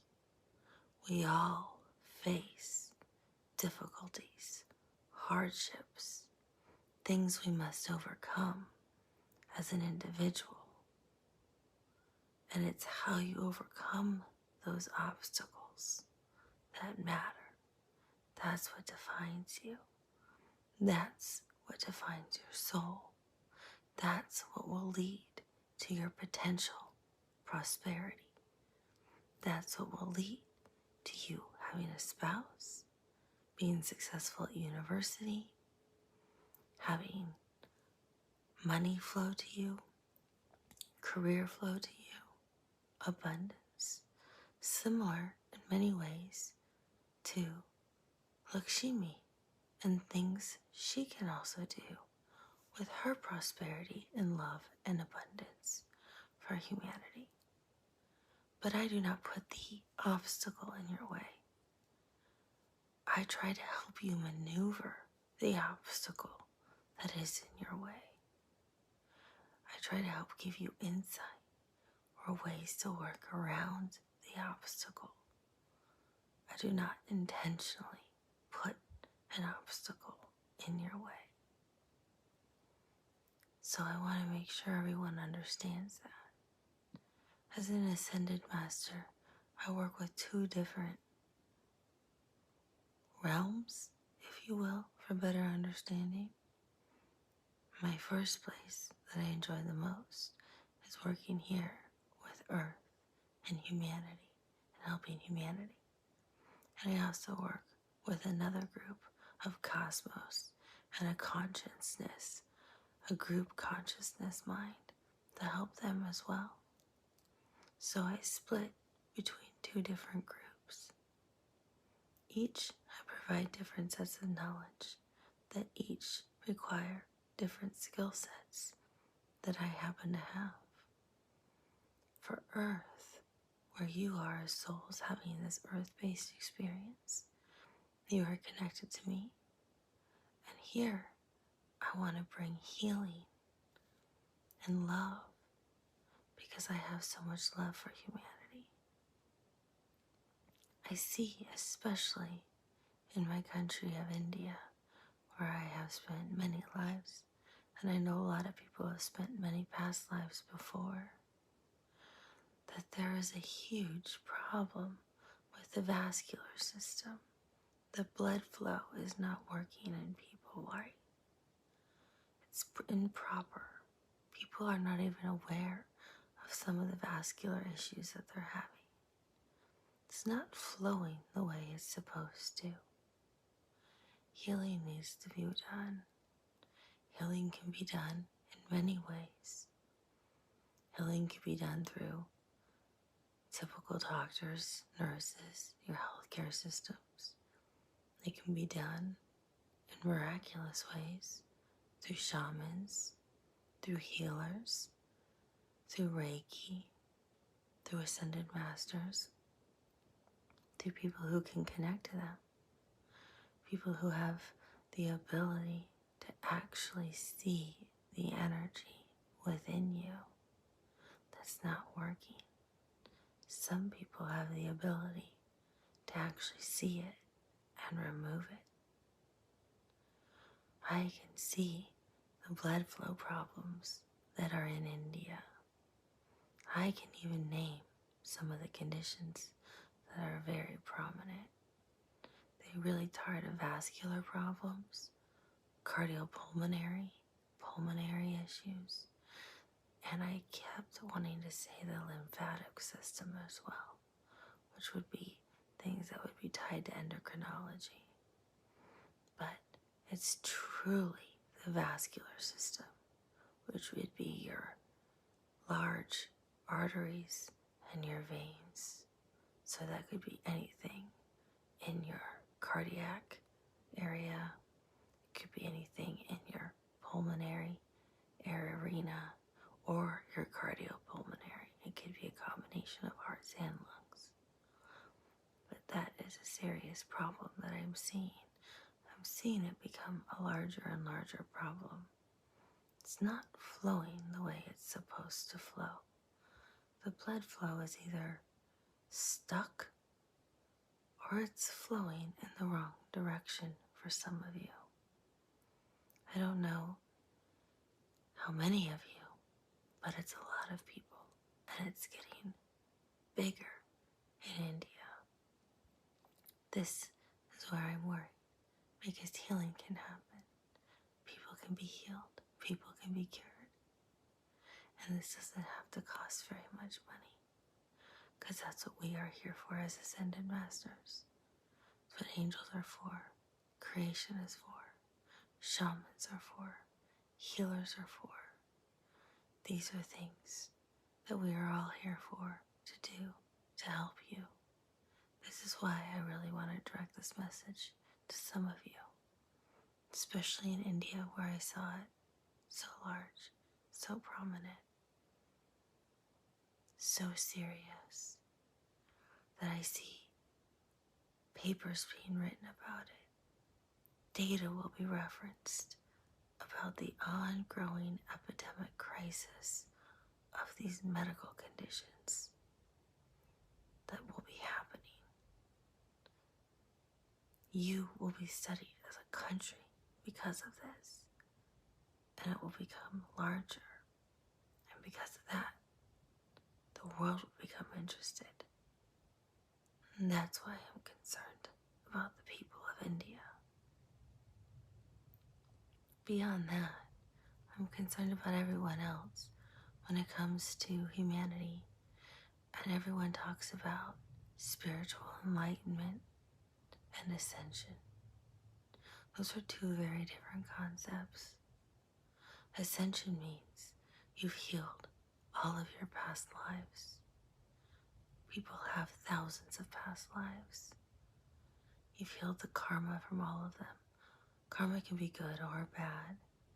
I'm talking about the negative side of karma, meaning you've now understood every lesson from every past life. You no longer have a grudge. You forgive everything. You understand everything. You love everything. You see everything as a true lesson to learn and grow from. You no longer are tied to the materialistic world, and you see everything for growth and opportunity for your soul. And that's what matters to you. Everything else is a byproduct. You love your family. You love who you're with. And that's it. Everything else seems less important to you unless you are doing selfless acts of service to try to help people who are less fortunate. Then that is important to you. So, when I talk about ascension, it is healing many lives over many, many centuries. This cannot be achieved in one lifetime.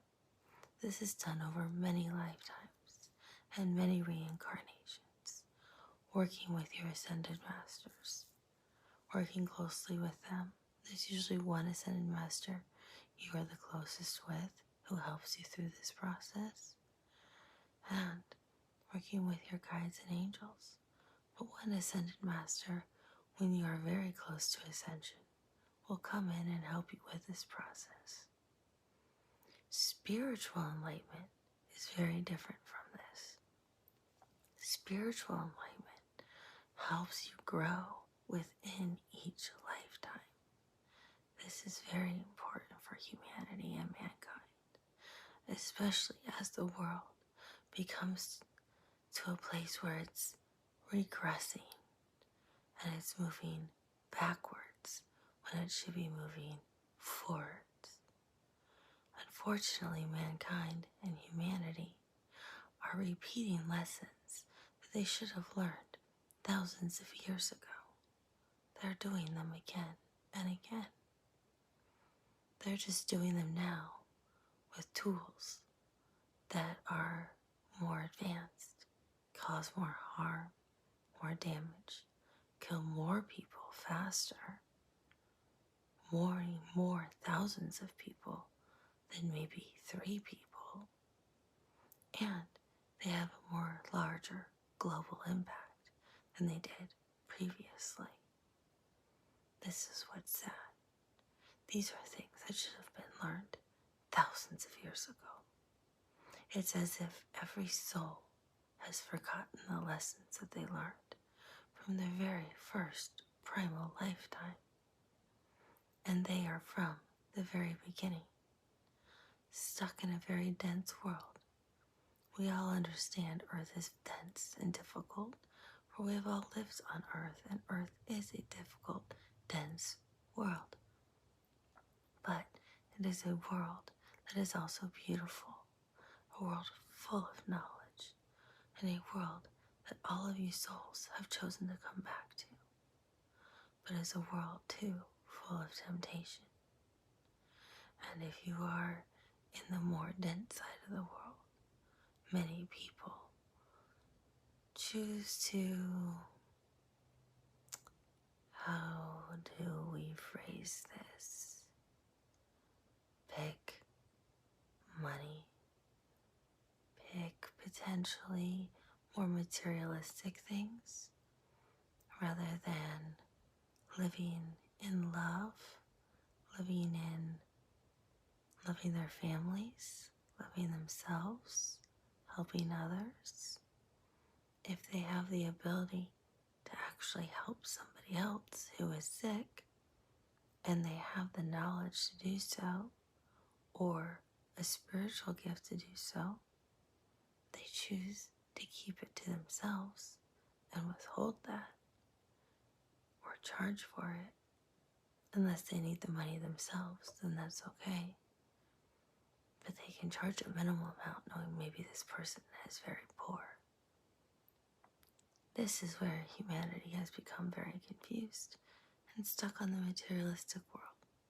How big of a home can I have?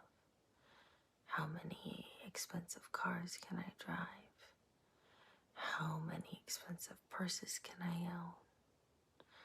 How much cash can I have to flash? I do like making jokes if I can. I do find a lot of humor in humanity because you are all beautiful souls, and I do find you all very funny. But that's what I've noticed, and it's sad, and I want to help humanity. That's why I stay so connected with humanity. And I am always so honored when people say my mantra. That's why I come. Every time you open your heart to me, I I come right to you. I am never far. I am always right there. That you must understand. But to help humanity, I want you to understand it is very important that you continue to grow on your own journey for your own spiritual enlightenment. This might be your first, how do I phrase this? Awakening in this lifetime that you're aware of. You may have had others, but you don't remember them, and that's okay. You may have already healed previous past lives, so you don't need to see those past lives. It's not relevant. You only have to see the past lives that are relevant, that you still need to heal from or learn something from. The ones you've already learned and mastered from no longer serve a purpose to you or your soul. You understand everything once you're back with Source and all of us. But right now, trying to obtain ascension, if you will, or spiritual enlightenment, not seeing or understanding every past life is okay. You don't have to. You must only understand or heal the things that are broken. If you dropped or broke a pot that could potentially be glued back together, that's what you would do. You could then fix the pot. Or you would apologize to your friend or family member for having broken the pot and taken responsibility for broken the pot or the vase within their home. Thus, owning what you have done. That's the only point of looking back at lives you already had. If there's some kind of block that's hurting you in this current lifetime, that's a trauma, or there's something that you still yet to learn from a previous life that needs to be healed, such as forgiveness, which is one of the most basic principles that has been taught for thousands of years by every ascended master. It doesn't matter which faith you belong to, what religion, if you're an atheist, any kind of key pertinent literature you read, forgiveness is always a theme. So is love. Those are two key principles that you should definitely have understood, learned, and mastered by now. If you haven't, those are things that you could be trying to heal from or learn that you have not closed that loop from a previous lifetime. And those are times then to consider maybe looking back or asking for help on potentially, how do I heal this? Is it a past life? Or is it something early in my childhood I am not aware of? Those are questions you can ask yourself. Ask yourself in prayer. Ask yourself in a mantra. Ask yourself in meditation. The answers will come to you. We as ascended masters will bring you the answers. Your guides may bring you the answers. Angels may bring you the answers. Even your ancestors may bring you the answers. A stranger on the street could pass you and give you the answer. The answer always shows up. It never goes unanswered. I promise you that. It's always answered. There are people on earth who can look at people and see their past lives, see where their traumas are, where their life's lessons are that have not been healed or understood, and past lives that they've already lived that are fine and do not need to be revisited. You may encounter one of these people who say, "Oh, I think you've had a past life before in Cairo." That may be something you want to look at. You may have had some experiences there that you may need to visit. They could be traumas, they could be a lesson that you need to learn from, and they may just say that and go about their day. But they answered your question. Do not ignore when somebody says something so profound to you, especially if you have a strong calling towards Cairo or Egypt.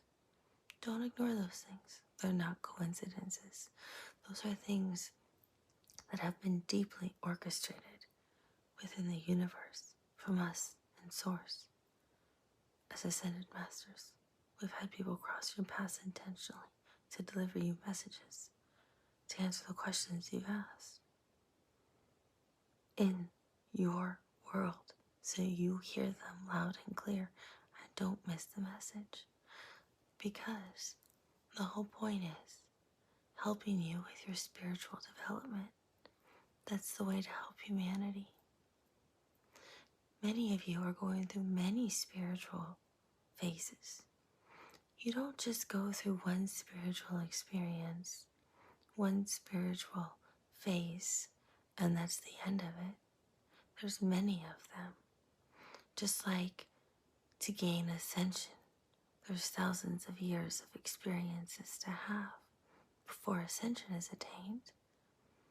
The same thing happens with spiritual enlightenment.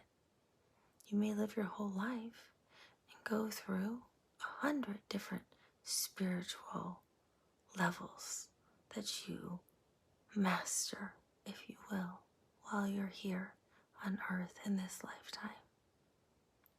So you see, you're always evolving as a soul and a spiritual being. You're always becoming more and more enlightened, higher and higher vibrationally. And that enlightenment allows you to grow. It allows your gifts to open up more, blockages to be cleared, wounds to be healed, things to be opened, new experiences to be provided for you. As some would say, my obstacle as Ganesha that is put in front of you is now removed, so you now have prosperity that you need and have been waiting for. So you see, things are always working out for you in your favor if you stay on the spiritual path. That is the most important thing. And that's what I want to let humanity know. I am not the obstacle in your way. I'm the one here to help love you, help guide you, help you navigate the obstacles that naturally occur as a human being having an experience here on earth. Remember, all you are souls full of love, and I love humanity. I want to help all of you obtain ascension. Can every person on planet Earth obtain ascension in this single year? I highly doubt that in this single lifetime. But can many of you become much more highly enlightened spiritually? Yes. Will some of you actually close the loop and obtain ascension? Yes. Are some of the people the ones that you think will obtain ascension? I keep wanting to say obsession. Ascension. No. Because some of them are a little too caught up, actually, with the materialistic world and making money. Everything's not about money. It's about others. So, you see, the ones who are the most evolved are not the ones about making money. They're the ones about giving it away, helping others, loving others, growing their souls, loving humanity, trying to heal if they can, the ones who will offer to help if they can, trying to connect you to somebody who they may know who's might have a job if you're looking for a job and ask for nothing in return. The person quietly working behind the scenes that no one knows about. Those are the ones. That's what you strive for. That's what it means to be spiritually enlightened.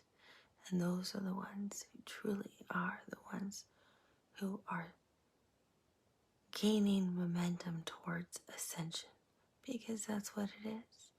Now, some people are in the limelight and always will be when you think of ascension, because eventually they become known for doing things that no one else can do.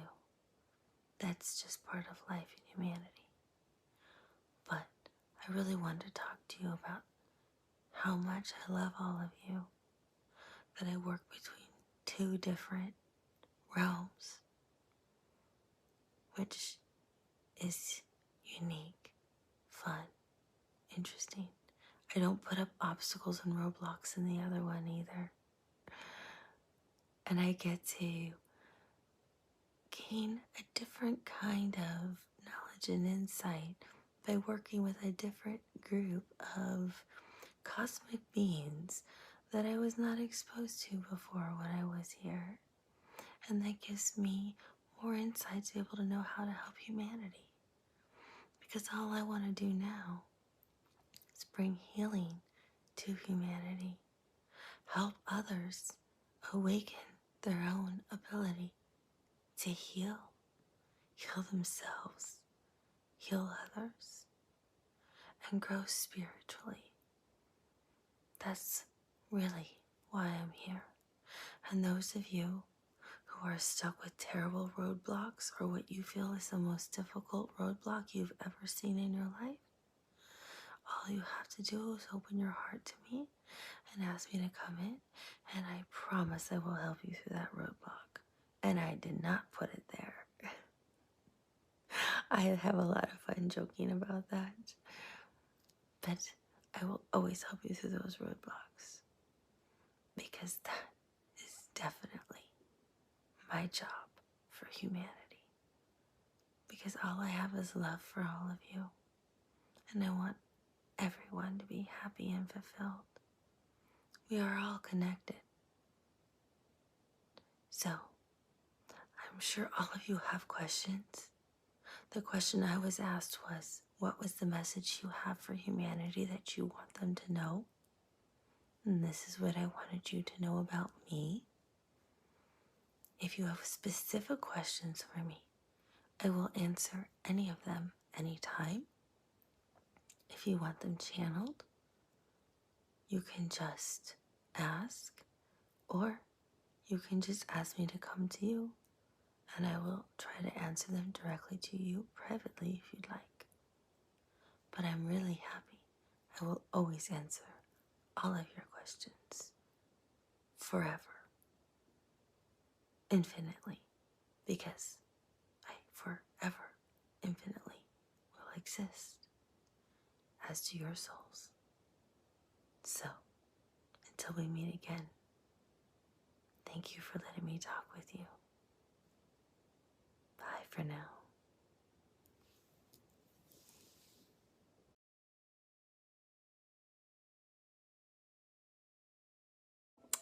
Hi everyone, thank you for liking, subscribing, and being a part of the channel. I am very grateful for you. What I'm going to do today is channel a message from either one of my spirit guides or one of the Ascended Masters I've been working closely with about the law of attraction and attracting your soulmate. So we will see how the message comes through.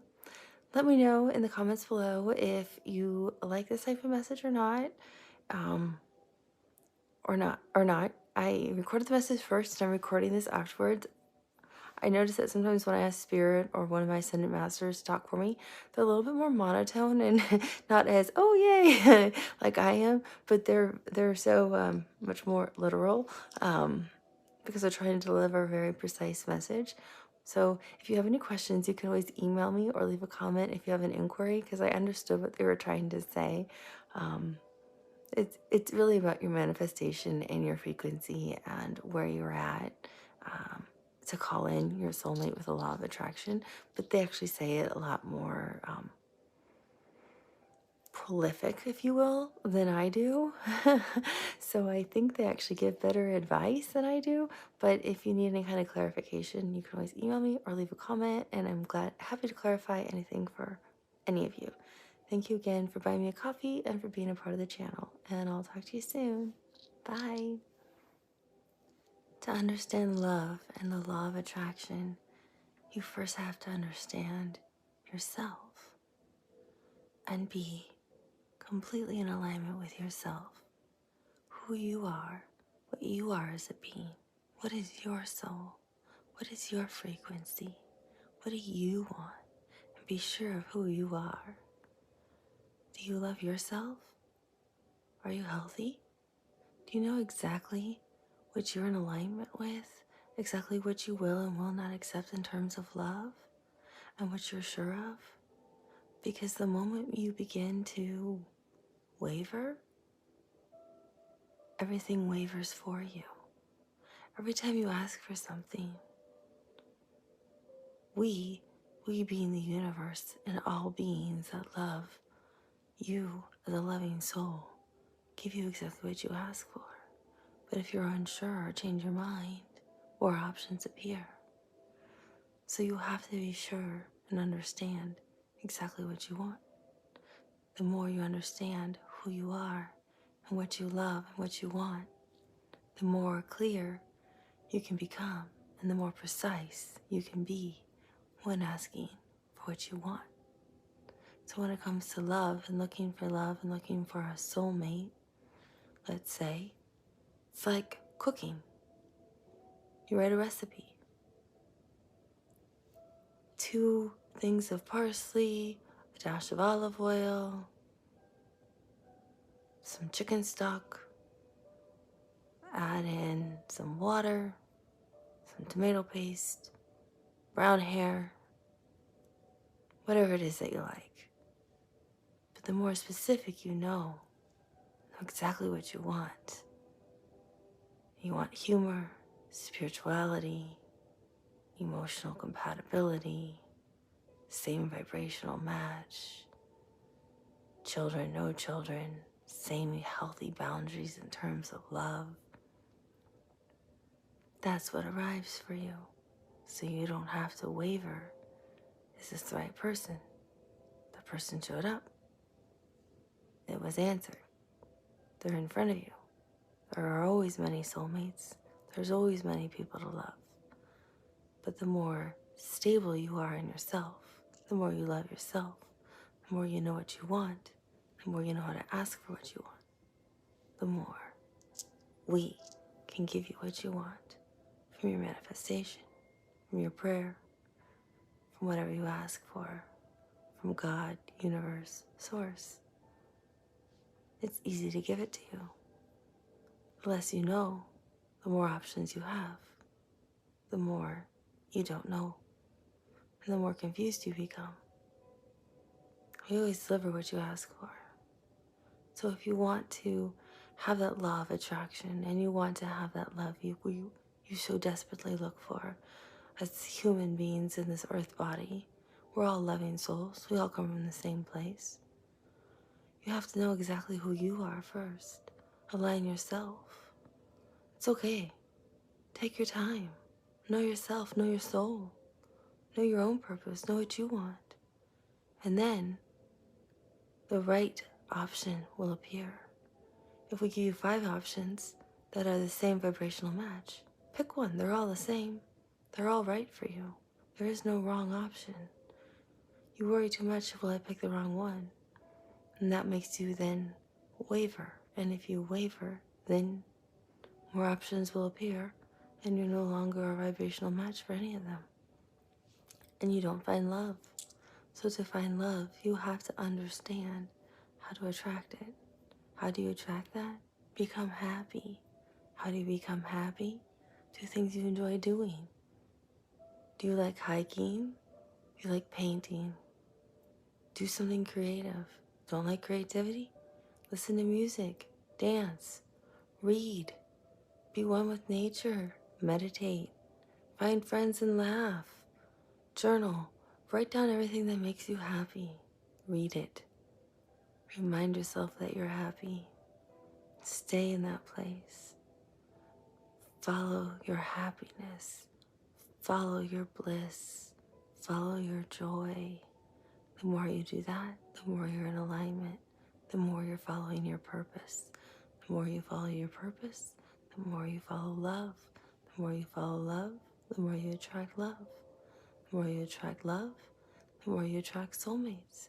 The more you attract soulmates, the more you attract the right soulmates for you. And all you have to do is be specific about the type of soulmate you want. When you're specific about the type of soulmate you want, that type of soulmate will show up exactly how you want them. That's exactly the law of attraction. That's exactly manifestation. That's exactly what the universe does for you, God does for you, Spirit does for you, Source does for you, and we do for you. It's because we all love you and we want you to be happy. That's the point of living. That's the point of life. But if you can't figure that out and you're constantly doubting yourself, no one will ever love me, I'll always be alone. Well then yes, you'll always be alone and no one will ever love you. It's your choice. Which do you prefer? To always be alone and never be happy and no one will ever love you? Or go find things that make you happy. Enjoy your life. You attract it. Then you know what you want. And once you know what you want, it's easy to cook the recipe. Then you just place an order. It's like ordering in a grocery store, ordering at a restaurant, ordering a cocktail at a bar. It just shows up. Your soulmate will just show up for you because you know exactly what you want. You don't reject the drink you ordered at the bar when you ordered that exact drink, do you? You won't reject your soulmate when that's exactly what you asked for and it shows up right in front of you. You might say, wow, I didn't think it was going to show up in an hour. But if you're at the right vibration, it does. That's the law of attraction. That's how you call in your soulmate. You all have the ability to do it. It's just, do you want to? Don't live in fear, live in love. Your whole purpose is to live in love. Your only vibration is love. Your only frequency and vibration are the same, is love. You are all loving beings. Now you have a choice. Do you want to live in a loving, energetic place? Or do you want to live from a fear-based place? Those are your choices. We can't make them for you. You have free will. So as you choose those things, that's what you call in and attract. That's what you manifest. That's what you bring to you. And those are the types of people you will bring as soulmates, because those are the people that will show up. If you don't like it, change it. You have all the power. We just deliver what you attract. We deliver what you ask for. It's always showing up. It may not be what you want, because that's how you're feeling when you ask for it. So be careful and mindful of how you're feeling when you're asking for something. Everything needs to come from a very high place of love with mindful intention. And that's how you call in your soulmate and true love and happiness and joy and bliss. That's the law of attraction and love. It's actually rather simple. It's intended to be. It's designed for you as souls living in an earthly body in a very dense world. So it should be easy for you. I hope this helps. Just live in love. That's all you have to do. And if you're single, love will show up for you and it will be the right match. You don't have to think about it. Thank you.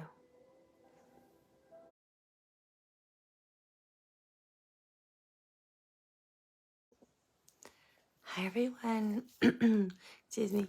Welcome back to the channel and thank you for being here. I'm Ava and this is Mystical Mediumship.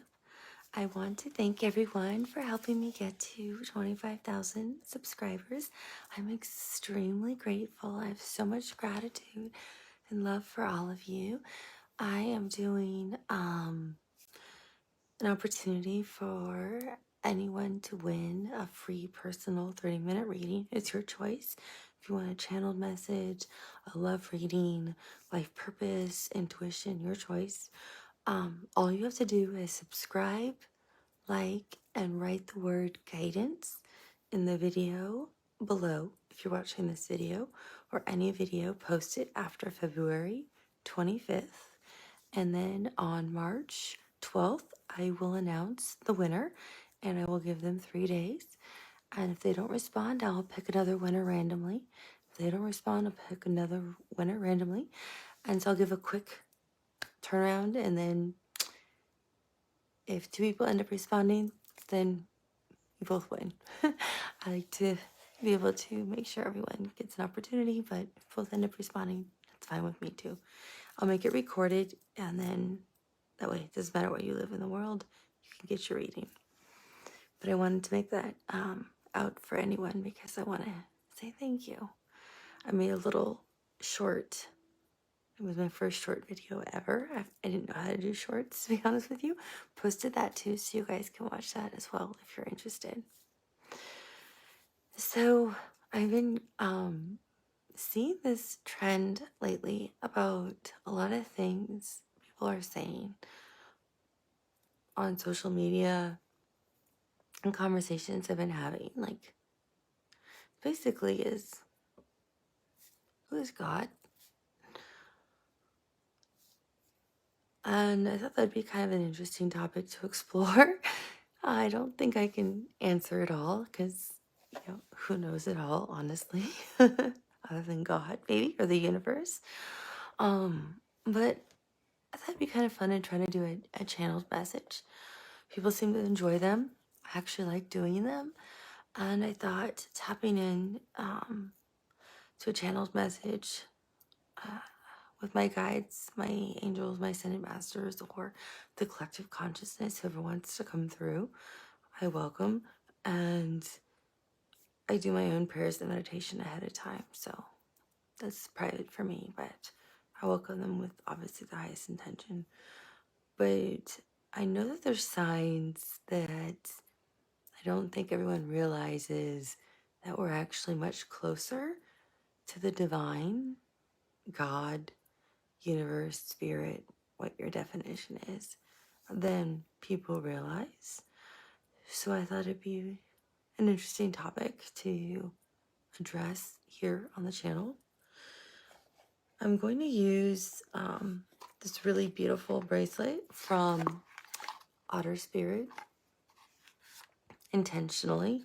I'm going to use this one. It's called Celestilite. And I am open to receiving divine guidance because I want to tap into that divine guidance related to God. And I really believe that the divine is always around us. When I say the divine, I mean God, angels, spirit guides, ascended masters. Like, the universe is always there. And it taps into our intuition. And you can see how beautiful this bracelet is. As you know, I wear both the small ones and the large ones.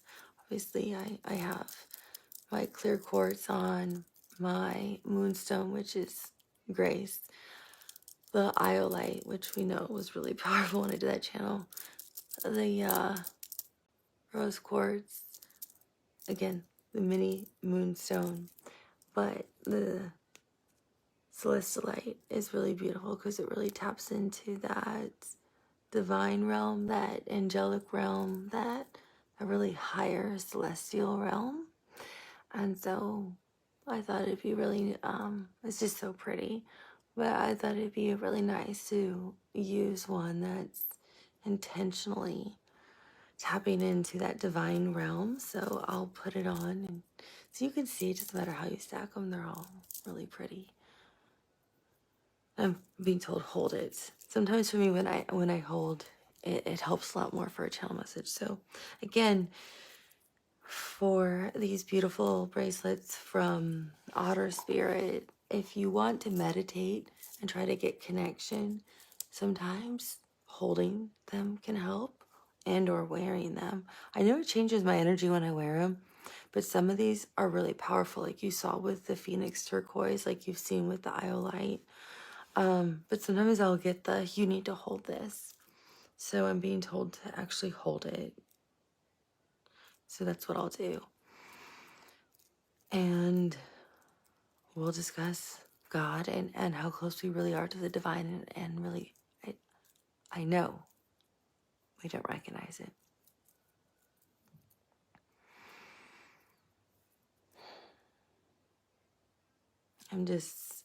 So for me, for those of you who are interested in this process, I just kind of have to center myself, and I can actually feel like the chakras line up, and I can literally feel the energy go straight up through my crown chakra. And when you really see me channeling, it's like I'm in the back of my head, and I have to actually rewatch the videos because I only know little bits and pieces of what I say, and I allow them to come through and deliver the message.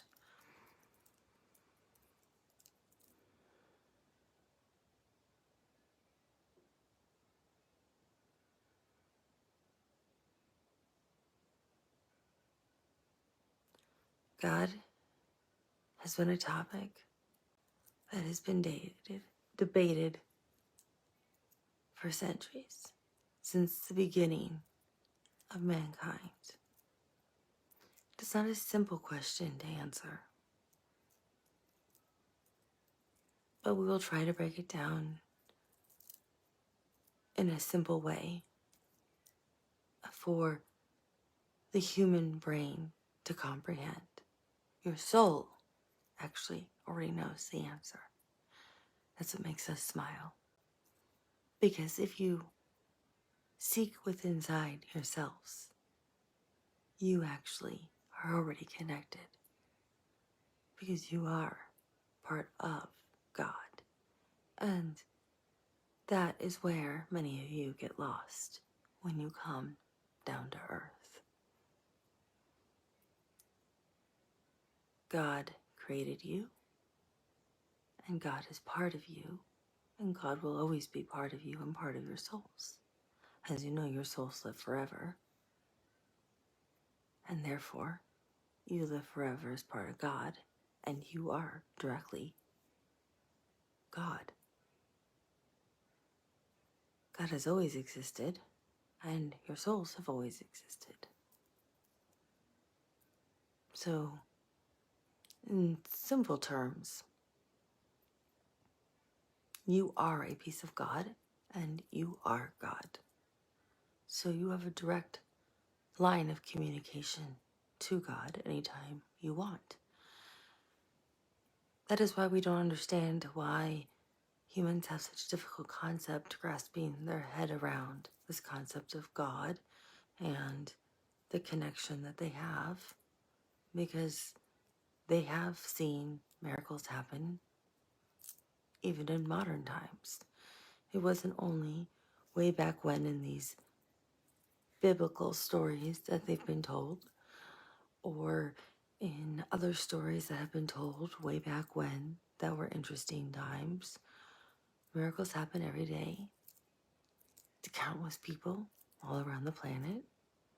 And if you think about it, miracles have probably happened to you.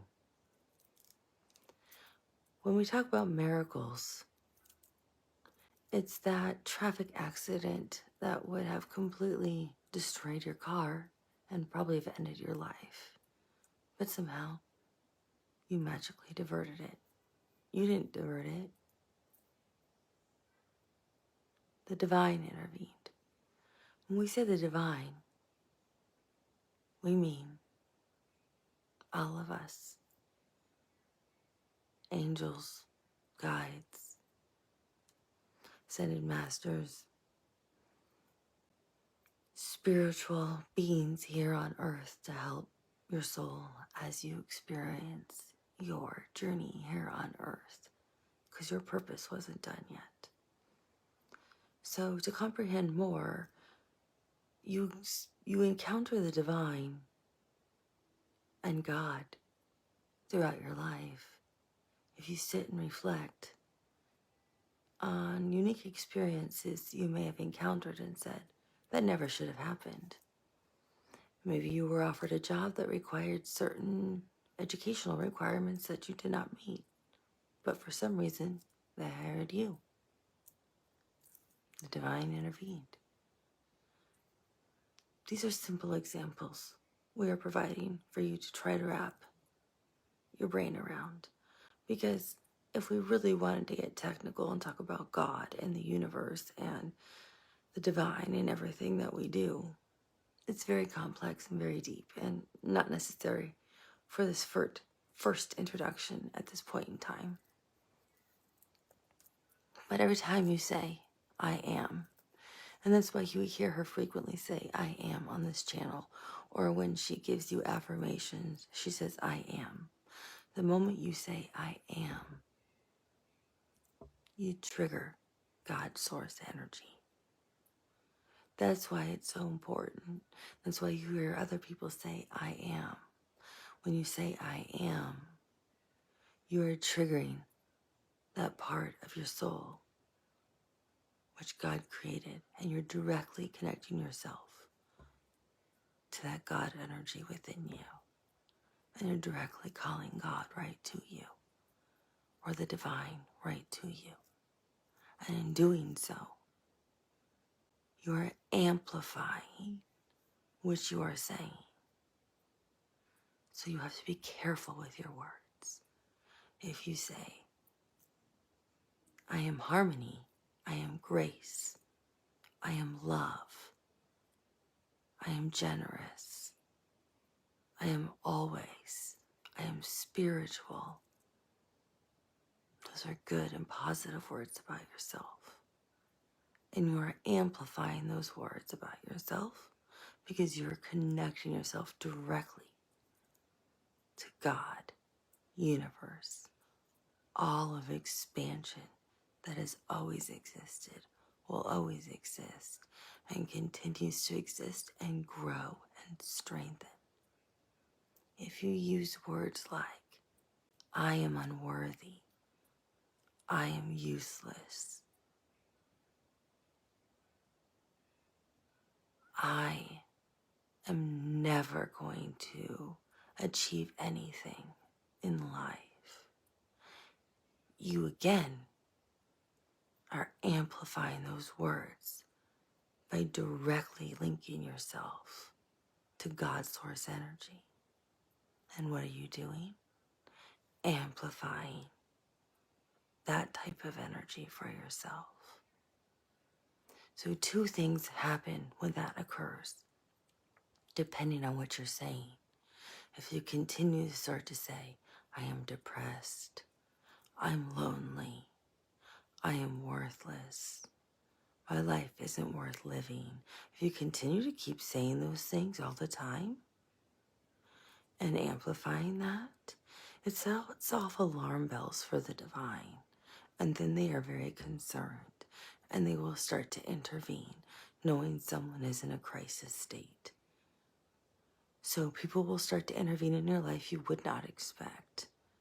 People will start reaching out to you that you may not have heard from. People will come into your life that maybe you've never connected with before, that will start to befriend you. Maybe a boss at work or a colleague will say, hey, how are you doing? Do you want to go out for lunch today? We haven't met up for lunch for a while. People will start to intervene. The divine are intervening because they are worried about you and your well-being. And they want you to know you are loved. So it sets off one alarm bell of, we need to intervene quickly. We're worried about this soul. The other thing it does is it sets off an alarm depending on what words you're using. I am unworthy. I don't deserve love. I'll always stay in debt. I don't believe. I don't have faith. I don't deserve these things. If you keep saying, I don't deserve more money. I don't deserve a raise. I don't deserve to go any further in my career. I don't really need an education. I don't deserve that. I'm worthless. If you do those things, it sets off a different thing because again, when you keep saying, I am unworthy of, I am unworthy of more money, I am unworthy of an education, I am unworthy of living in a safe place, I am unworthy of having food every day.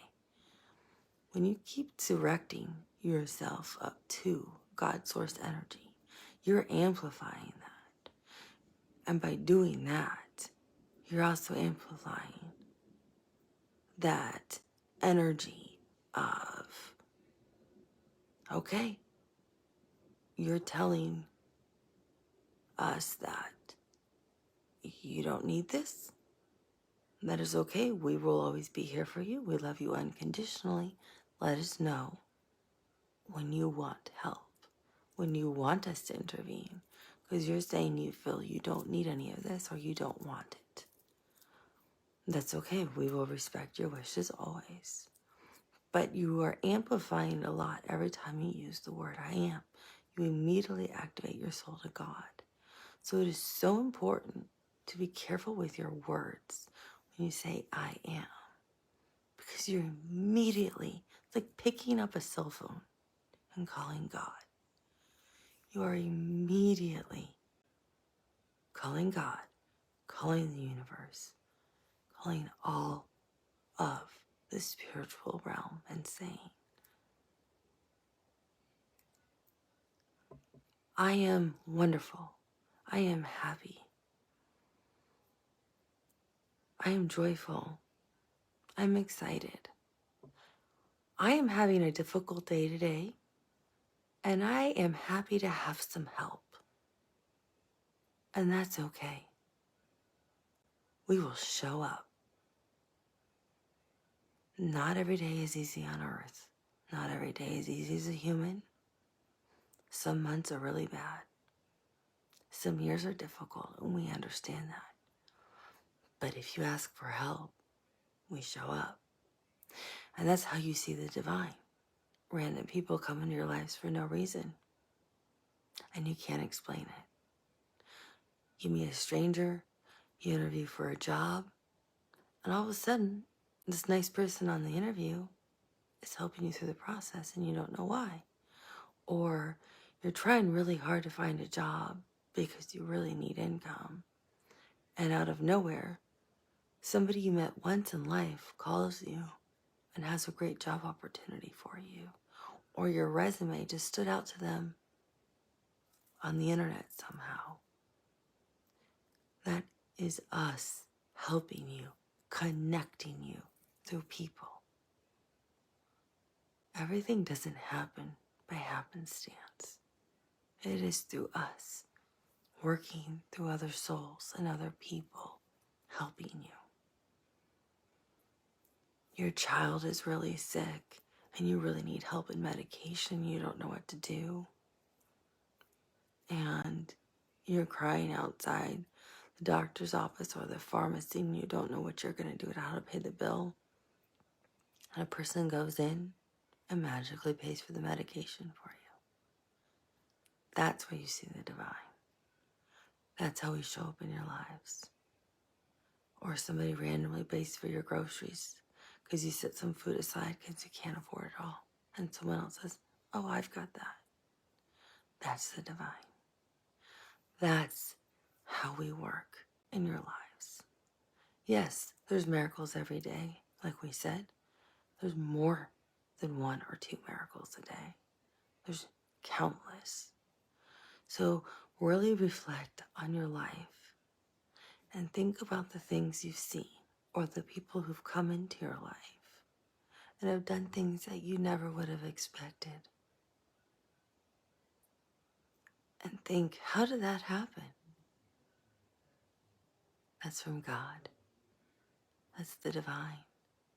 That's us working with God to help you on your journey.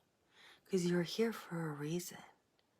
And if you're here for a reason, you're here to do special things.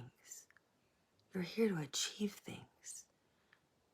You're not here just to try to get by.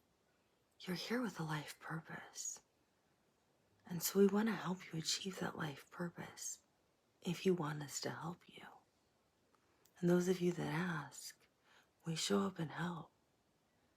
We show up in different ways all the time, in unexpected ways. So we ask that you stop and reflect and think about the unique ways you've seen things in your life over the last 5 years. We're not saying you haven't had hardships, you haven't had loss, you haven't had pain. But what are these unique things that have shown up, that have surprised you, that you would never have expected? That for you came out of nowhere. For us, it was us, the divine, working with God to help you and the way you needed help in that moment, in that time. That's what we ask of you. And that's who God is. God is in you. You are part of God. Every person on earth is part of God.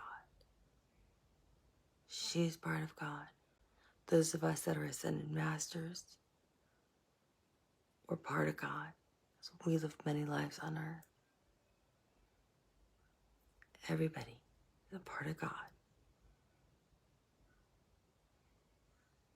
God created everything, and we are all connected through that. So, now, those of us that are in this spiritual realm, living in this more divine side, if you will, work together to help all of you on your journey. When you ask, we don't intervene unless you ask, because that's not our job. But we love all of you as much as God does, or the universe. They're almost interchangeable. They both go hand in hand. We hope this message helps answer a simple part of your question, because it's a very complex question, and we could get very deep and go very deep and very complex for you. We feel this is probably enough for you right now. Thank you for your time. We're done talking.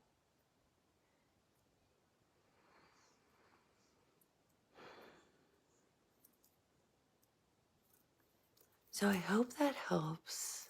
Actually, it's kind of surprising. With some of the stuff I heard. It's not what I was expecting, actually. It's interesting sometimes. I can hear other things that they're saying, but they're not sharing. And I'm glad they didn't go deep, because I think this would have been like a 5-hour discussion. And the deep stuff, or like the next levels, are much more complex about who is God and how is God existed, and how has God been part of our lives, if you will, as humans. And that was really, I wouldn't even know how to begin to explain it, but it was complex, because sometimes when they're talking, they'll show me things. I wouldn't even know how to begin to articulate it as a human being. I'm sure they could have broken it down much easier for us as people to try to understand, but I was just like, oh, please don't go there. Please don't go there. This is really complex.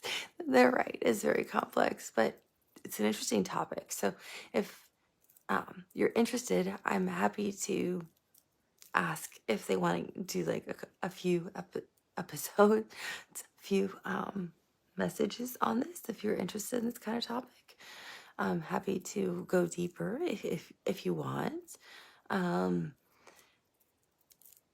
But what I thought was really beautiful was I didn't think about it.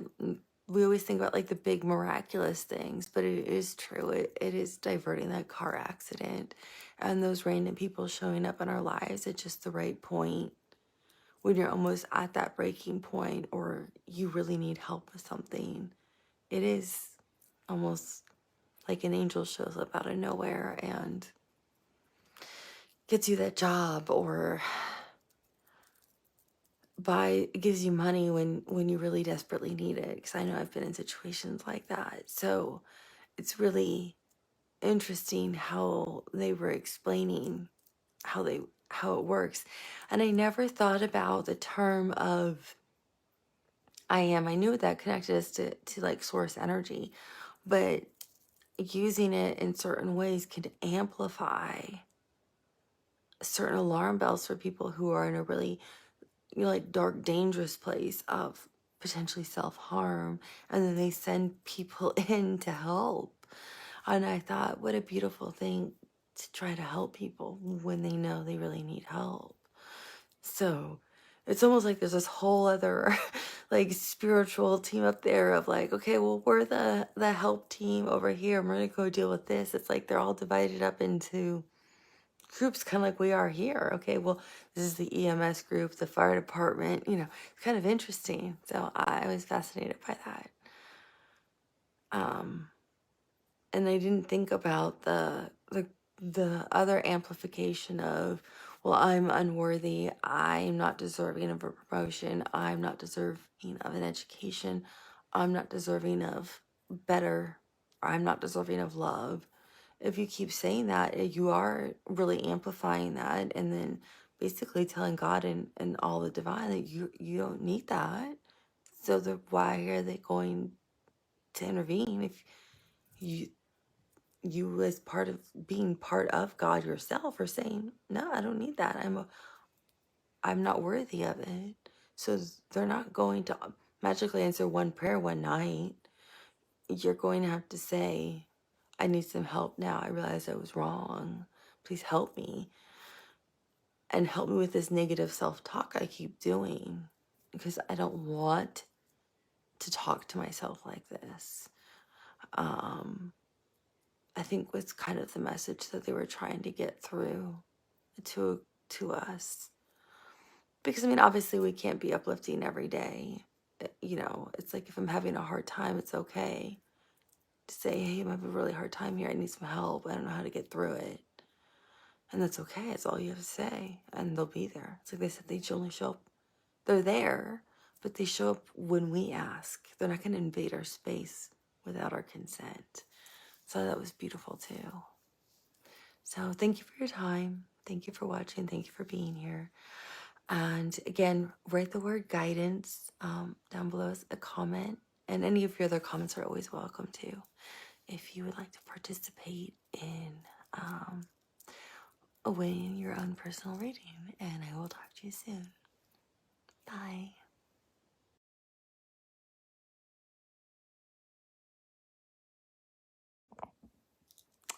Hi everyone, welcome back to the channel, Mystical Mediumship. Thank you for being here. I'm Ava, and I am grateful to share this message with you. I was guided to talk to you about. I am using the iolite stone I used last time when I delivered what I thought was a pretty powerful message. I was meditating with this. It's from Otter Spirit, and it says, I follow the flow and divine guidance. So I was meditating and I was already getting some strong messages, but I was led to wear a different bracelet that Otter Spirit shared with me. And by the way, I love how they're packaged. And they always come in these beautiful boxes. and they always come with a special little way you can, I love they have a little out of spirit here, and they're always inserted in here. But I was guided to wear this one to share, just send the energy out. And this is the sodalite. And you can see how beautiful the blue hues are, and they're kind of intertwined. So you can see they come in the 8mm or the smaller beads as well, the 4mm. So I'm going to wear this on my dominant hand, my right hand, to kind of send the energy out to you, because this one says, I think clearly and speak my truth.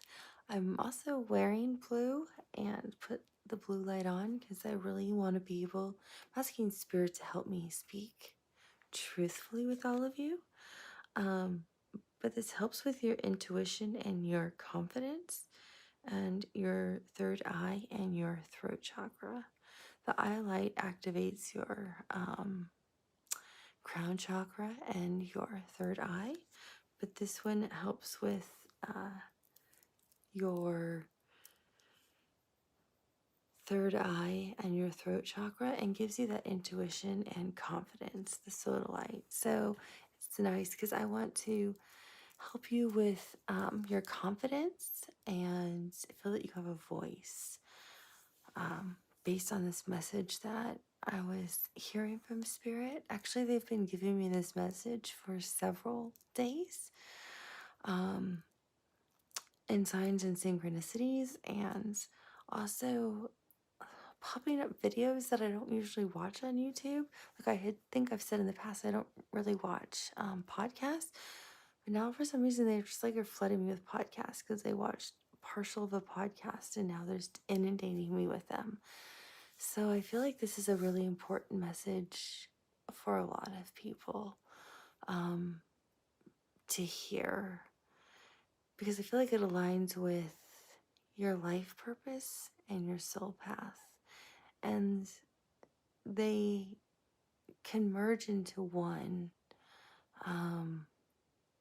as we heard in the last message, which I'll link below, which was a channeled message. So I'm going to ask Spirit to help me try to be more articulate, and actually it's more powerful if I actually hold the eye light in my hand, to give the message that they really want you to hear at this time, because they just keep replaying this thing in my head and showing it to me. So it really doesn't matter what age you are in life. It doesn't matter if you are 75 or 15. What matters is that you listen to that calling that you feel and you follow it. You follow that drive, that passion, that desire that divine is putting in you. The divine is the universe, God, Spirit, your angels, your ascended masters, whatever resonates with you. It is us that are talking to you. We're the ones that are trying to help you follow your life purpose because it merges with your soul path. You signed up for these soul contracts here on earth, and those are things that you chose to want to achieve in this lifetime, which of course overlaps with your life purpose.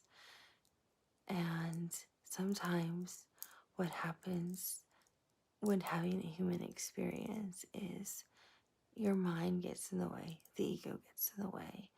People will put labels on you and prevent you from trying to achieve what you set out to achieve, what you know you're supposed to achieve, what you have intended to achieve. And you listen to the doubt, you listen to the negativity, you listen to all the reasons why something will fail. For example, people may say, Well, you have to be 25 to have achieved a certain degree. You have to have been 30 by the time you've started your business, or you have to have been 30 by the time you've had children. And these are actually untrue. These are things that society likes to put on people. These are false expectations. These are things that people like to put on people in terms of labels, and it is actually not real. These are things that people will put on top of other people if they are doubting what they want, what they desire, if they are not following their purpose, their truth, or if they do not understand spirituality, alignment, or if they are not connected with us, with source energy, with the collective consciousness, which we all are. If they are not connected with the guides, angels, with us all talking as one, because we are all a collective consciousness, and we come to you in love, because we love all of you. There is no soul that is loved more than another. You are all loved equally and unconditionally by us, and we try to guide you through your intuition. So some of you may really want to, for example, start a YouTube channel. There is no age requirement to want to start a YouTube channel. You don't have to start at 20 to be successful with a YouTube channel. Some people like to say you have to start at a certain age to be successful, and that is not true. Some people say you cannot start a YouTube channel over the age of 30, over the age of 40, over the age of 50, over the age of 60, and you will fail. That is an unrealistic expectation. When it is part of your soul path, part of your life purpose, you will be successful. And everyone defines and clarifies success differently. So it is also how you set your intention. If you're setting it out to become your livelihood and how you want to fund your family and build your business and create all of your revenue source, it will maybe be a little bit more challenging in the beginning, but it doesn't mean that you will not become one of the most successful YouTube content creators that ever existed. You just need to know that the path forward may be a little bit more challenging in the beginning. It is what you create that matters. If it is in you and it is something that drives you and is something that you have wanted to do and something you're striving to do and something you believe in and something that doesn't leave you, that is us. We are helping you because we know it is in you. It is part of your path, part of something you are here to share with the world, share with others. It's either sharing knowledge, it's either teaching people something. You might have expertise and you want to educate others. It might be sharing or discussing spirituality. It could be teaching others foreign languages. It could be teaching others how to understand mathematics, statistics, how to read. It could be educating young children in basic concepts of phonetics for the simplicity of reading children's books, for simplicity of reading where children are struggling. So it is not wrong at any age where you wish to create a content channel. It is more, why do you want to create it? What is the purpose of creating it? And what drives you? Nothing will ever be unsuccessful if it comes from your heart, your emotion, that desire of goodness, of the desire of wanting to help others, the desire of wanting to help humanity, of to increase knowledge for other people, to raise the vibration of the planet, to raise awareness. It is for those who try to create negativity, to bring down others, to create content that will be harmful for people or discuss negative things, um, comparing people. Like they like to always compare celebrities one against the other. Those are channels that may look like they're more successful, but in the end, they're actually causing more harm than good. So there's nothing wrong at any age for doing something. Do it. If it's in you for a reason. Go create what you're meant to create. That is fulfilling part of your life purpose and that soul path that is driving you somewhere. And we are nudging you in that direction from a very loving place because we know what you've signed up for and we're trying to help you get there.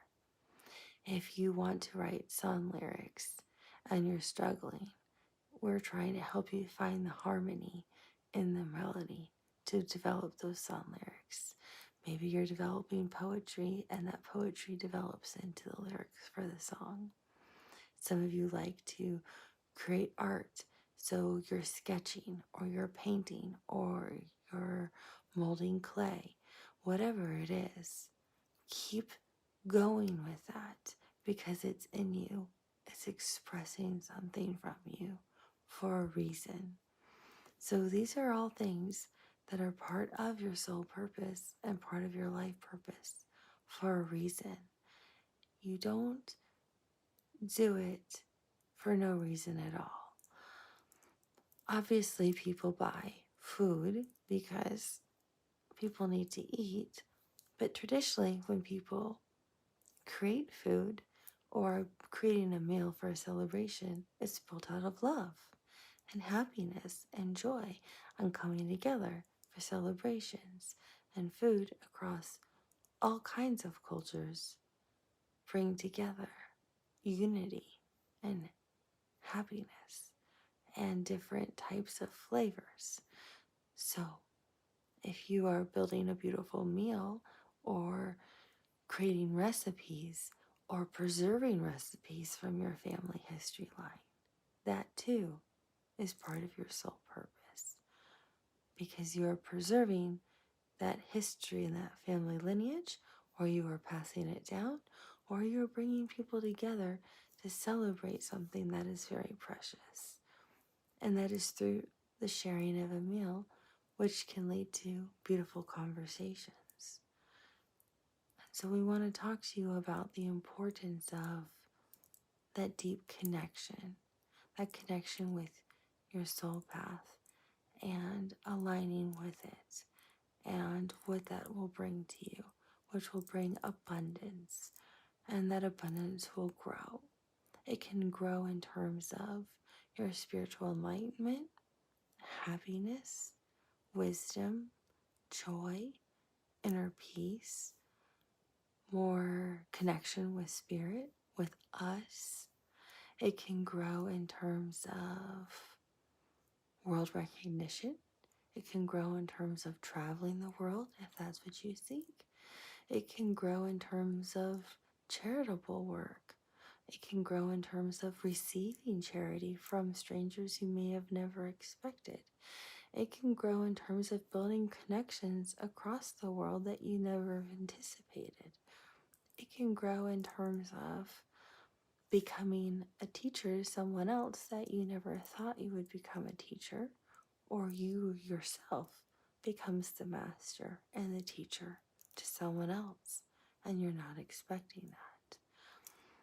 So these things align as part of your soul purpose because these are contracts you agreed to before you came to earth as your soul purpose, yet it's also part of your life purpose as you, which we've said before, open these other doors as part of your life purpose and poke your head in and want to have these other experiences. And they start to merge together because you're connecting the realms together. And when we say the realms, we mean the realm here on earth, living as this ever infinite soul being in this human body experience that you're currently having, which will always retain this knowledge, bringing forth ancient knowledge that you already have as a soul, and you're connecting it with past knowledge and tying the two together. And you are also bringing it forth with future knowledge that you will have. So you're intertwining your past knowledge to your current knowledge to future knowledge you will have. And in doing so, you build a multidimensional world within your reality where you can start to see how everything is interconnected, how you are deeply connected with Source, with us, how you can tap into us and connect with us whenever you choose to do so, and whichever way you choose to do so. If it's through prayer, through meditation, through nature, through wearing spiritual beads, prayer beads, crystals, like the idolite that Ava likes to hold in her hand, or the sodalite crystal here, where she's trying to share the confidence and the intuition for you to trust what you really want to try and do, and letting go of the labels that people keep putting on you of, you can't do this isn't right, this isn't part of what our family does, this isn't part of what our friends do, this isn't part of our religion. There's no right or wrong. There's only what's right for you and what sits right in your soul and what makes you fulfilled and happy. So if you follow what makes you happy and follow what makes you fulfilled and follows your love, you're following the flow of source energy, which is us. And we're leading you towards your bliss, your happiness, your total fulfillment as part of your soul purpose and part of your life purpose. And as you start to follow that stream, it becomes easier and easier, and you become more enlightened, and the depth of your understanding grows. And in growing more, you become upgraded more, if you will, meaning the more you practice that, the more attuned you are to us being around you, and the more receptive you are to the way we communicate with you, because we communicate with all of you. Just all of you need to hear us differently. So for some of you, we communicate with signs and synchronicities. Some of you, we communicate through animals. Some of you, we communicate through color. Some of you, we communicate through sounds and frequencies. Some of you, we communicate through dreams. Some of you, we communicate through your intuition, through clairvoyance, clairaudience. Some of you, we communicate through all the different realms. Some of you, we actually channel directly through, and you don't even realize we're actually channeling through you. So it's really realizing the importance of shedding all of those labels people have put on you of you're not smart enough, you're not intelligent enough, you have to follow what we've always told you to follow. You're too old to do this. You can't get married now. You're too old to be married. You will forever have to be single. You can't become a parent at this age. You can't start a YouTube channel. You can't make a major life change and change your entire career. You can't move around halfway around the world now. Why? Why can't you? Why can't you follow what your heart is telling you to do? And your heart being your soul. because your soul is speaking to you, and it's speaking to you through us. And it's speaking to you through us through repetition, that constant nudging, that constant reminder. And you know it's us because every time you hear it or you feel it, it brings you peace, brings you happiness, and it makes you feel love. If it doesn't make you feel loved, or it doesn't make you feel good, or if it doesn't bring you peace, it's not coming from us. That's how you know the difference when you're trying to use your discernment, because we'll reassure you through peace, serenity, love, calmness. And that's how you know it's us reassuring you with the decisions you're trying to make. And you also have to understand not everyone is at the same level you are spiritually or as enlightened. And that's okay too, because everyone's on their own spiritual journey. But it's not for you to take on all their burdens.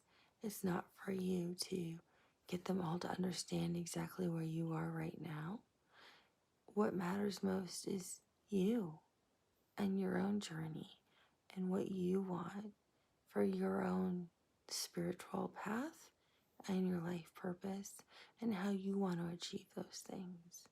But don't let anyone tell you you can't do something, because you can achieve greatness if you want to, because we are here with you, supporting you the entire time, because we love you unconditionally.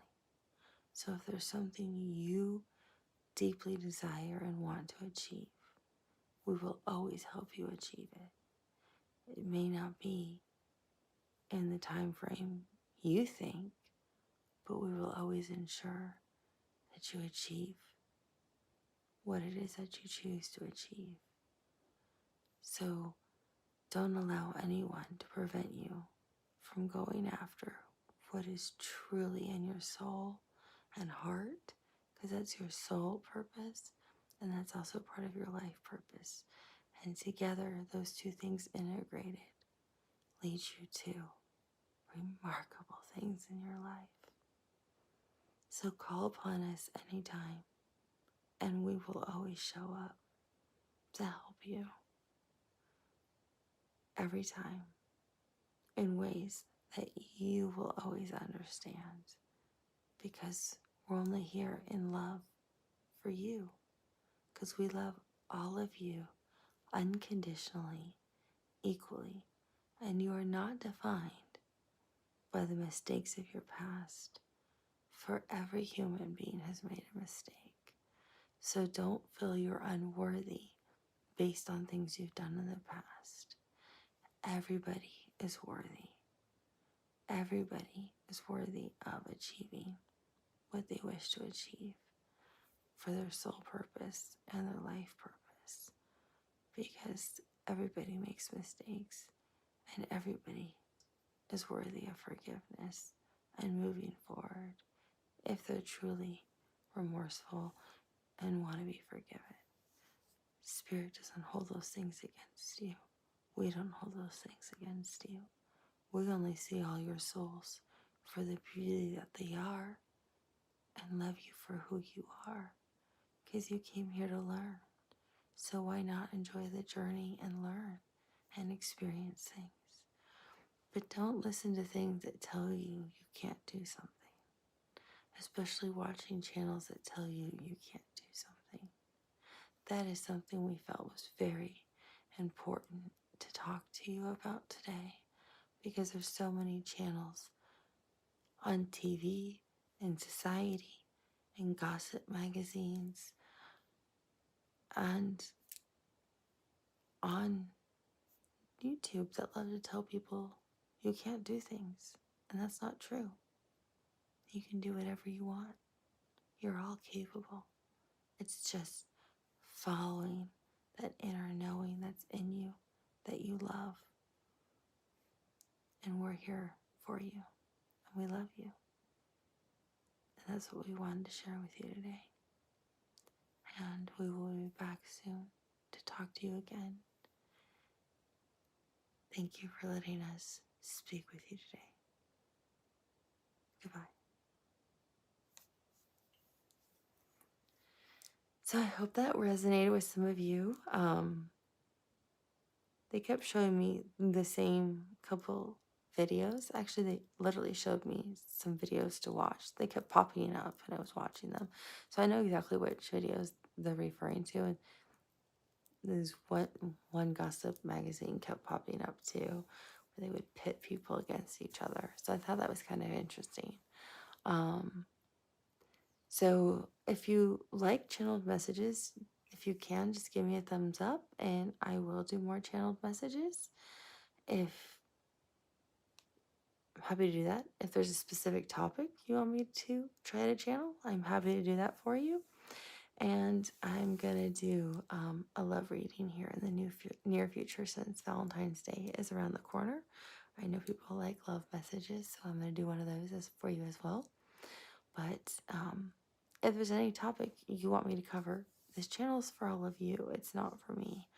So if you don't want to post it in the comment section, you can email me privately and I will do a video on the topic of interest for all of you.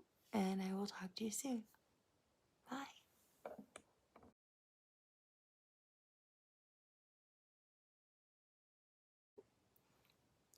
Hi everyone, welcome back to the channel, Mystical Mediumship. I'm Ava and thank you for being here.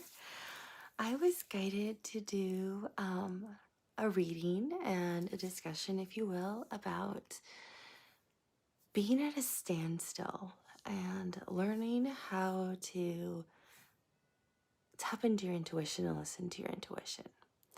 So I don't know if you feel like you're at a standstill right now, or if you've ever been at a standstill and trying to connect with your intuition, but I think it's important that we all understand how to listen to our intuition and our calling when we are at a standstill in life, because we all do come to those points in life.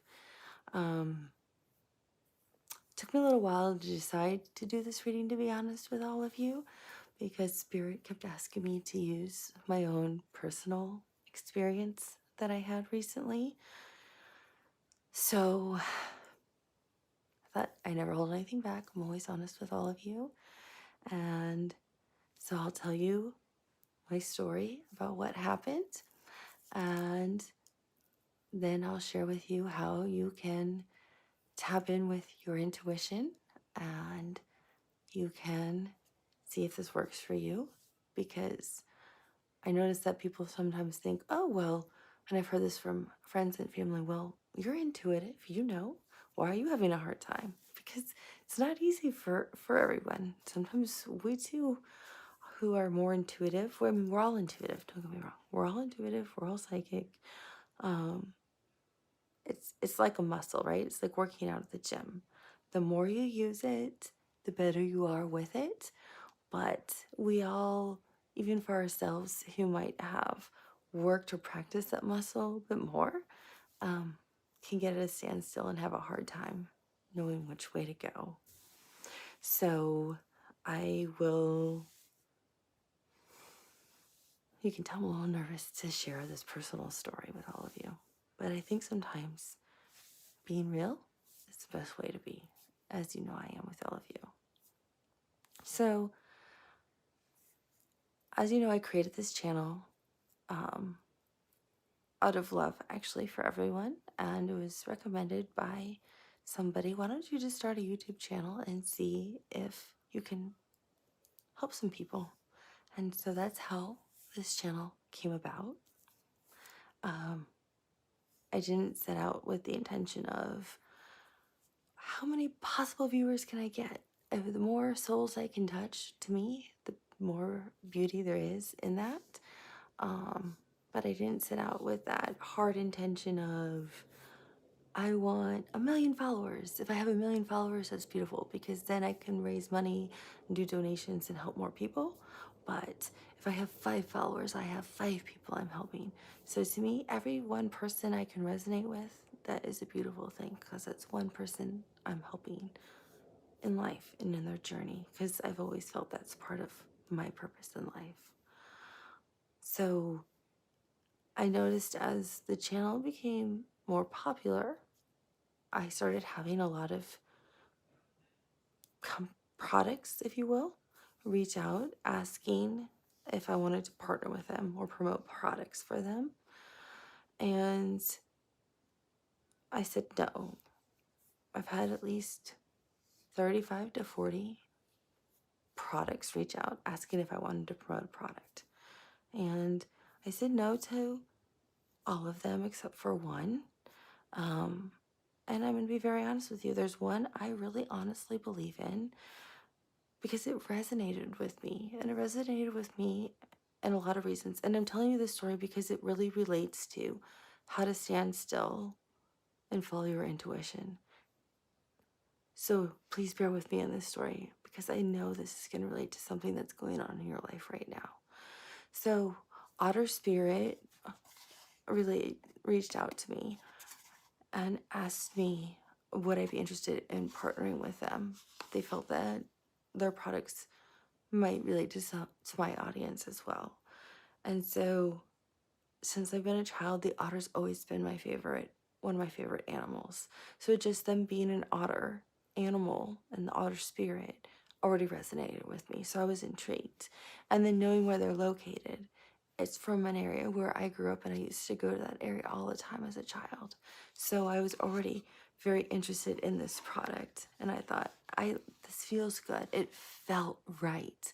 So you know those things that feel right and feel good in your soul? You know it's right. That's source, that's God, that spirit confirming things for you. Something feels good. So I immediately said, yes, this feels good. When I looked at their products, it felt good in my spirit, made me happy. Where everyone else just didn't feel right. It was immediate, no, thank you, no, thank you. I was always polite, but no, thank you. So that's why I don't have a problem sharing this product with people on my channel. There's always a link below and there's always a discount for 20% off. If you're interested or not, it's just something I feel guided to want to share with you because their crystals are beautiful. So I actually got a new one, ironically, today in the mail. Yesterday was my birthday.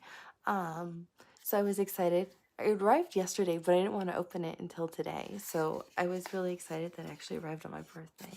And they always arrive with this beautiful message. And this does lead to what I'm talking to about standing still because it's really ironic how this occurred. And it says, each gemstone tells us a unique story. Now it's your turn to write yours. And then I got the Australian lemon, I think it's called the Chiro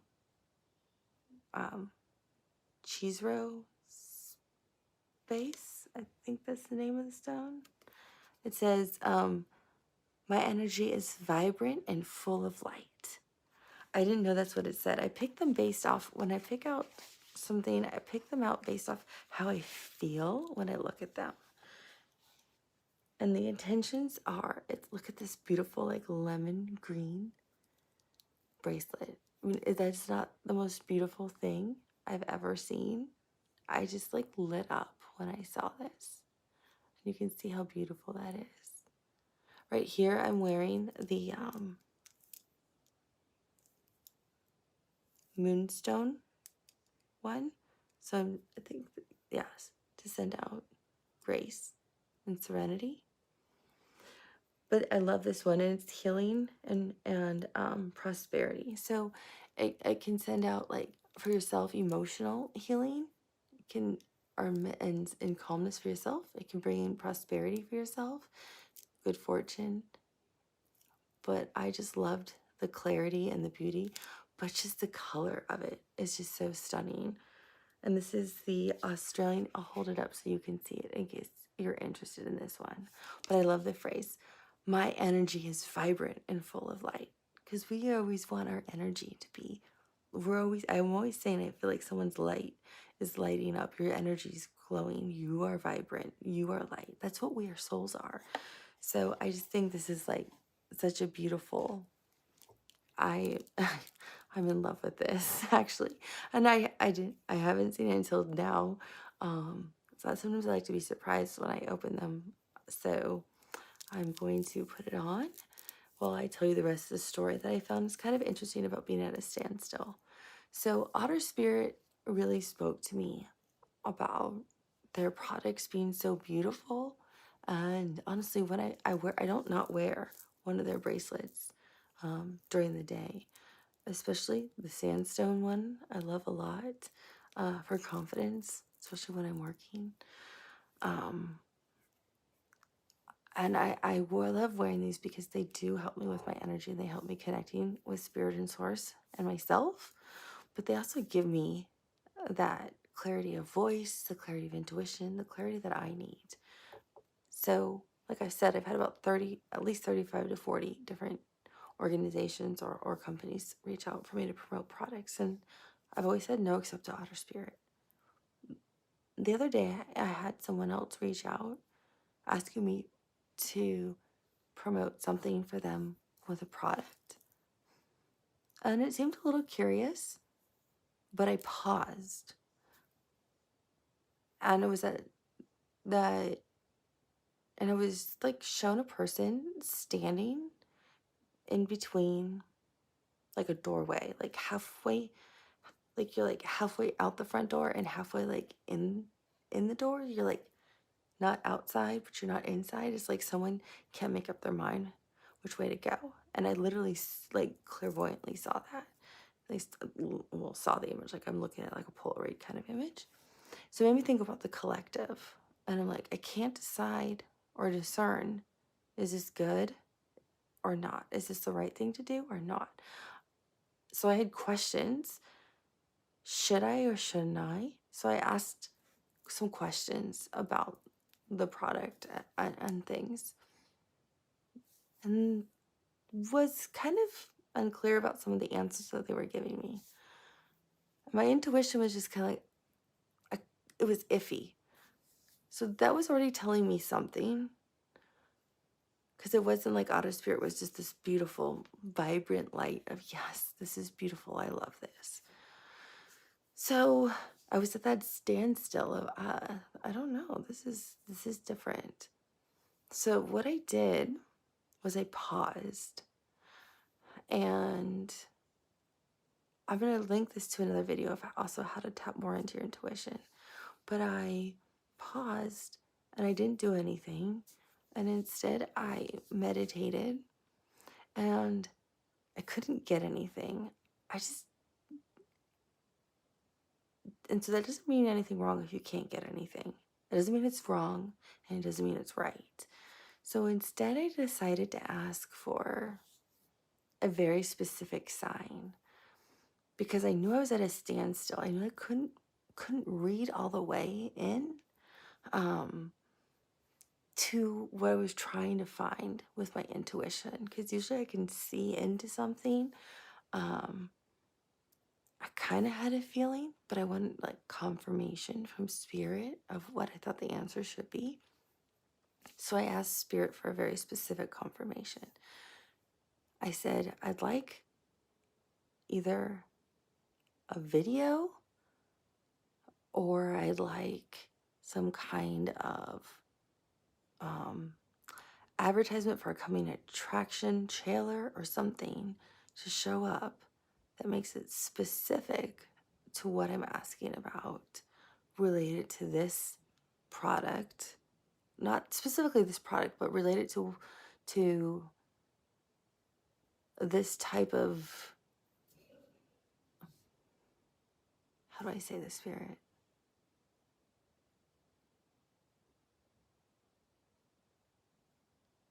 I was seeking information and asked for a very specific sign with a video or an advertisement that was shown through a Netflix coming attraction trailer because I watch Netflix videos.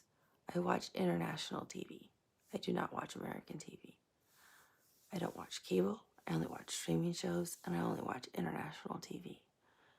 I asked for a very specific sign based on either a coming attraction show I would want to find on Netflix that would specify something, either this is 100% positive based on what I may be seeing related to this type of thing, or something would show up on my phone with a huge warning saying, this is not good. And I wanted that to come within 24 hours based on when I asked that question. That's exactly what I asked for. That's exactly what the kind of information and clarification I was seeking to know about this other product. The next thing I know, 10 minutes goes by. Thank you, Spirit. They helped clear that up. That's what I was looking for. But 10 minutes goes by. I pick up my phone. I've never watched a podcast in my life. Sorry, guys, I'm a little behind times. Never watched a podcast in my life. I opened up YouTube. I think I was going to post like a little, photo image thing or something. And there was a video. And it was a podcast. And the podcast was all about warning. It's really interesting attorney who was being interviewed, I guess by a famous podcast person. I don't know, but they have, no pun intended, like 1 million followers after I referenced 1 million earlier. And was warning YouTube content creators not to be very cautious about who they select to promote on their channel, because a lot of people will sign up to promote products and people will get in there, and what this one product actually wanted was access to my channel, which seemed a little odd because that's usually not what people ask for. And they'll get in there and take all your money. They'll never pay you your money. They'll do nefarious things that maybe are not on the up and up. And so people actually are harmed by the things they're trying to do to earn money, because a lot of people on YouTube are using this as their main platform for the whole source of income. So I found it rather interesting that I had asked for a sign within 24 hours based on an advertisement, specifically either on Netflix, me looking for new international shows to watch, or a video. And here comes this podcast video on YouTube to confirm what I was seeking. So I was at a complete standstill, didn't know should I or shouldn't I. It was very clear, loud and clear with that message. I didn't even have to watch the whole video. It was extremely loud and clear. Do not move forward with this. Because I was so happy and overjoyed with Otter Spirit and their beautiful products. And you can just see how beautiful it is just on the light right there when I wear their jewelry. And I've had other people purchase products and already reach back out to me telling me how much they enjoy wearing them. And I've had personal emails sent to me saying that they felt their energy change when they've purchased them based on things that they're searching for and what they need. So I know that this was the product because this product just spoke right to my heart and soul. The other product made me pause. So if you're already pausing about something, it's okay to pause and think. There's nothing wrong with that. But if you're already pausing and you're already starting to feel, I'm not sure, oh, this doesn't feel right, those are signs of your intuition probably telling you something doesn't feel right. So it's okay to listen to your intuition. If you want more confirmation that your intuition is correct, like I did, because I kind of wasn't just listening to my intuition, I wanted more confirmation that my intuition was right. I just wasn't quite listening to it. You can ask for very specific signs like I did. I'd like a video of someone saying something about this, or an advertisement about a product, or I'd like a trailer on something to let me know or confirm that this is not for me or this is for me within, and you can even specify the next 24 hours based on whatever time frame you state. So that was really interesting because it helped me realize I didn't have to be at a standstill anymore. It was clear. This is not for me. I don't want this. I don't want to have anything to do with this. This is not what I'm about, and this is nothing I would ever want to introduce anybody that I cherish, like the people who watch my videos, if they're a part of my channel or just want to watch a video. I would never want to introduce people to something that could bring down negative activity for them. I would never want to introduce people to things that wouldn't be in their highest good. So I feel like that's an important message for a lot of you, because I feel like a lot of you are at crossroads, meaning you're trying to use your discernment on how to make a good decision, and you already have the ability to make a good decision, and you're just not recognizing that. You either already have the positive knowing, it's either a feeling, a hearing, a thought, emotion, you just already know, and you just want additional confirmation. You can ask spirit, and sometimes you can put time frames on it like I did. You can say within the next 24 hours based on if it's from 9 p.m. in the morning, a.m. till 9 p.m. at night, 9 a.m. the next morning, so you're giving them full 24 hours. Or you can say within the next 12 hours. I want to know this between 9 a.m. to 9 p.m. I want to know within this 12-hour window. Please give me a sign such as I want to hear this song, this very specific song. You can even give them a song you want to hear. And if I hear this song, this is confirming that this is good for me. So you can even say, this means this is a positive thing. If I hear it randomly, not you go search every, radio station possible, or you search your favorite playlist knowing it's going to play on that playlist. You can just, if I randomly hear this song within this time frame, this means it is a sign from you, spirit, God, universe, source, that it is in my best interest. So these are different ways you can use and work with spirit to help confirm your intuition for you, what's in your highest good. Because everything for you is meant to be in your highest good when you want to use your intuition about how to get out of this standstill of, do I go right or do I go left? Which way do I move? If you just follow your intuition, you're always moving in the right direction. You're always in flow. You're always in movement of your path, of your purpose, and of source energy, and of love. So as long as you're always moving in that flow and you're not trying to fight against it, you're always going in the right direction. It's just tapping into that. So as long as you realize you have the power within you, you are highly intuitive beings. All of you have it. All of you are love. All of our souls were created out of love. You can do that. And if you feel you need a crystal or a bracelet, you can order one from Otter Spirit. If you feel you just need it through prayer, do it through prayer. You need it through meditation, do it through meditation. If you feel you need your whole spiritual team are your guides, your angels, ascended masters, loved ones who have crossed over. It's the whole collective consciousness working with you to give you that insight. All of that's there for you. It's just asking for it, and they will give you the answer. If you are not trusting your own intuition, because you already have it.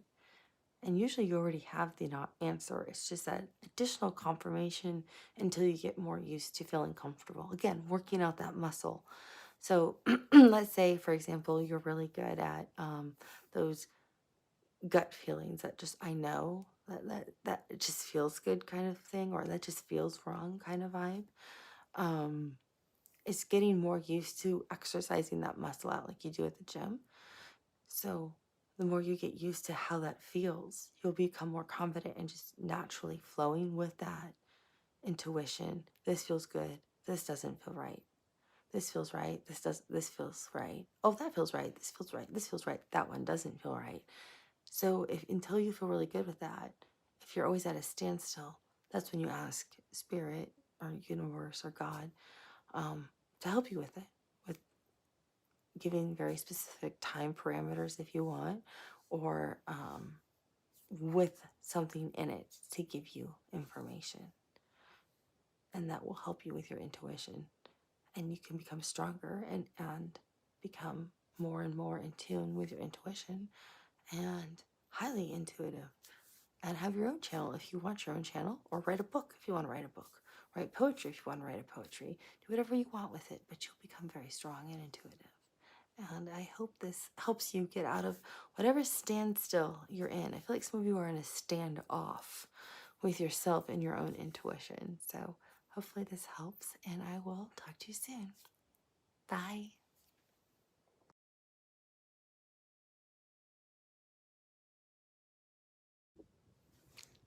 Hi everyone, welcome back to the channel. Thank you for being here. Thank you for liking, thank you for sharing, and thank you for being just a part of the community and for watching. This is Mystical Mediumship, and I'm Ava, and I am grateful that you are all here. I had a really interesting message I wanted to share with all of you today, and it's about the power being within you. I think this is a message that is really important, and a message that is meant to reach all of you at the point in time that you hear this. You're probably ready to hear it whenever you hear it. It's a timeless message, and it's a message that really resonates with me, and I think it's something that Spirit keeps trying to relay over and over and over again, but sometimes gets lost maybe in other messages that I'm also talking about simultaneously. So they asked that I make this as a very specific, separate message from everything else. So the power being within you, meaning that you yourself have everything connected within you, your soul. You don't need other psychics, other mediums, other people to read tarot for you. You don't need anyone but yourself to find clarity, find wisdom, find the information you're seeking, because you have all the power within you if you choose, because you have the capability with your soul to connect directly to God, universe, source energy, spirit. We all do. That's how I do it, is I actually do it two ways. I do it through, as you notice, I always wear spiritual beads, and I'm actually wearing one right now, the sandstone from Otter Spirit, which I absolutely love. I think you guys have seen me recommend them before. And sometimes I'll meditate or pray with one in my hand. And I actually am right now holding one in my hand. And this is the white agate. And it comes with a little card, and it's the white agate. It says, "I welcome clarity and serenity." So I actually was meditating ahead of time with this in my hand, like this, before I started the reading, for clarity and to make sure I could deliver the message correctly for all of you from Spirit. And I think, so I'm going to put it on my left hand because it's my non-dominant hand. So when you want to receive the energy for crystals, this is a way for you to connect with Source, Universe, God, for your own intuition, your own guidance. These are the two things I do. put them on your left hand, and then I put the sandstone, which brings confidence, and you put it on your, I'm putting this on my dominant hand, so I'm trying to send the confidence out to you so you can try. And this again is from sandstone, and this is from otter spirit as well. So you can see, you can get them in larger or smaller. So I have howlite on, sodalite. This one I can't remember off the top of my head, but this one connects me to the angel realm. So they come in 8mm and 4mm, and then the sandstone, which connects you to confidence. And they come with little cards that'll tell you what they connect to. This one's intuition and healing. The one I just got in the mail, the white agate, and it's my crown and root chakras. But I like the message. I welcome clarity and serenity. And so these are the things I'm bringing in, and then I want to send out confidence to all of you with the moonstone. So you always want to put it on your non-dominant hand. So obviously if you're left-handed, then you'd wear them on your right hand. If you're ambidextrous, you can then pick.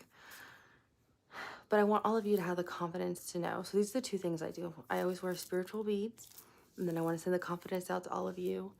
And then I will meditate or pray, or I do both actually. But you want to really quiet your mind. And this is how you can kind of get that power within yourself, because all of you have the same power to do what I do. And no one is more special than anyone else. Everyone is psychic. Everyone is intuitive. We all have those intuitive nudges and feelings. And you can do that in your daily life. And it's to help you be able to answer the questions you are seeking. So, oh, and I'll put a link below too. So if you want to purchase any of these from Otter Spirit, they donate $1 for anything that's ever purchased to help save the sea otters in wildlife, which I think is a beautiful thing too. So I'll put a link below, and everyone gets a 20% discount for anything they purchase. But the beautiful thing is you can do exactly what I do, meaning you can connect your soul directly to universe, God, source, the way I do. So it's taking the time to calm your mind, be quiet. Some people are like, well, I can't calm my mind, it's always racing. And that's okay. That's also kind of like with the mindset of how do you shift your mindset, which I'll link that video below. You can use that mantra, and I would recommend using the mantra I am, because that connects you right to God's source energy. So you could just start with like, I am Ava, I am love, I am serenity, I am clarity, I am confident, I am the sun, I am the angels, I am divine, I am love, I am humanity, I am peaceful, I am confident, I am grace, I am harmony, I am balance, I am peaceful, because hell light brings in peace. So you can just start to think of things that you just are, and that starts to calm you down, and it'll start to lift your vibration because you're just saying things you are. I am source energy, because you are source energy. I am connected to the universe. I am part of God. I am part of source. I am part of spirit, whatever resonates with you. I am divine. If you start to say those things, that'll start to calm your mind down and put you in a more high vibration. And then you can start to seek for what you're looking for. I personally think it's easier to do it with your eyes closed, because you won't have the distractions of everything going on around you. And for some of you, you may see colors, you may see flashes of color, and that's energy. Some of you may see pictures right away or images. Some of you may just intuitively feel something. Some of you may just all of a sudden know something in your head. You may get overwhelmed with emotion about something that you're seeking thought of. But as you start to feel more and more calm, and if you start to practice this every day, it helps. But as you feel more calm, like for about 15, if you can do it for about 15 minutes, sometimes it helps with just controlling your breathing, the deep breath in and the deep breath out. I recommend taking a deep breath in through your nose, like, and then holding it to the count of 3, and then blowing out for 4. So maybe that will help you to calm down if you don't want to do the I am mantra and just focusing on your breath. But if you can do that for about 15 minutes, and if you're just focusing on your breath with your eyes closed, it'll help you connect to source energy, God, again, whatever resonates with you. And you can ask a question, and it can be simple, like, is this a good career opportunity for me? That's all you have to know. Like, is this a good career opportunity? Maybe you have a job opportunity in front of you. Maybe there's a place you want, maybe you're currently somewhere, but there's another opportunity that's presenting itself and you're not sure. The answers will come. You might know it right away. Like, immediately the answer will pop in your head, yes. Don't doubt it. The answer's there. That's not your ego. So the problem is we doubt ourselves. The divine answer will come immediately. Then we start to doubt ourselves with our own ego, right? You might immediately see something like a bright sunbeam or something, or a bright color that's like your color of affirmation, that you think, oh yes, that's a color that always resonates with me when I feel happy, or it's a good idea. That's energy confirming something for you. Or you just might feel happy, and that could be your confirmation. But you already have that power inside you to connect with source, to give you the answers you're seeking. You don't have to pay thousands of dollars to people everywhere around the world to try to find the answers, when you have the ability to do it yourself. And I think sometimes we forget that we can already find a lot of those answers ourselves. Sometimes too, it helps if you can't find the answer right away. It's okay. It might come in a day or two. Maybe a song will play, and that song is singing like Walking on Sunshine, and that makes you really happy and you're excited. And it's just, or maybe it's just like your song, like your go-to happy song. Like, one of my favorite songs is ABBA Dancing Queen. So if I hear that song, I'm like, this is one of my happy songs. That's like my go-to dancing song in my room by myself. So maybe some song will play that you're like, oh my gosh, yes. And so that's like a confirmation for you. So you also look for those signs and synchronicities. That's another way spirit will communicate with you, to confirm something for you if you're seeking an answer to a question. Because you have all the power within you, in your spirit, in your soul, to get the answers you're seeking. You don't have to look outside. All you have to do is look within to get the answers you want. They're all there.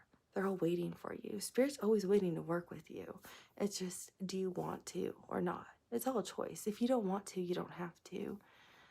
And you can always have other people help you with that if you choose to have other people try to give you the answers. But if you want to know how to do it, you can, because you're just as psychic as everyone else. It's just, do you choose to want to be that way? No one's more special than anyone else, because we all are. We're all special. We're all beautiful. We're all intuitive. We're all psychic. We all have these abilities. It's just, do you choose to want to connect that way and seek that information or seek that confirmation? You can also ask for, if you're struggling, you can say, after you try it a few times, you can also say, can you just give me the synchronicity of oranges? And you might just start to see the color orange everywhere. People might offer you oranges to eat. You might get orange juice when you ordered cranberry juice. And next thing you know, your next few days are just filled with like oranges in every way possible. And you're just like, oh, okay, I can't ignore it. I can't escape oranges. Enough. I get it. This is a confirmation for what I was asking about. Enough with the oranges. Thank you, Spirit. I appreciate it. Message received. We can stop with the oranges now. So you can ask for a specific synchronicity too, if that helps. You can say, I want clarity by seeing specific animals, or you can say, I'd like to dream about otters during the night, or you want to see birds in the sky, or you want to dream about the sea. Whatever it is, you can ask for specific confirmations in different ways, and spirit will work with you for how you choose to try to find synchronicities. But those are ways spirit will work with you. If you're struggling or you want something a little bit clearer, more concrete, they'll help you and they'll work with you, because you have the power in you if you want to activate it and work with it and work with the universe and work with God and spirit, to be really in tune with your own intuition and answer some of your own questions on a daily basis instead of constantly trying to seek them somewhere else. So that was a message I was told to share with all of you today. I was also told to share another message with all of you about how to really read tarot. If you're interested, it's a very easy way to read tarot. So if you're interested, let me know.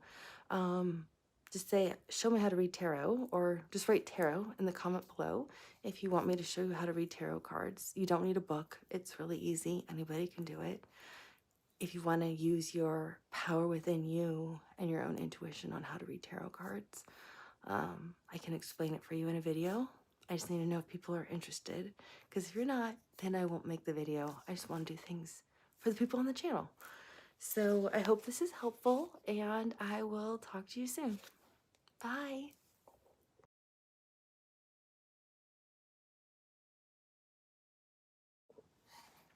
Hi everyone, I'm Ava. Welcome back to Welcome back to Mystical Mediumship, and thank you for being here.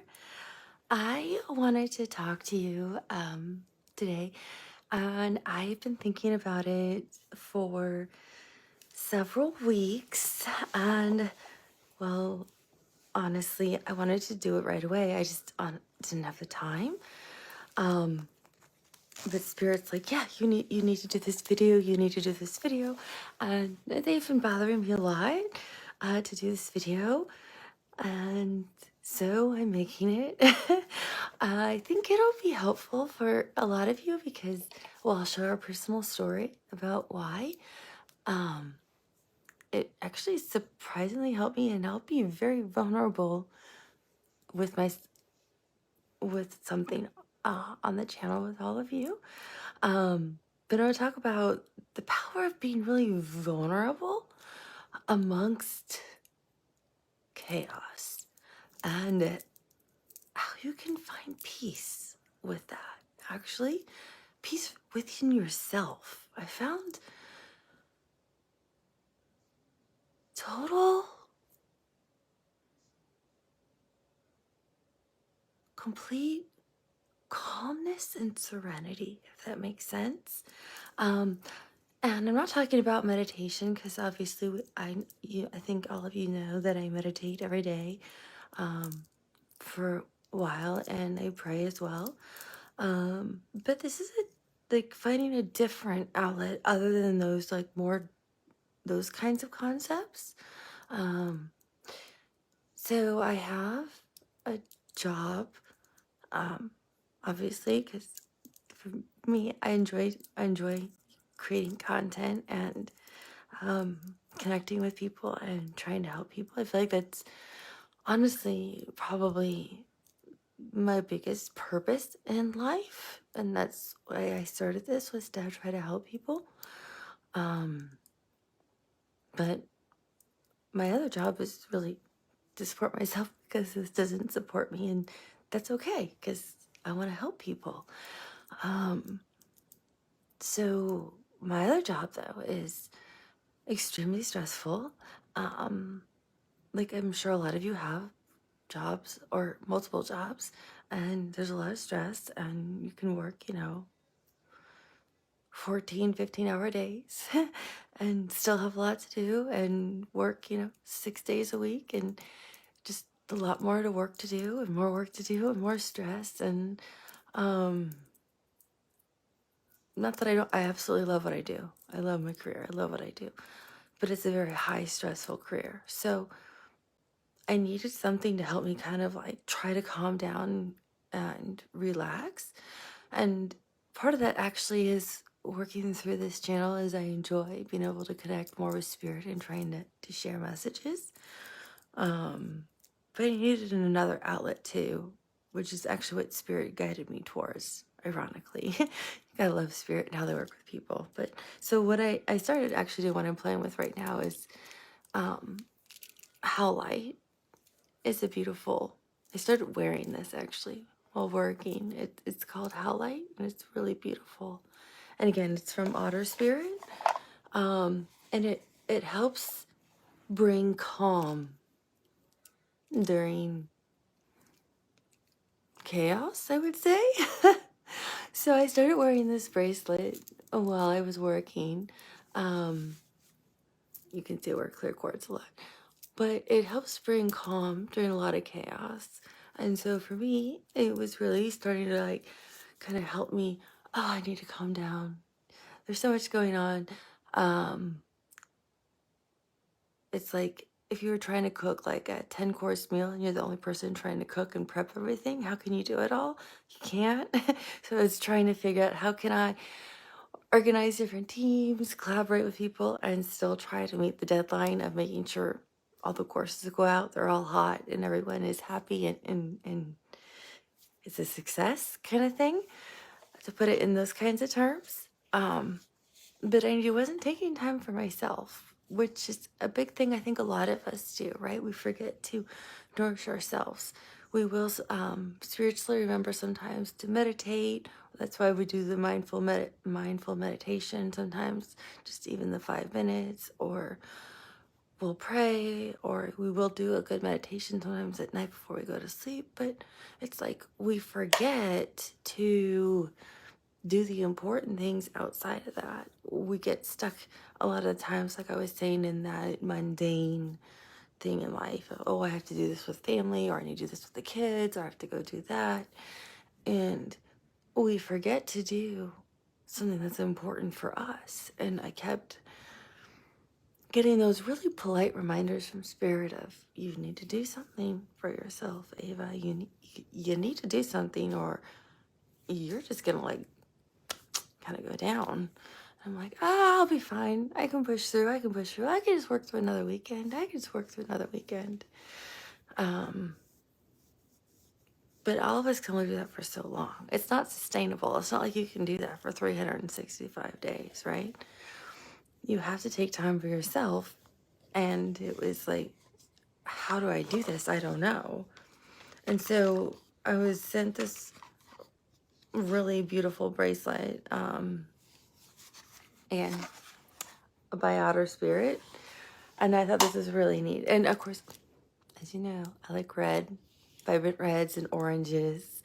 It's carnelian, and I am fierce and passionate. And you guys can tell that I get excited when I think there's something interesting Spirit wants me to share with you. And this story is a really weird, interesting story I think you're going to like, about how vulnerable I put myself in a position, but it put me in such a calming place. I think, and I'm willing to show you too what it is. So I think you might have a great laugh at it as well, which is okay with me, because I kept it too, because I know what peace it brought me, but I don't mind laughing at it either. So it's being able to find something for yourselves in all this chaos in life, but being able to be vulnerable simultaneously. And it's incredible how strong and empowering it makes you. So the carnelian is obviously fierce and passionate, and it gives you the confidence that you need to do things. So I'm going to put it on to, and I kind of actually like how that pairs with the Howlite. Howlite pairs well with a lot of things. And I put on kind of the red light to kind of ignite that fire. I always say, I post a reading I did a while ago during Virgo season, the power of red. I think the power of red is a great, powerful color that is really underestimated. People like to mask it as this like dark, negative color, but I think red is a really powerful, good, fierce color that can ignite your passion, can ignite your confidence, can help you overcome obstacles or this chaos that may be going on, or these turbulence that may be going on in your life right now, or obstacles you're trying to overcome, and can really help you be successful. So I recommend the power of red in integrating that into whatever you need in life. I'm going to post that reading because I was given that message like a week ago, and I made note of it because it's like Spirit kept saying, you need to remind everyone of that Virgo season reading, because I made it for like an all collective reading, because it's like something about the power of red was really pertinent again right now for everyone. So there's something about the power of red is really potent again, this power of red for everyone. So like I had said, I have kind of a very, like this, for example, this whole week, my days start around like 5 a.m. and I work till at least 10 or 11 o'clock at night. I'm on calls with either Europe or Asia, and I'm speaking in at least one or two other languages as well, either on these calls or in emails. And then I'm doing my work in addition to that. So I'm responsible for a large team as well. So it just puts additional stress on, knowing we also have these big deadlines. We have to hit certain deadlines too to keep things going within the organization. And that's been ongoing since the new year. So I'm filming this on like January 22nd. And I'm tired. I'm tired, and I don't see it letting up anytime soon until maybe I take a vacation in the summer, because I'm planning one for a week. But like, I think a lot of you are in the same boat. You're either fiercely looking for a job, so it's like 24/7, different resumes, different cover letters, or you're working multiple jobs, or you have the same kind of job like I have, where you're working all the time at the same job, and there's no reprieve to just stop your mind from constantly thinking, and it's hard to get away from that. So I'm not an artist. I've never picked up a paintbrush in my life. And a friend of mine had said, oh, there's this really interesting intuitive painting class about how to tap into the flow and paint. Are you interested in taking it? And I'm like, oh, sure, that sounds really interesting. I'm interested in anything intuitive. So I signed up for the course. It was like a 4 or 5 hour class long. I show up, I walk in, the teacher was there who was teaching the course. Turns out she's a famous artist, of course. And then another woman's already there who's also very well known in the community and sells art for, 4 figures. So does the other one. The other woman sells her art for a lot more. And I already walked in though, and the energy was just like amazing. You know how you walk into a place like, wow, the vibes are amazing. I said, the energy is amazing from the two of you. And then the other person comes, and she too is an artist. And I was like, oh, this is going to be great. But the women were amazing. Of course, they're all incredible artists. I have never even held a paintbrush in my entire life. Even as a child, I had never painted. So it was quite an interesting experience. taking this painting course with a well-known artist and two other women who are artists themselves and well-known painters locally and sell their art locally for a lot of money. And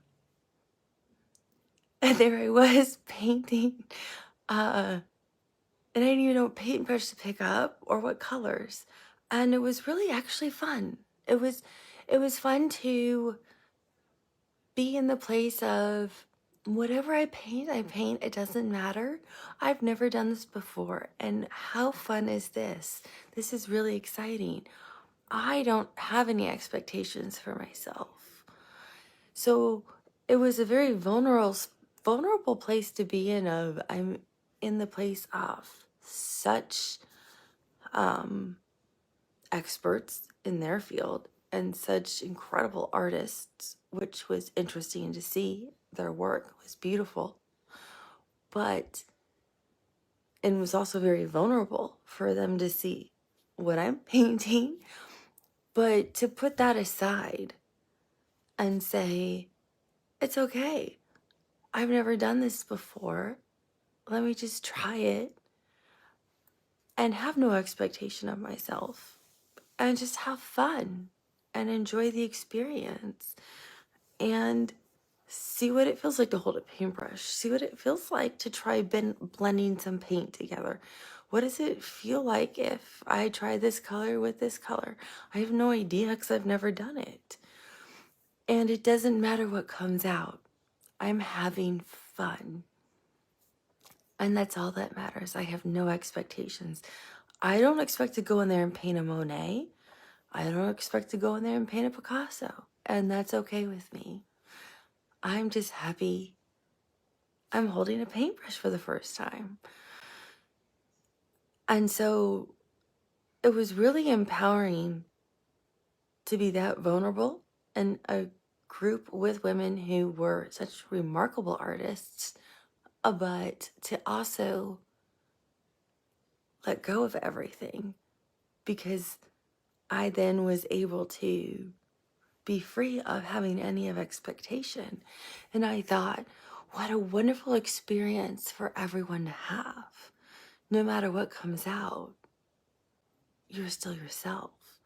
So I thought, if you can find an outlet of whatever you're doing, and if you've never tried meditation in your life, try it.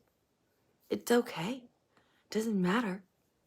Don't have any expectation. If you can go in, and what it did during it was a 4 or 5 hour class, I stopped thinking about everything else. I no longer was stressed. I no longer had anything going on in my head about anything other than trying to paint. I wasn't comparing myself to anyone in the class. I wasn't thinking about work. I wasn't thinking about these other obligations I would have, other things I had turned down and people's feelings I may have hurt. I was just doing something for me for once. So I'm thinking that's very empowering if you can navigate your way through all the chaos in life and find something, if it's once a month, because I know realistically we can't do these things every week or they'd be really nice. But if it's once a month or every other month, find something that you can find, like I did, that you don't care what the outcome is. You don't have any expectation for yourself. If it's painting, I've never painted before, so you have no expectation for yourself. I've never taken photography before, so I'm going to go and try to take some pictures, and whatever comes out, comes out. I'm just going to enjoy the experience. Or you've never done an outdoor yoga class, or you've never done yoga. You just want to try it to experience it. Go try it and experience it. You've never tried writing poetry, but you've only been trying to write a poem. Just try writing them and have no expectation about what comes out. It's just giving yourself that free time to let go of any expectation of what comes out of you.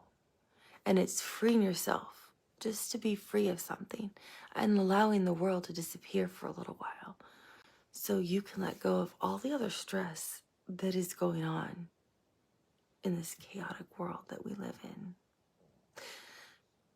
So here's the funny part you can laugh at is the painting that I painted, because it is quite something.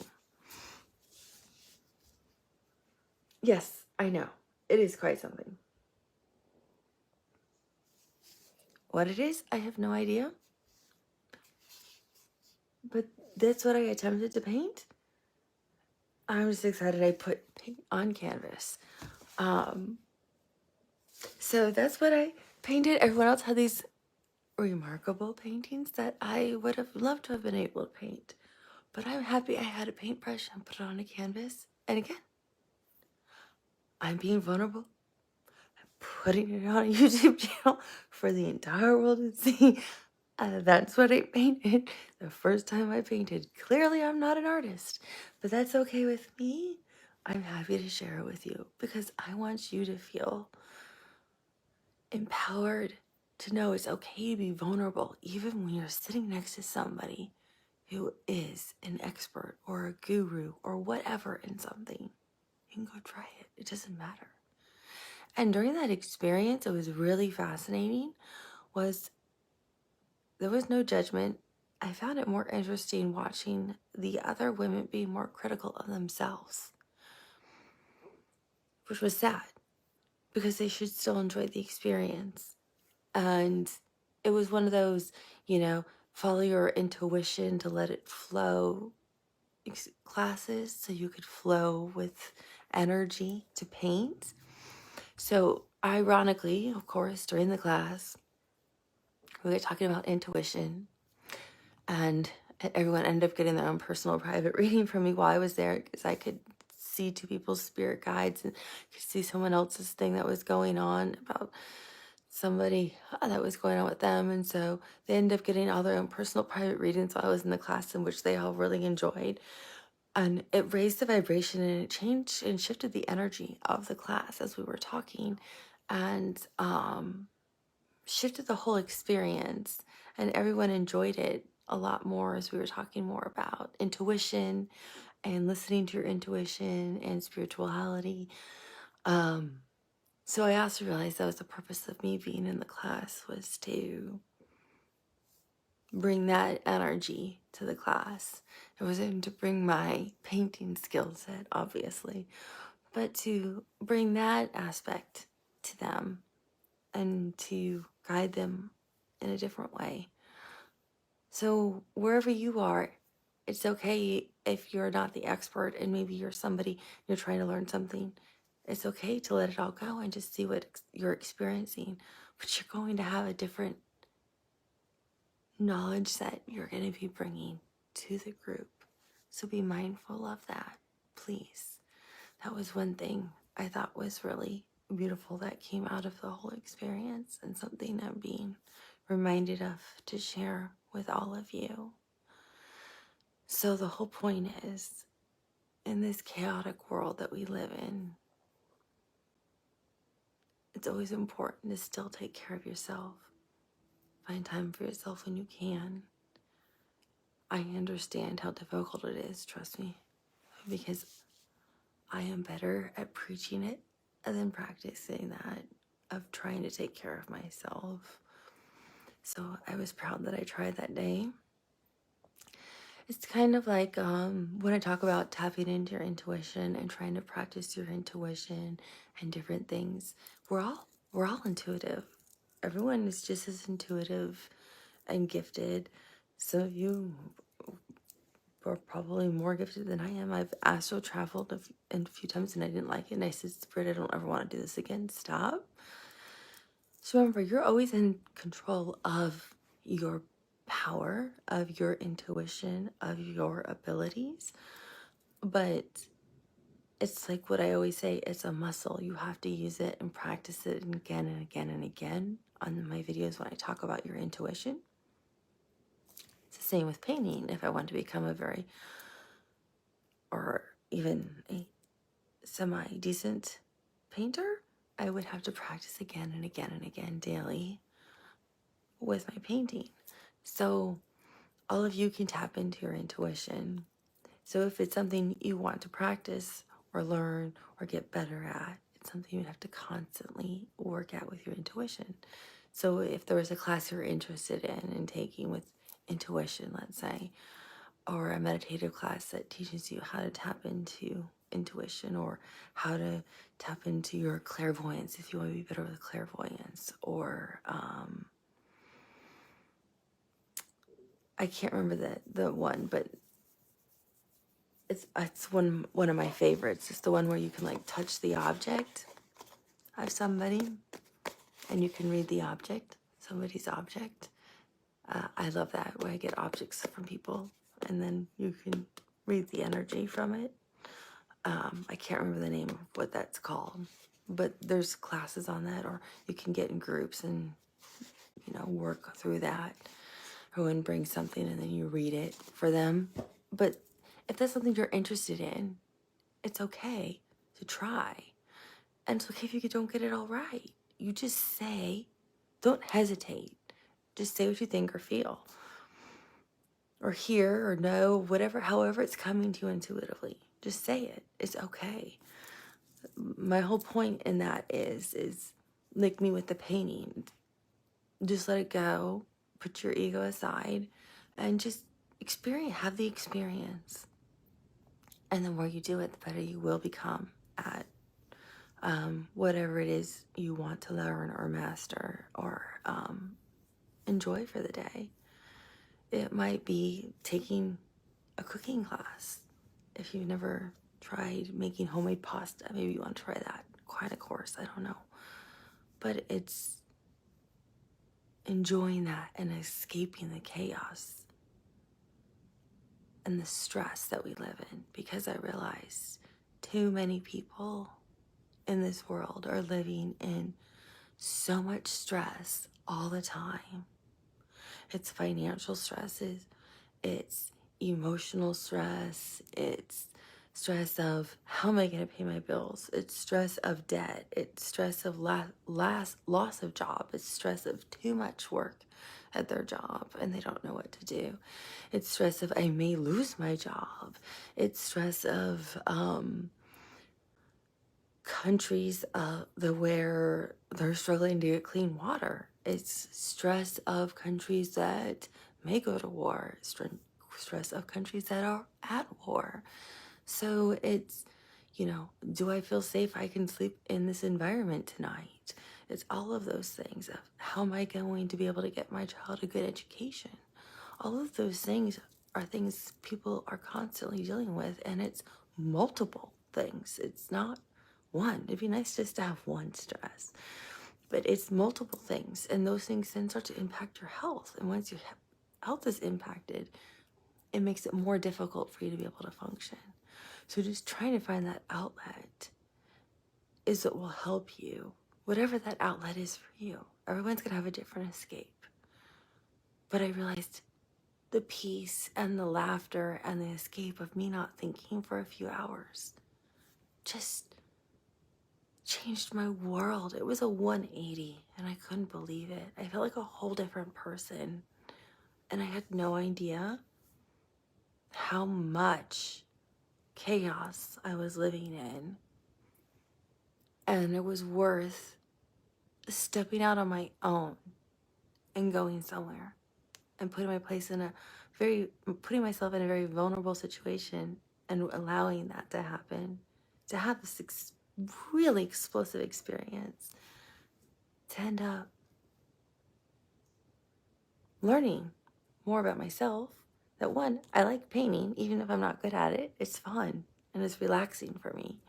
Two, that I can contribute to groups even if I may not have all the skill sets of it that everyone else has in that group, and that's okay too. I might have something to offer, and that told me that means there's things for people as well. So I want to encourage people to be able to step out of their comfort zone and be willing to be vulnerable, because it makes you stronger and it's going to empower you in other aspects of your life. So it might help you become more empowered in terms of your work situation, or empowered in terms of your home situation, or empowered in that interpersonal relationship or a family situation, or whatever they are. It gives you this sense of empowerment of, hey, I did that. I think I can go do this now. It really gives you that sense when you achieve something, when you feel very vulnerable and open and nervous. So I know all of you are capable of it, and all of you can do that. And whatever it is, even if it's, I want to write 3 sentences as a poem and I just want to read it to my family, and my family consists of 3 people. That's okay. That's fine too. That's being very vulnerable with something that's personal to you. So everyone's definition is different. It doesn't matter. It's what matters to you. And for you to have your own outlet in your own place that's safe for you to be able to escape in your head of that constant thinking of everything that's going on in your daily life. That's the message that Spirit continuously kept pushing and pushing and pushing that I should share with you. They also kept pushing this Virgo message about the power of red, as you can see, that I need to post. So I'll post that in the job description box below so you can watch that. And again, if you are interested in anything from Otter Spirit, I can tell you, when I wear these and some of my friends wear these, it literally changes your energy. Whatever I pick based on my intuition, but my friends pick on based on like what they're feeling. Like one of my friends is going through going through this whole new life experience, so she's buying all the new beginnings things. My other friend is looking for new job opportunities, so she's buying everything for abundance and prosperity. So, but I can see the shifts in their energy when they're changing out their bracelets. So it's really interesting. And then one of my male friends, he bought one that's like for like protective, and then one for like strengthening your energy, and he can feel the change in his energy. So it's really interesting. And as you can see on the channel, these have really shifted my energy. These have, this one, boy, they weren't kidding about making passion and fiery. I mean, I feel like I'm a little firefly all over here. Like, I'm all dancing and moving around. This thing gets you going. It's like a hot tamale. You know those little candies, those little red hot tamales that are like spicy and sweet, and I mean, this they're not kidding with this thing. What is it? I am fierce and passionate. They're not kidding. Like this carnelian, it gets you going. This, I'm usually really mellow and chill and calm, and I'd be really soft spoken. This has got me fired up. This is like, Aries, Sagittarius, that kind of vibe, Leo kind of vibe. I don't know what signs it's affiliated with, but that's the kind of vibe. It's like that fire vibe. No pun intended. Red, red, and red. One of my guides is really funny. I can hear my guide talking this whole time, and I know it's not like directly channeled, but I can hear him talking, so I'm kind of repeating some of the words he's saying. But this one's a hoot, and he's got a real sense of humor. So he's making fun of me because he's telling me I need to stop, and I'm driving everyone crazy. So I think I'll say goodbye, and I will talk to you soon. Oh, and there's 20% off if you want to buy anything from Otter Spirit, by the way. I'll talk to you soon. Bye.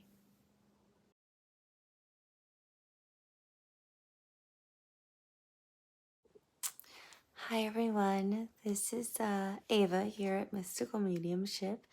Thank you for being here. I just had a really important message I felt I should talk to everyone about. Well, I guess I was guided to. I don't think it was really coming from me personally. So I am wearing the beautiful pink quartz bracelet that I love so much. from Otter Spirit. Oh, I love these little messages. Oh, I dropped it, but I have from Otter Spirit that they shared with me. This beautiful, it's green aventurine. And what I like about it is it brings in prosperity and abundance. And I think it's relevant to what I'm going to talk about. But I saw this green hue is so pretty. And the green makes me think about the heart chakra and love. Love is such an important vibration. And talks a lot about green aventurine is a lot about abundance. And abundance can be a lot of things. It's obviously can be money, but abundance for love, for self, for grace for yourself, for compassion, for humanity, and for situations that you may be going through. So I just thought this was just such a beautiful bracelet that they shared with me, that I was actually guided to wear while I was talking to you. So, and I thought it was so pretty, actually paired with the rose quartz. So I feel like it's just like a lot of love and prosperity, abundance, just beautiful energy. And I was guided back to the intimate iolite. If you ever saw the very first video I did with the iolite, it's this really deep, deep purple, like gray hue. You saw that I was actually crying. I was so overwhelmed with the love when I actually touched this one. So these, some of these are really powerful, I have to admit.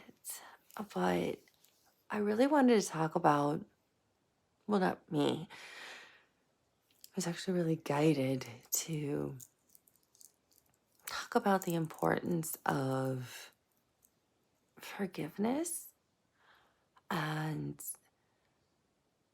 grace and compassion for yourself and for others.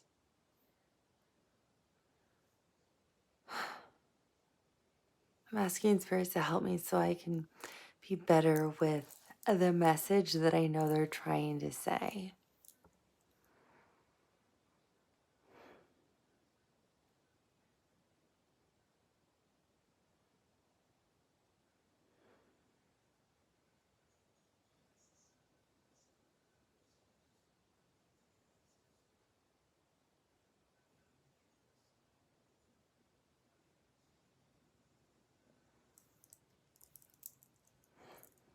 Forgiveness is for you. It is not for anyone else. You don't ever have to tell somebody you've forgiven them. In this world, people are wronged all the time. It is an unjust world. It is an unjust society in every country. It is unjust with the justice systems. It is unjust in these working environments. It is unjust with how people treat one another. People are wrongfully accused and penalized and demonized. And people are sent to prison in your world. People are victimized and demonized in various societies, in the work environment, because they speak up for what is right. And for that reason, they cannot be there because they won't play along. They speak up for what is right. In social circles, people will speak up and stand up for what is right. When someone is speaking negatively about someone else or saying things that are not true about someone else or spreading rumors about someone that are untrue, and then all of a sudden they are, ostracized from social circles, and that is unjust too. Unfortunately, this happens all the time in every society across your planet, and we recognize this. This is not something that can be changed. This is something that we ask for you to acknowledge, and it's something that we ask for you not to carry as a burden, for it is not your burden to carry. It is the burden of the people who wrongfully demonize, victimize, ostracize the people who speak up, who are right. What we are asking is that you have forgiveness, that you have compassion, and that you carry grace within your souls for these people, because they are on a different journey than you are. They are maybe on a more difficult learning journey than you are. Though it may feel like you are standing alone, being burned in the depths of fire with no one, you are so incorrect. For you are actually divinely protected while you feel like you are in the depths of fire, all alone with nowhere to go. You have all of us standing there with you, protecting you from the fire. Though may you not feel that or think it, we are all there. God is there. The universe is there. All of the spiritual realm is there with you. All you have to do, if you've never believed before, is believe now. For we are shifting and guiding you in a better direction and in a way moving you from a direction that was not good for you. Your higher self is also working with you at this time. So we ask, don't have forgiveness. You don't need to tell them you have forgiveness for them. It's forgiveness for yourself. Because if you can forgive, you can let go. And if you can let go, you can move forward with peace in your heart, with grace in your heart, with compassion.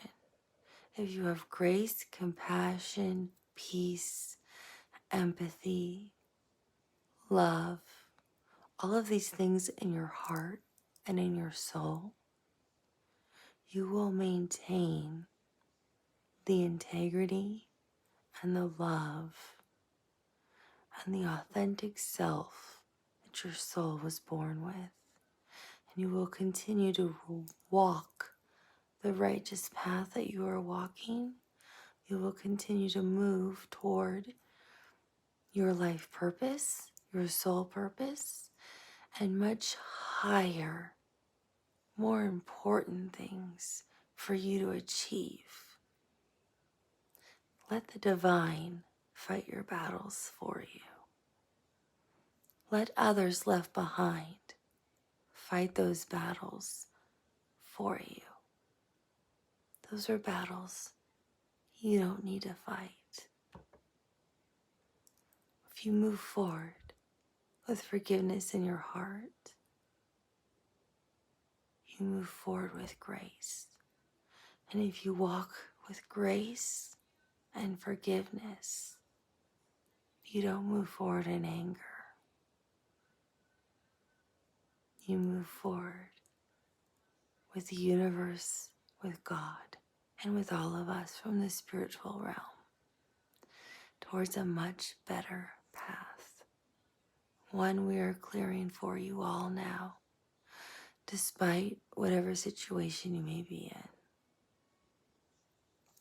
Maybe a spouse walked out on you one day unexpectedly and just never came back. Forgive and let go. It is much easier when you hold on to the anger. It festers and grows and consumes you and takes over your entire being and will start to harm you internally, harm you spiritually, and harm your other relationships that you truly cherish. So it's better to actually have the peace and love for yourself and your soul, and let us take care of the justice for you. And just move forward in faith and love and forgiveness. It doesn't mean you forget. It just means you don't have to worry about it. You can let go. And letting go is a different discussion, which we will have on another day. It's more important to talk about just love and forgiveness for yourself. For the others, we'll have to deal with divine justice in this lifetime. And those are things we all take care of. You don't have to worry about it because we all love you. Doesn't mean we love them any less who have caused harm or have caused these massive injustices. They just have much more difficult lessons to learn, which we will help guide them in their own way. It's more important for you to learn or understand, because many of you already understand the importance of this. If you can just breathe through it, let it be, let it go, forgive. You don't ever have to speak to any of them, and move forward with love and grace. You will always be on the right path, for you have all of us with you. The entire universe, God, and all of us in the spiritual realm. Just ask. If you've never believed before, that is okay. We've always believed in you.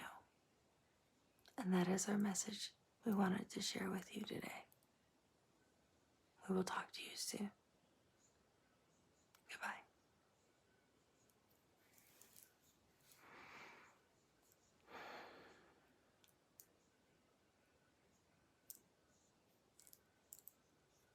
I knew there was something really important that they wanted to share with you. When I say they, I know it's the collective consciousness that has been coming through strongly.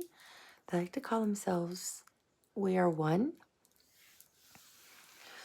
which I think is a beautiful thing, because we really are all one through love, especially, and our souls all being connected in our higher selves. And I think that message of forgiveness is really important. I think if we all think about our lives, there are times when things have been unfair and have been wrong.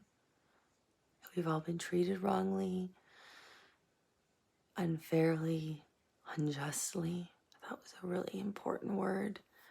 And that the concept of forgiveness, it really is significant, because if you can forgive, it does let go. I know that personally I have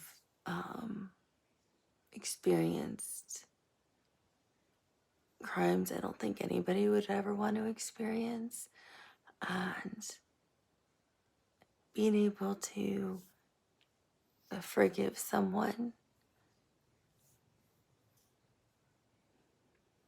when that's happening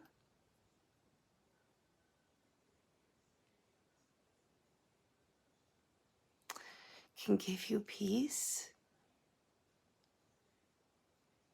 because you don't hold on to anger.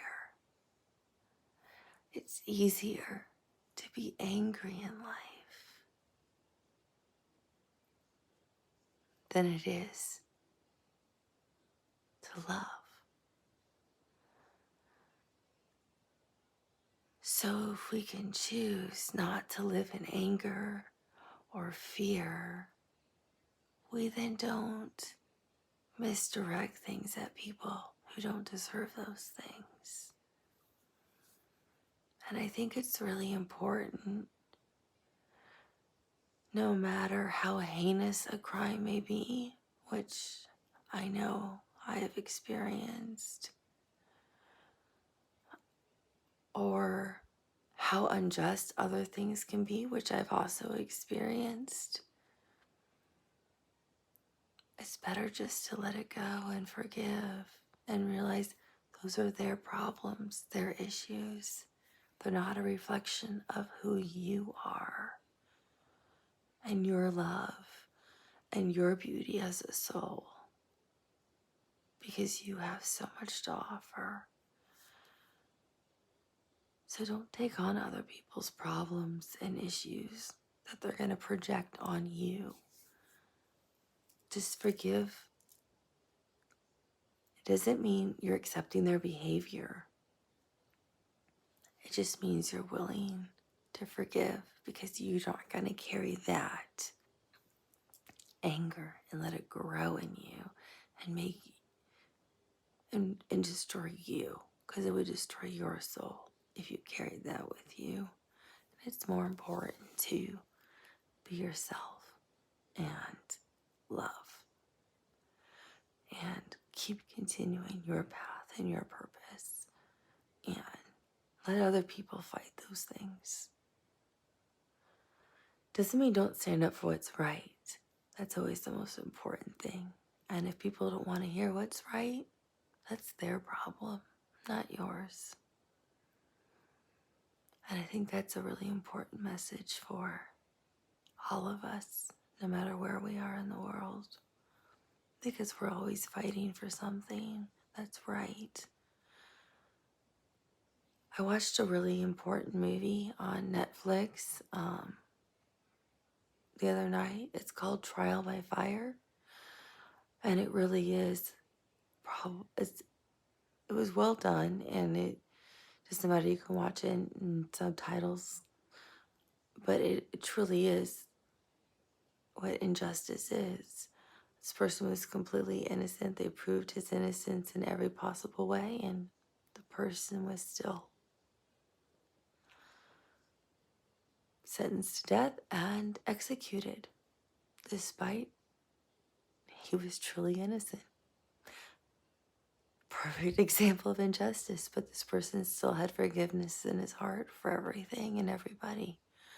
So it's better just to continue to understand, accept, have forgiveness, and walk the path that you know is right for you, because there is injustice everywhere in the world.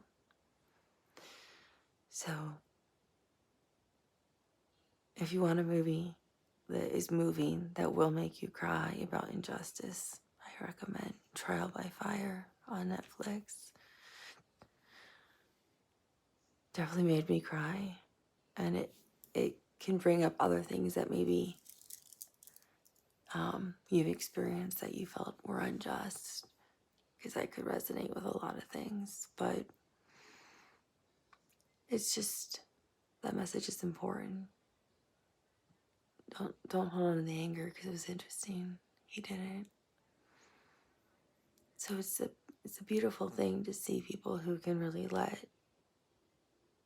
powerful things, what people do to people, and let go. Because you've seen people, I'm sure, who will still hold on to anger after 30 years, 50 years, 60 years, and it's destroyed their life and destroyed them.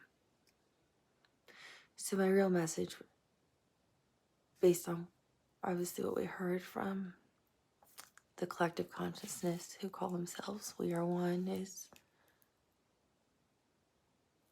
to stay in grace, maintain your compassion, maintain your love. Let them take care of everything, or they'll send the right person in to take care of it for you.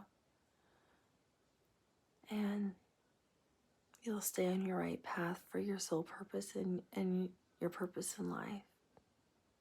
Because your soul's already beautiful and loving the way it is. And I'm sure every single person on this channel has a story to tell about something that was unjust. I'm not asking anyone to tell it. And I didn't tell my full story. I just hinted at a little bit of it. But something I think a lot of people can relate to is injustice or injustice. Maybe I'm saying it incorrectly.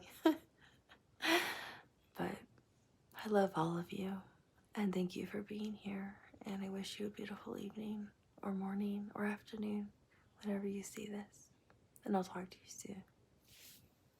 Bye.